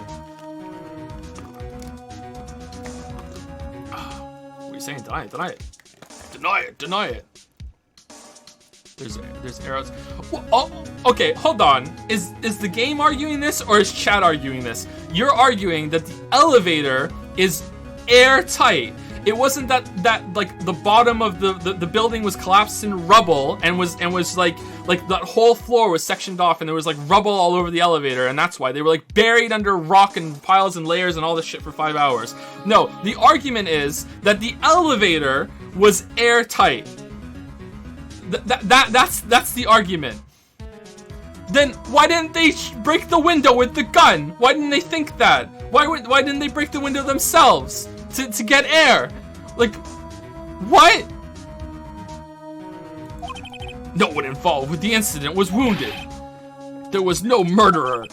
No one was wounded at the time of the incident. He's right. I can't think of anyone. Hey, Nick. Huh? I just thought of something. I just thought something really crazy. Crazy? Remember what Mr. Grossbrook said yesterday? Gregory Chadworth dealt a blow to his perfect trial record. Wow. It must have been quite a shock for Von Karma. He took a vacation for several months after that, you see. Yes, an unusual event for the man. That was the first and the last vacation he's taken in his many years of prosecuting. What if Von Karma didn't take that vacation because of shock, but took it because he was injured? Which would mean, well, how would he get injured? Completely unrelated to the case. It could only mean one thing. He was the murderer in the DL6 incident. He was the man who shot Gregory Edgeworth. It was Von Karma. Oh man, something wrong, Mr. Wright. You seem dazed. No, Your Honor. Well, you've indicated the possibility that the murderer came from outside. Can you give us the name of your suspect? Uh-oh. Should I come out and say it now? Yeah, say it now. Say it now. No. Yeah. This was a mistake, wasn't it? Your Honor, there is a suspect. One lone suspect. Well, this is certainly interesting news. Very well, Mr. Wright. Who is your suspect? Polly the parrot. My hands are shaking. V what? Von Karma. Von Karma? Von Karma? Oh man, he's loving this. You mean the Von Karma, the prosecutor, the one standing right over there? Bah! You don't object? Humph. Would there be 5 hours of air in a tiny elevator? I don't know enough about oxygen consumption to know about that. Like, if the elevator was airtight, 3 of them in the elevator, like, 5 hours? Humph. I see no need. Why honor this ridiculous outburst with my objection? I'm holding on for an oxygen tank. He went down there with a man. How was he the first one to get to the elevator? That everyone, like, surely they were trying to rescue people. Because you took a vacation for several months starting the day after the incident. Yet you pride yourself on a perfect record. Why would you take such a long vacation without any reason? So you're claiming that I took a vacation to heal my injury from the incident. I was left reeling from Chadworth's dad, master stroke in the courtroom. Fascinating. Prove it. I would have needed surgery, no? Where did I go under the knife at? Mr. Wright? Bring the doctor that operated on me. Have him testify. This was like just an impromptu session, dude. You're gonna have to delay the trial so we can go search for it. Judge, delay the trial. Oh no, statute of limitations. They could probably make an exception. Nick, let's find out who his doctor is. It's no use. Chadworth? I know Von Karma, perhaps too well. He's perfect. He wouldn't leave clues. He probably didn't undergo surgery. He just pulled the bullet out himself. That would leave a doctor as a witness. Grr, nobody's that perfect. So what, Nick? Did Von Karma pull the bullet out by himself? That's insane. No, he couldn't have. You can't just pull bullets out of yourself. How deep is the bullet? There was that guy who went hiking and cut off his own fucking arm. Like, wait, the bullet's still in there. What does that mean? That bullet has to be somewhere, but where? Tisk. Well, Mr. Wright, can you produce evidence as to prove... Let's get X-ray. X-ray. Can you prove the X-ray? Show evidence. All right, Von Karma, I'll prove it, and I'll even use evidence. I know how much you like it. So, what? The evidence that proves Von Karma was shot is X-ray.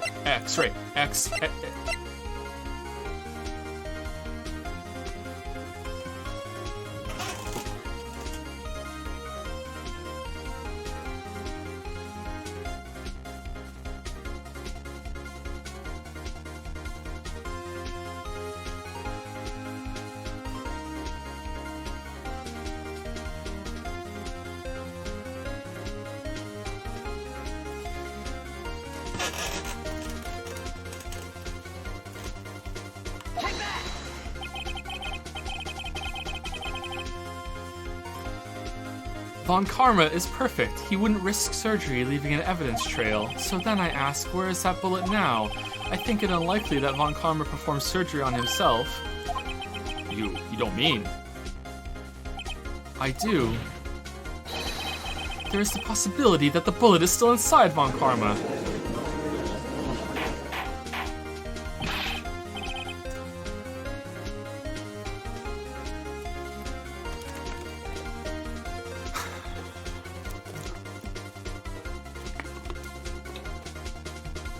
Alright, I gotta give it props. I really like this. This is cool. Well done. Bringing the fucking metal detector back. That's fucking cool. Is that even possible for all these years? Well, there's one way to find out. We could use this metal Well, Von Karma! I'm going to run this over you and see what we find. I refuse. You refuse? What refusing this means? You acknowledge that the bullet is still inside you. Order! Your Honor, the defense requests that we be allowed to use the metal. Objection! Judge, I call for a suspension of this trial. This is an invasion of privacy. The statute of limitations runs out in this case today. It was you who said we had to end it right here, right now. Ugh. Enough. permit the use of the metal detector. Mr. Von Karma, you will submit yourself to testing.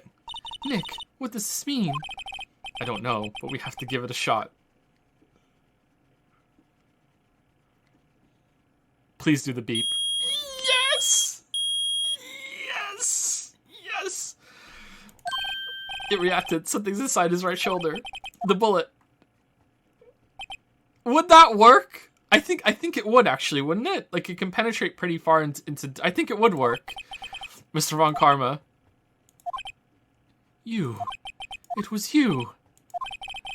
I was afraid this would happen, and so I remained silent. Indeed, there is a bullet in my shoulder. However, it has nothing to do with this incident. It's an unrelated bullet. What? I was shot in the shoulder long before the DL6 incident. I claim that the bullet in my shoulder has no relation to DL6. But, Mr. Von Karma, can you prove that? Prove. I have no obligation to prove anything. You kinda do. It is Mr. Wright who must prove something here, not I. Mr. Wright. What? Okay, I went full monkey there. Can you prove that the bullet in Von Karma's shoulder was from DL6? Of course he can't. You don't have any of the DL6 evidence. That's because you took it out of the records room yesterday. With no proof, you cannot convict me of any crime. So sorry, Mr. Wright. No, I'm the one who's sorry, Mr. Von Karma. What? You were close, 1 day away from freedom. But you see, I have proof. What? Who would have thought you would dig your own grave trying to convict Chadworth? I can link that bullet in your shoulder to the DL6 incident. Can you? And here's my final proof. Okay, so it has to be this.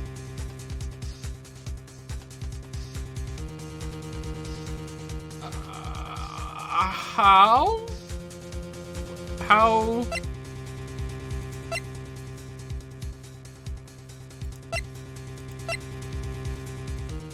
It has to. I can't see how anything else, but I don't understand how. That's a bullet. Where did you get that? This is the bullet used in the DL6 incident. This was taken from the heart of the victim, Mr. Gregory Chadworth. The bullet is preserved quite nicely with all the ballistic markings intact. Ballistic markings? You may recall the term. It came up in the first trial 2 days ago. Yeah, we explained that, but not how we know how guns are fired. Ballistic markings are the fingerprints of a weapon. All bullets fired from a gun are marked with that weapon's unique pattern. By examining the markings, you can tell which weapon fired the bullet. It's quite accurate. We have 2 bullets in our possession. Are we gonna rip open his shoulder and test that one? One, the bullet removed from Gregory Edgeworth's heart. The other, Mr. Von Karma, is the bullet buried in your shoulder. We can analyze both bullets. Then, if the markings matched, we would know that both bullets had been fired from the same... Okay, that makes sense, but I thought we had to resolve this now. Like, that's why I was like, there's no way those can be connected, because you have to resolve it right now. Like, really? We're proposing that we do surgery on this guy to get the fucking bullet out. That's not proving it. That's just saying, hey, we have a way to test it. The very same pistol, in other words, the murder weapon that killed Gregory Chadworth. Mr. Von Karma, you will let us remove the bullet from your shoulder. Then we'll compare the ballistic markings to those of this bullet. And solve this case once and for all. Well, Mr. Von Karma? Just say no. No.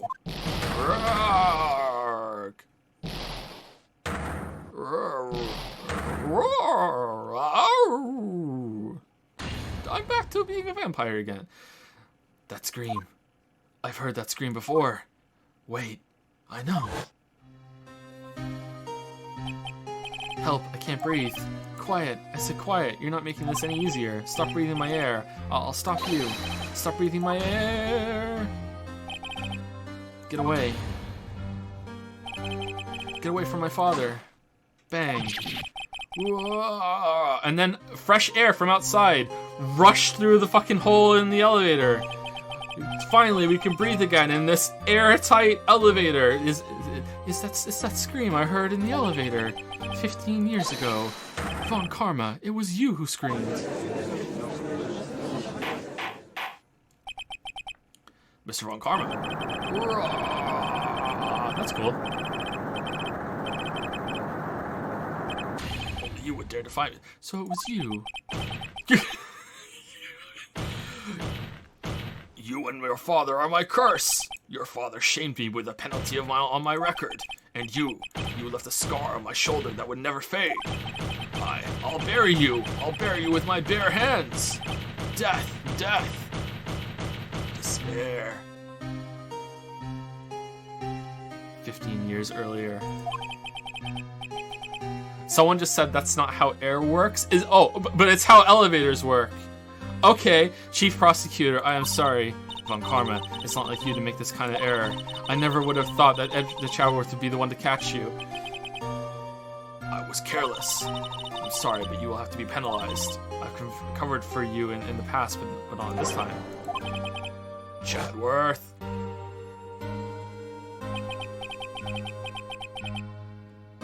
It was a shock like none I'd ever known.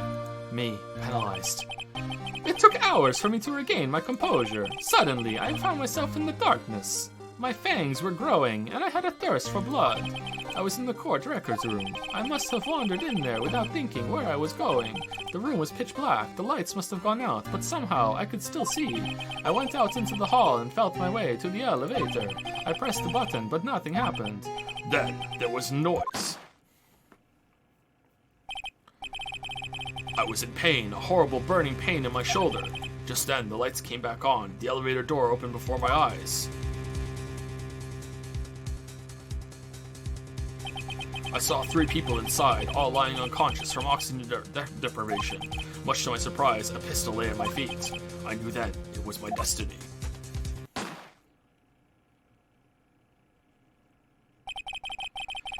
In his last moments, Gregory Chadworth was still unconscious. He died, never knowing who had shot him. Later, he spoke through a medium, blaming Mr. Yogi. He was fooled. It was the perfect crime. Tisk, tisk, tisk. Who would have thought another man would have come to open that elevator door? Judge. What? What are you doing? Do your job. Bring an end to this miserable charade. Now, end it. Very well.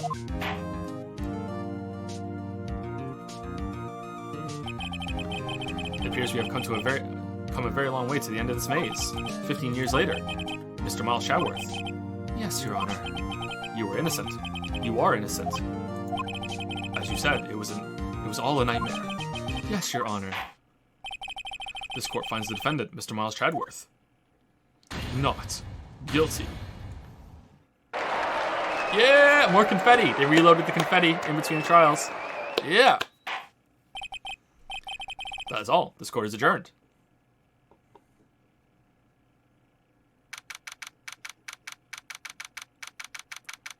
December 28, 5:38 p.m. District Court, Defendant Lobby Number 2. Nick, we did it. Did you see his face? Von Karma looked even paler than usual.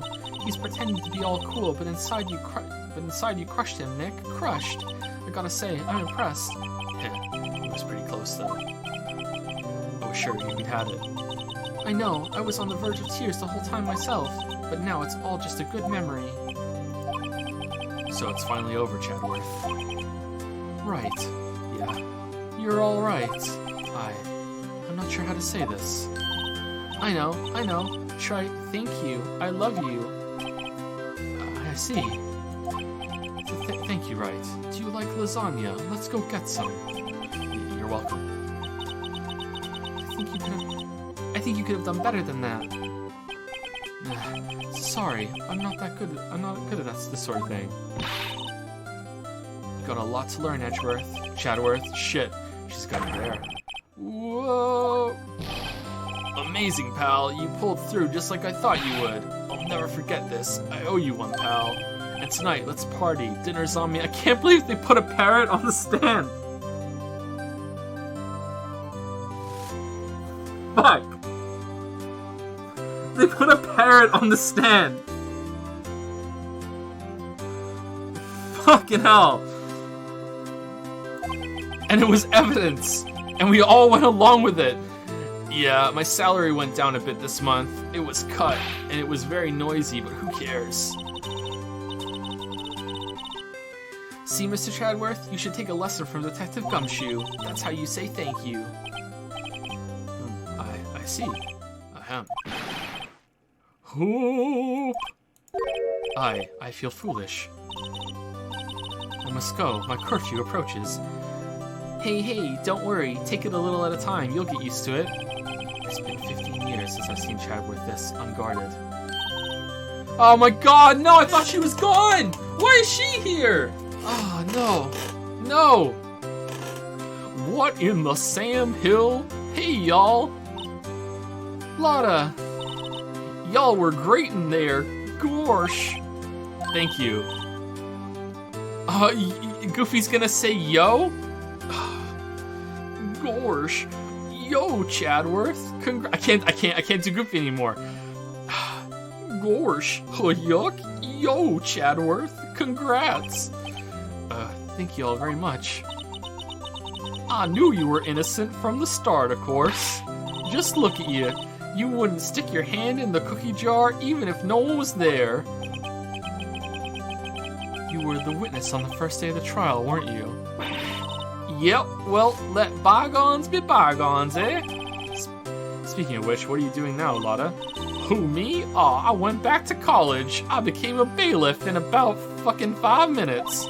I'm gonna be in every trial. I gave up trying to be an investigative photographer pretty quick. Really? Judge Goofy! Here we go. Really? That's too bad. Huh? Isn't that the hot dog guy from the park? Larry's here too, huh? It's over, Nick. My life is over. Why the sad face, Larry? What happened now? Oh, Nick, I'm not long for this world. You don't look sick. Kiance broke up with me. It's Kiance. She's going to live in Paris. Paris, Nick. She's leaving me behind. Go to Paris with her. Should have seen that coming. Yo, Edgy, Chatty, there you are. Yes, here I am. Congrats, Chatty. Here, a little gift from me in celebration. Celebration? That's unusual for you. It's your lunch money all out years later. Harry Butts, you come along tonight too, my treat, pal. Huh? Thanks, looking forward to it. Yo, Nick, that's the suit that questioned me. When he says treat, that's not police talk for prison food, right? I think you'll be fine, Larry. Right. Yeah, what's up? That envelope that Larry gave me, it's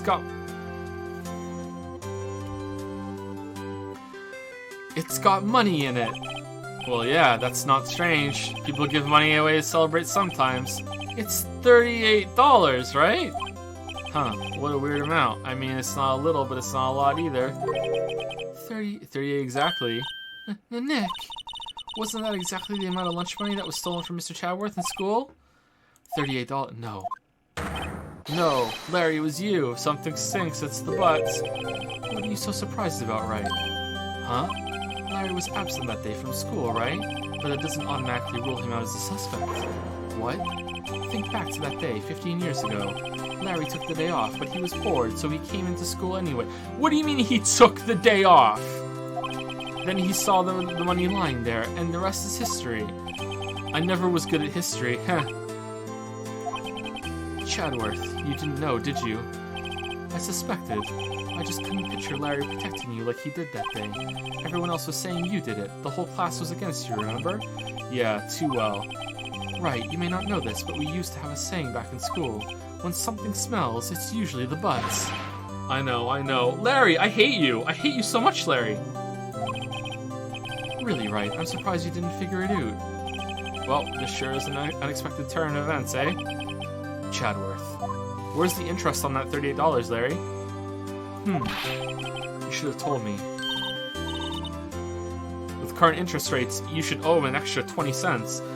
Now, Nick, it was 15 years ago. Don't you think the statute of limitations has run out, Mr. Chadworth? I'd say so, yes. There you have it. Grr. Where does that leave me? I became a defense attorney because of what you two did. Well, you have always been something of an insufferable emotionalist. Yeah, and you get worked up too easily, too. The death sentence for both of you. Man, if only I'd known I'd become a prosecutor. The same goes for me, only the other way around. For the longest time, I thought I might have killed my own father. I thought I might be a criminal. I became a prosecutor in part to punish myself. If I had known the truth, I might have become a defense attorney after all. Chadworth. Want to switch, right? Hey, y'all, line up. I'll take a photo. Hey, photo time, let's go. And after that, dinner on me, literally. Detective Gumshoe took us out on the town that night. We celebrated Chadworth's newfound freedom, even though Chadworth himself was still in detention. What? December 29, 5:02 a.m. Wright & Co. Law Offices. Whoa, I went a little overboard yesterday. My head hurts. Alright, let's go see Ghost Mom. Huh? It's still only 5. Maybe I should go back to sleep. What's this? A letter? Good morning, Nick. You were really impressive yesterday. Seeing you, it made me think about what I'm doing here. I'm gonna go chase waterfalls. I'm a spirit medium in training, of course. I wanted to help Mr. Chadworth too. I wanted to help you, but I couldn't. I was useless. So I've decided to go back to my training. I'll become a full-fledged spirit medium for starters. I couldn't say it to your face, so I left this letter. Goodbye, Nick. Goodbye? What time is it? Gah, the first trains for the mountains have already left to the station.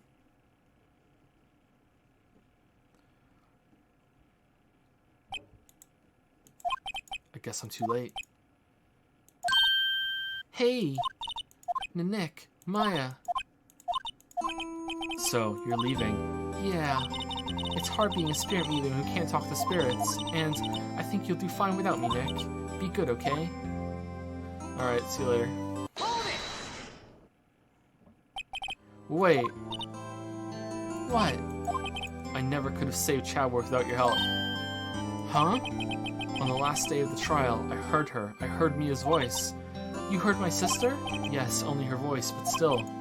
It was at the very end when I thought we'd lost everything. Well, that's my sister for you. Detective Gumshoe helped, and Mr. Grossberg, and even Larry. I'm the only one who couldn't help. I was useless, Nick. But you were the one who stopped Von Karma, Maya. Huh? I didn't do anything. All I did was wander around in a daze. Sorry, but I have evidence that you helped.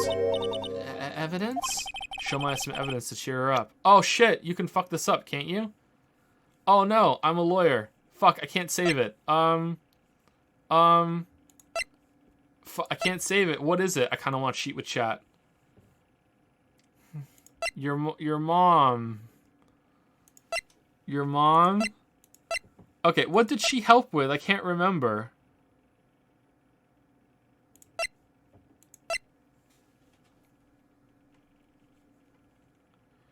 What did she help with in the trial? Fuck. Okay, it's not I'm a lawyer. She didn't help with the shot. She didn't help with the photograph. Maybe her mom, the spirit of your mom helped or whatever. Didn't help with the map.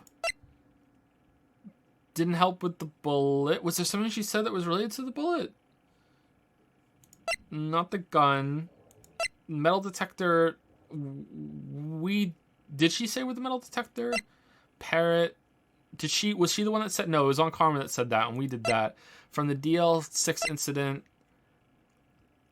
then the photograph, and then the bullet. She got the bullet for us in that scene when she grabbed him, but that didn't happen in the trial. But that's the best I got so far. I'm a lawyer. What did she say? Fuck. She said she got herself in contempt of court in the first one, and that helped a lot. I think it has to be the bullet. I think it has to be the bullet. I think it has to be. Take that! A bullet? Von Karma was convinced he had taken all the evidence pertaining to DL6. But you were the one who rescued the last piece of evidence we needed. This was the bullet that put an end to Von Karma, and you were the one who gave it to me. Nick. Thanks, Maya. I couldn't have done it without you. I'll be back soon. Huh? I'm going to complete my training and come back, and I'll channel the ghost of every single victim, and all the cases will be super easy. Okay, I'll be waiting. In my swimsuit. Of course you will. You can't run that office by yourself. You're hopeless. I don't know about that. So, this is it. See you soon, Maya.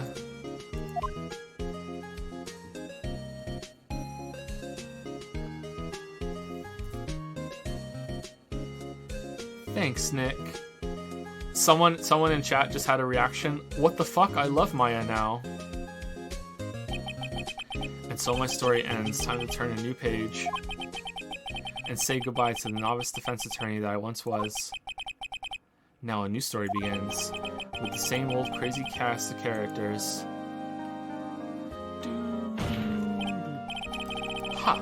Don't think you've graduated yet, amateur. Mr. Wright, perhaps you'd like to rethink that claim. Yes, Your Honor. Uh-oh, I got a bad feeling about this. Objection! Objection!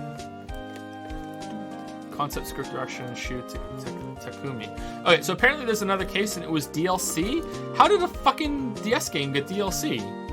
Hey pal, Mr. Showerworth came down to the precinct to wish me a happy whatever. Talk about a pleasant surprise. Whoa, Detective Gumshoe! Then he hung his head low and went right back outside. Kind of like he was embarrassed or something. Strange, huh?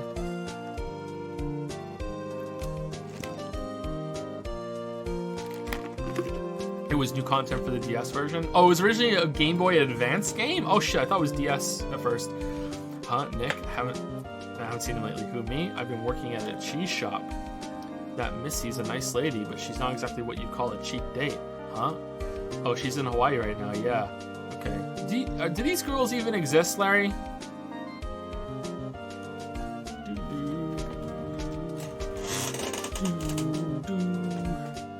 Oh, it's Pain! Who? Right? Yeah, I remember him. I hear he's been busy lately. You know, not to ring my own bell, but I sort of taught him everything he knows. I'm sure he's grateful. Wait, grateful?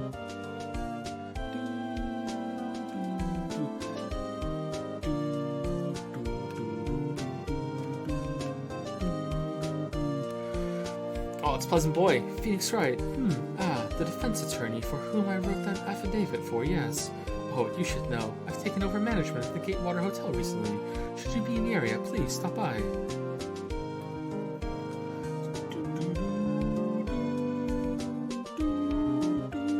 Oh, well, this is going to take a while for having a cut in every single person.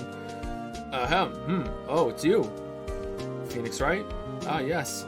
Mia's understudy, was he not? I wonder how he's doing. Haven't seen him of late. Who are they talking to? Ah, the days of my youth. Like the scent of fresh lemon, you see.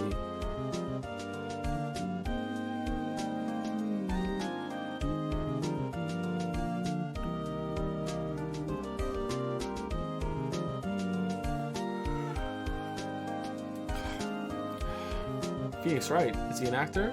Well, I'm not buying it. You can't be a star with a name like Phoenix. Did you know that it is not supposed to give this training?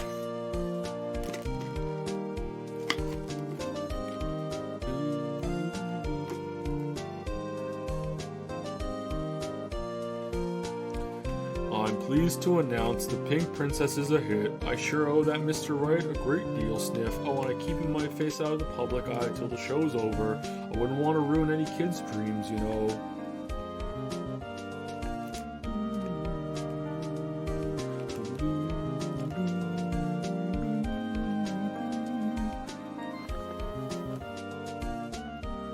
Oh, I got a letter from Maya the other day. It sounds like she caught a cold standing under a waterfall. I wanted to visit, but didn't have time, so I sent her some Pink Princess trading cards. She says she can't buy them where she is. What kind of place is she living at anyway?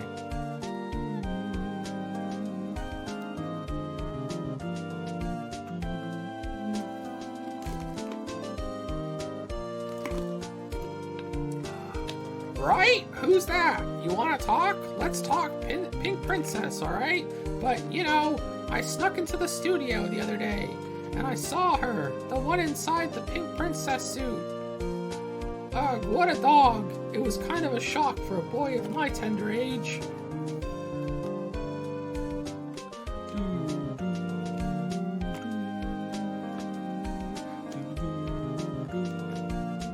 fuck's sake. Yeah, I remember right. That lawyer guy, huh? Me? I'm in training to become a paranormal photographer. You know, that picture I took of everyone? Well, just behind them, there's a ghost. For real. Now that's talent. I'm gonna be famous. What? Available for voice work, by the way.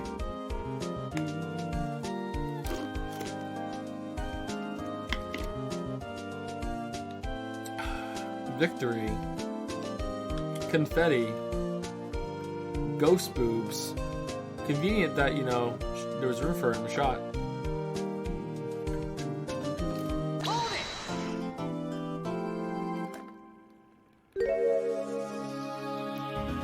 Episode 5, Rise from the Ashes. Waifu alert!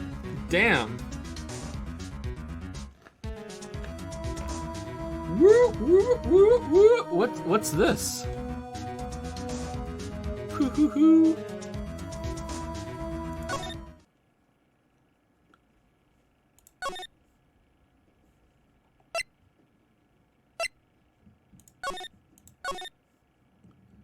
Okay, it's not just gonna start, is it? Oh no. No, no, we're done. Whoa, the budget. This is my city.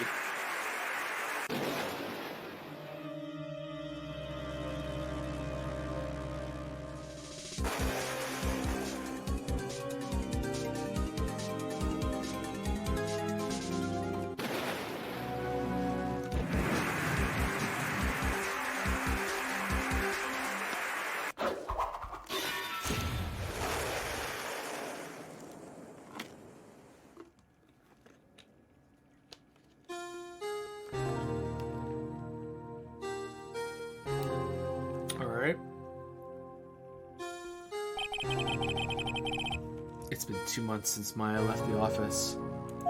2 months without a single trial of an offer has been what I took. That is, until the day that girl showed up. February 22, 10:02 a.m. Wright & Co. Law Offices. Alright, buckle up, chat. We're just going to continue until we're done with the game. Let's keep going. Why do I come here to the office every day? It's not like I want to work. There you are, finally. Where have you been? Okay, I take it back. I take it back.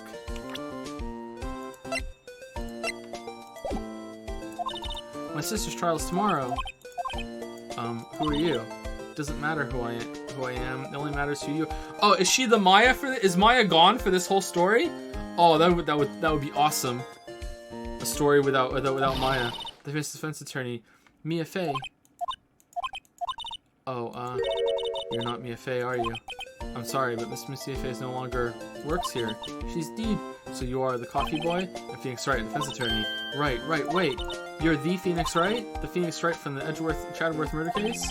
Yes, that's correct. It wasn't Chadworth who was murdered, though. Ooh, what's your name? Then we can stop. That's a relief, then. You're better than nobody. I'm sorry, I'm afraid I'm not taking cases right now. But you are Phoenix Wright, right? The undefeated defense attorney? Look, I'm not accepting any new cases. I'm sorry, but you'll have to try elsewhere. Why are we not taking any new cases, Phoenix? Please, I'm out of time. But please, you have to help. It's my sister.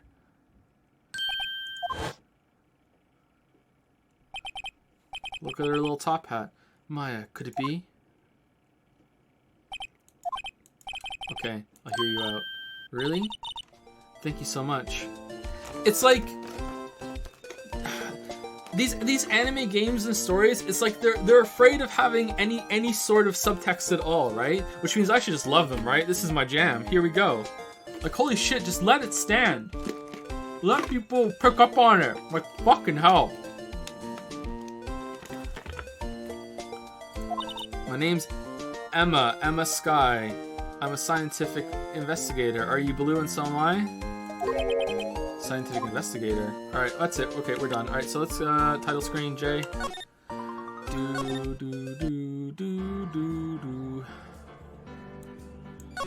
Alright, so let's see. We can get back to it, right? Okay, so tomorrow we'll start this. So, episode 5, Rise from the Ashes.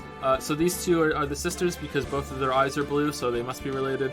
I don't know what this fucking Monokuma disaster is. Okay. Okay, so usually at the end of stream I go through monocoins and fan art and stuff, but I'm an hour over, so I'd rather not rush the fan art or anything. Should we start it with tomorrow at the beginning? I think that probably would be the best thing to do, right? Apologies. Let me say thank you real quick to some people. Squeaky chair, squeaky chair. So that trial was okay. I liked some of the moments for it. I think some of you might be surprised that I'm okay with the parrot being on trial, and I'm okay with using the metal detector to find the bullet, but I'm not okay with like bullshit like why was the elevator airtight?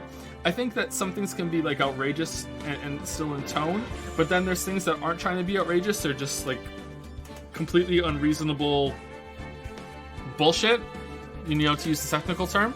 So that's why, like, I think the metal detector, like, it comes back and it's like, holy shit, that's still relevant somehow. Awesome. And it was set up in a kind of in a cool way as well. But yeah, overall that was entertaining. I'm not sure how it was as a mystery or anything like that. So far I don't think any of the stories have had good mysteries. They're just entertaining stories, and that's fine. Like, I'm enjoying that for what it is.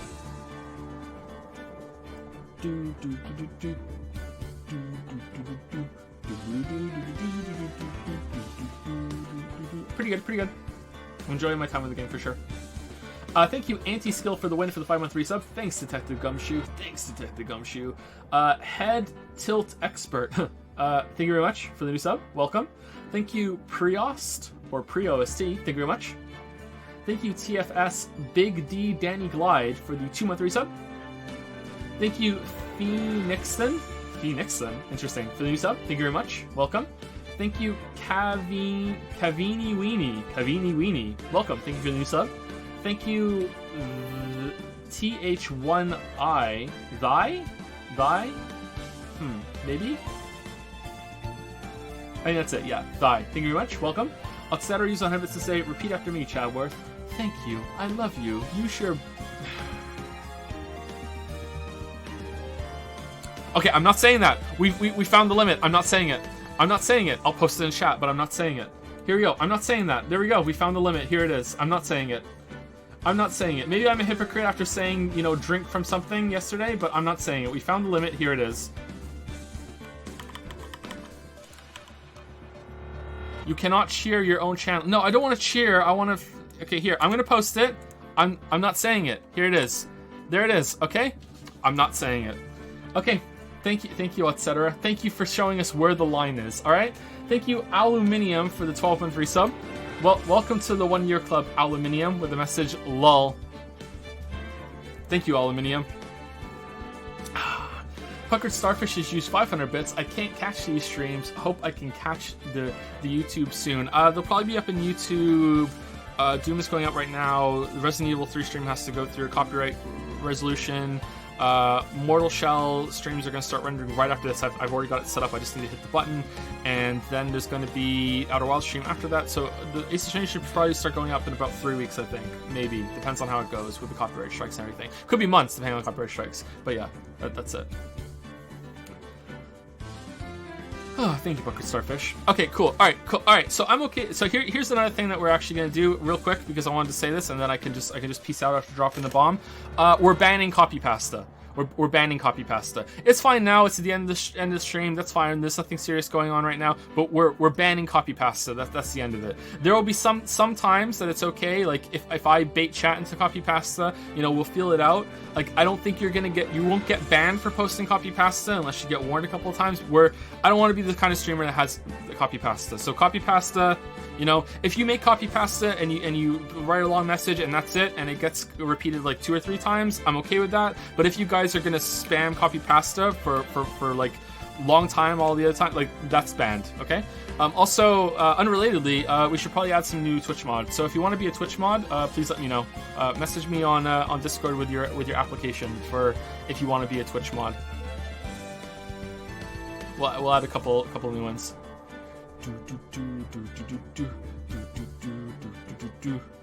When I first watched you play this, it genuinely irked me how critical you were of the game, since I'm such a big Ace Attorney nut. Is this copy pasta? However, I have to admit that this game can definitely be very selective about what it wants to make sense and when it wants to be kangaroo court. While I still think it's endearing as all hell, you have thoroughly convinced even a big fan like me that consistently making sense is not this game's strong suit. Ooh, okay, cool. Yeah, I still think it's great. Like, it is. I think one of the strengths of it doesn't have to make sense. Like, it's completely off the wall. Make top lolly a mod? No. Should we? Should we embrace chaos? Wait, am I serious about the mod thing? Yes, I'm serious about the mod thing. I think we need a couple extra Twitch mods. Yeah. Yeah.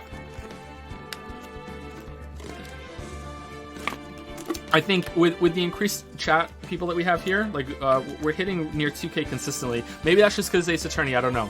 Probably. I think after we go to other games after this, it's going to go down a bit. But we're hitting 2K consistently, and the mod team that we had was was formed when we only had like 400 to 500 people. So I would like to have, I think I would like to add in 4 or 5 more Twitch mods. So yeah. So yeah, message me, and we'll see. I can't promise to respond to every application I get, because if I get 500 applications, then I won't get 500. But you know what I mean. I will go through it and I'll see how it is. Anyway, that's it. I'm leaving. See you later. Have a good rest of your day. See you tomorrow.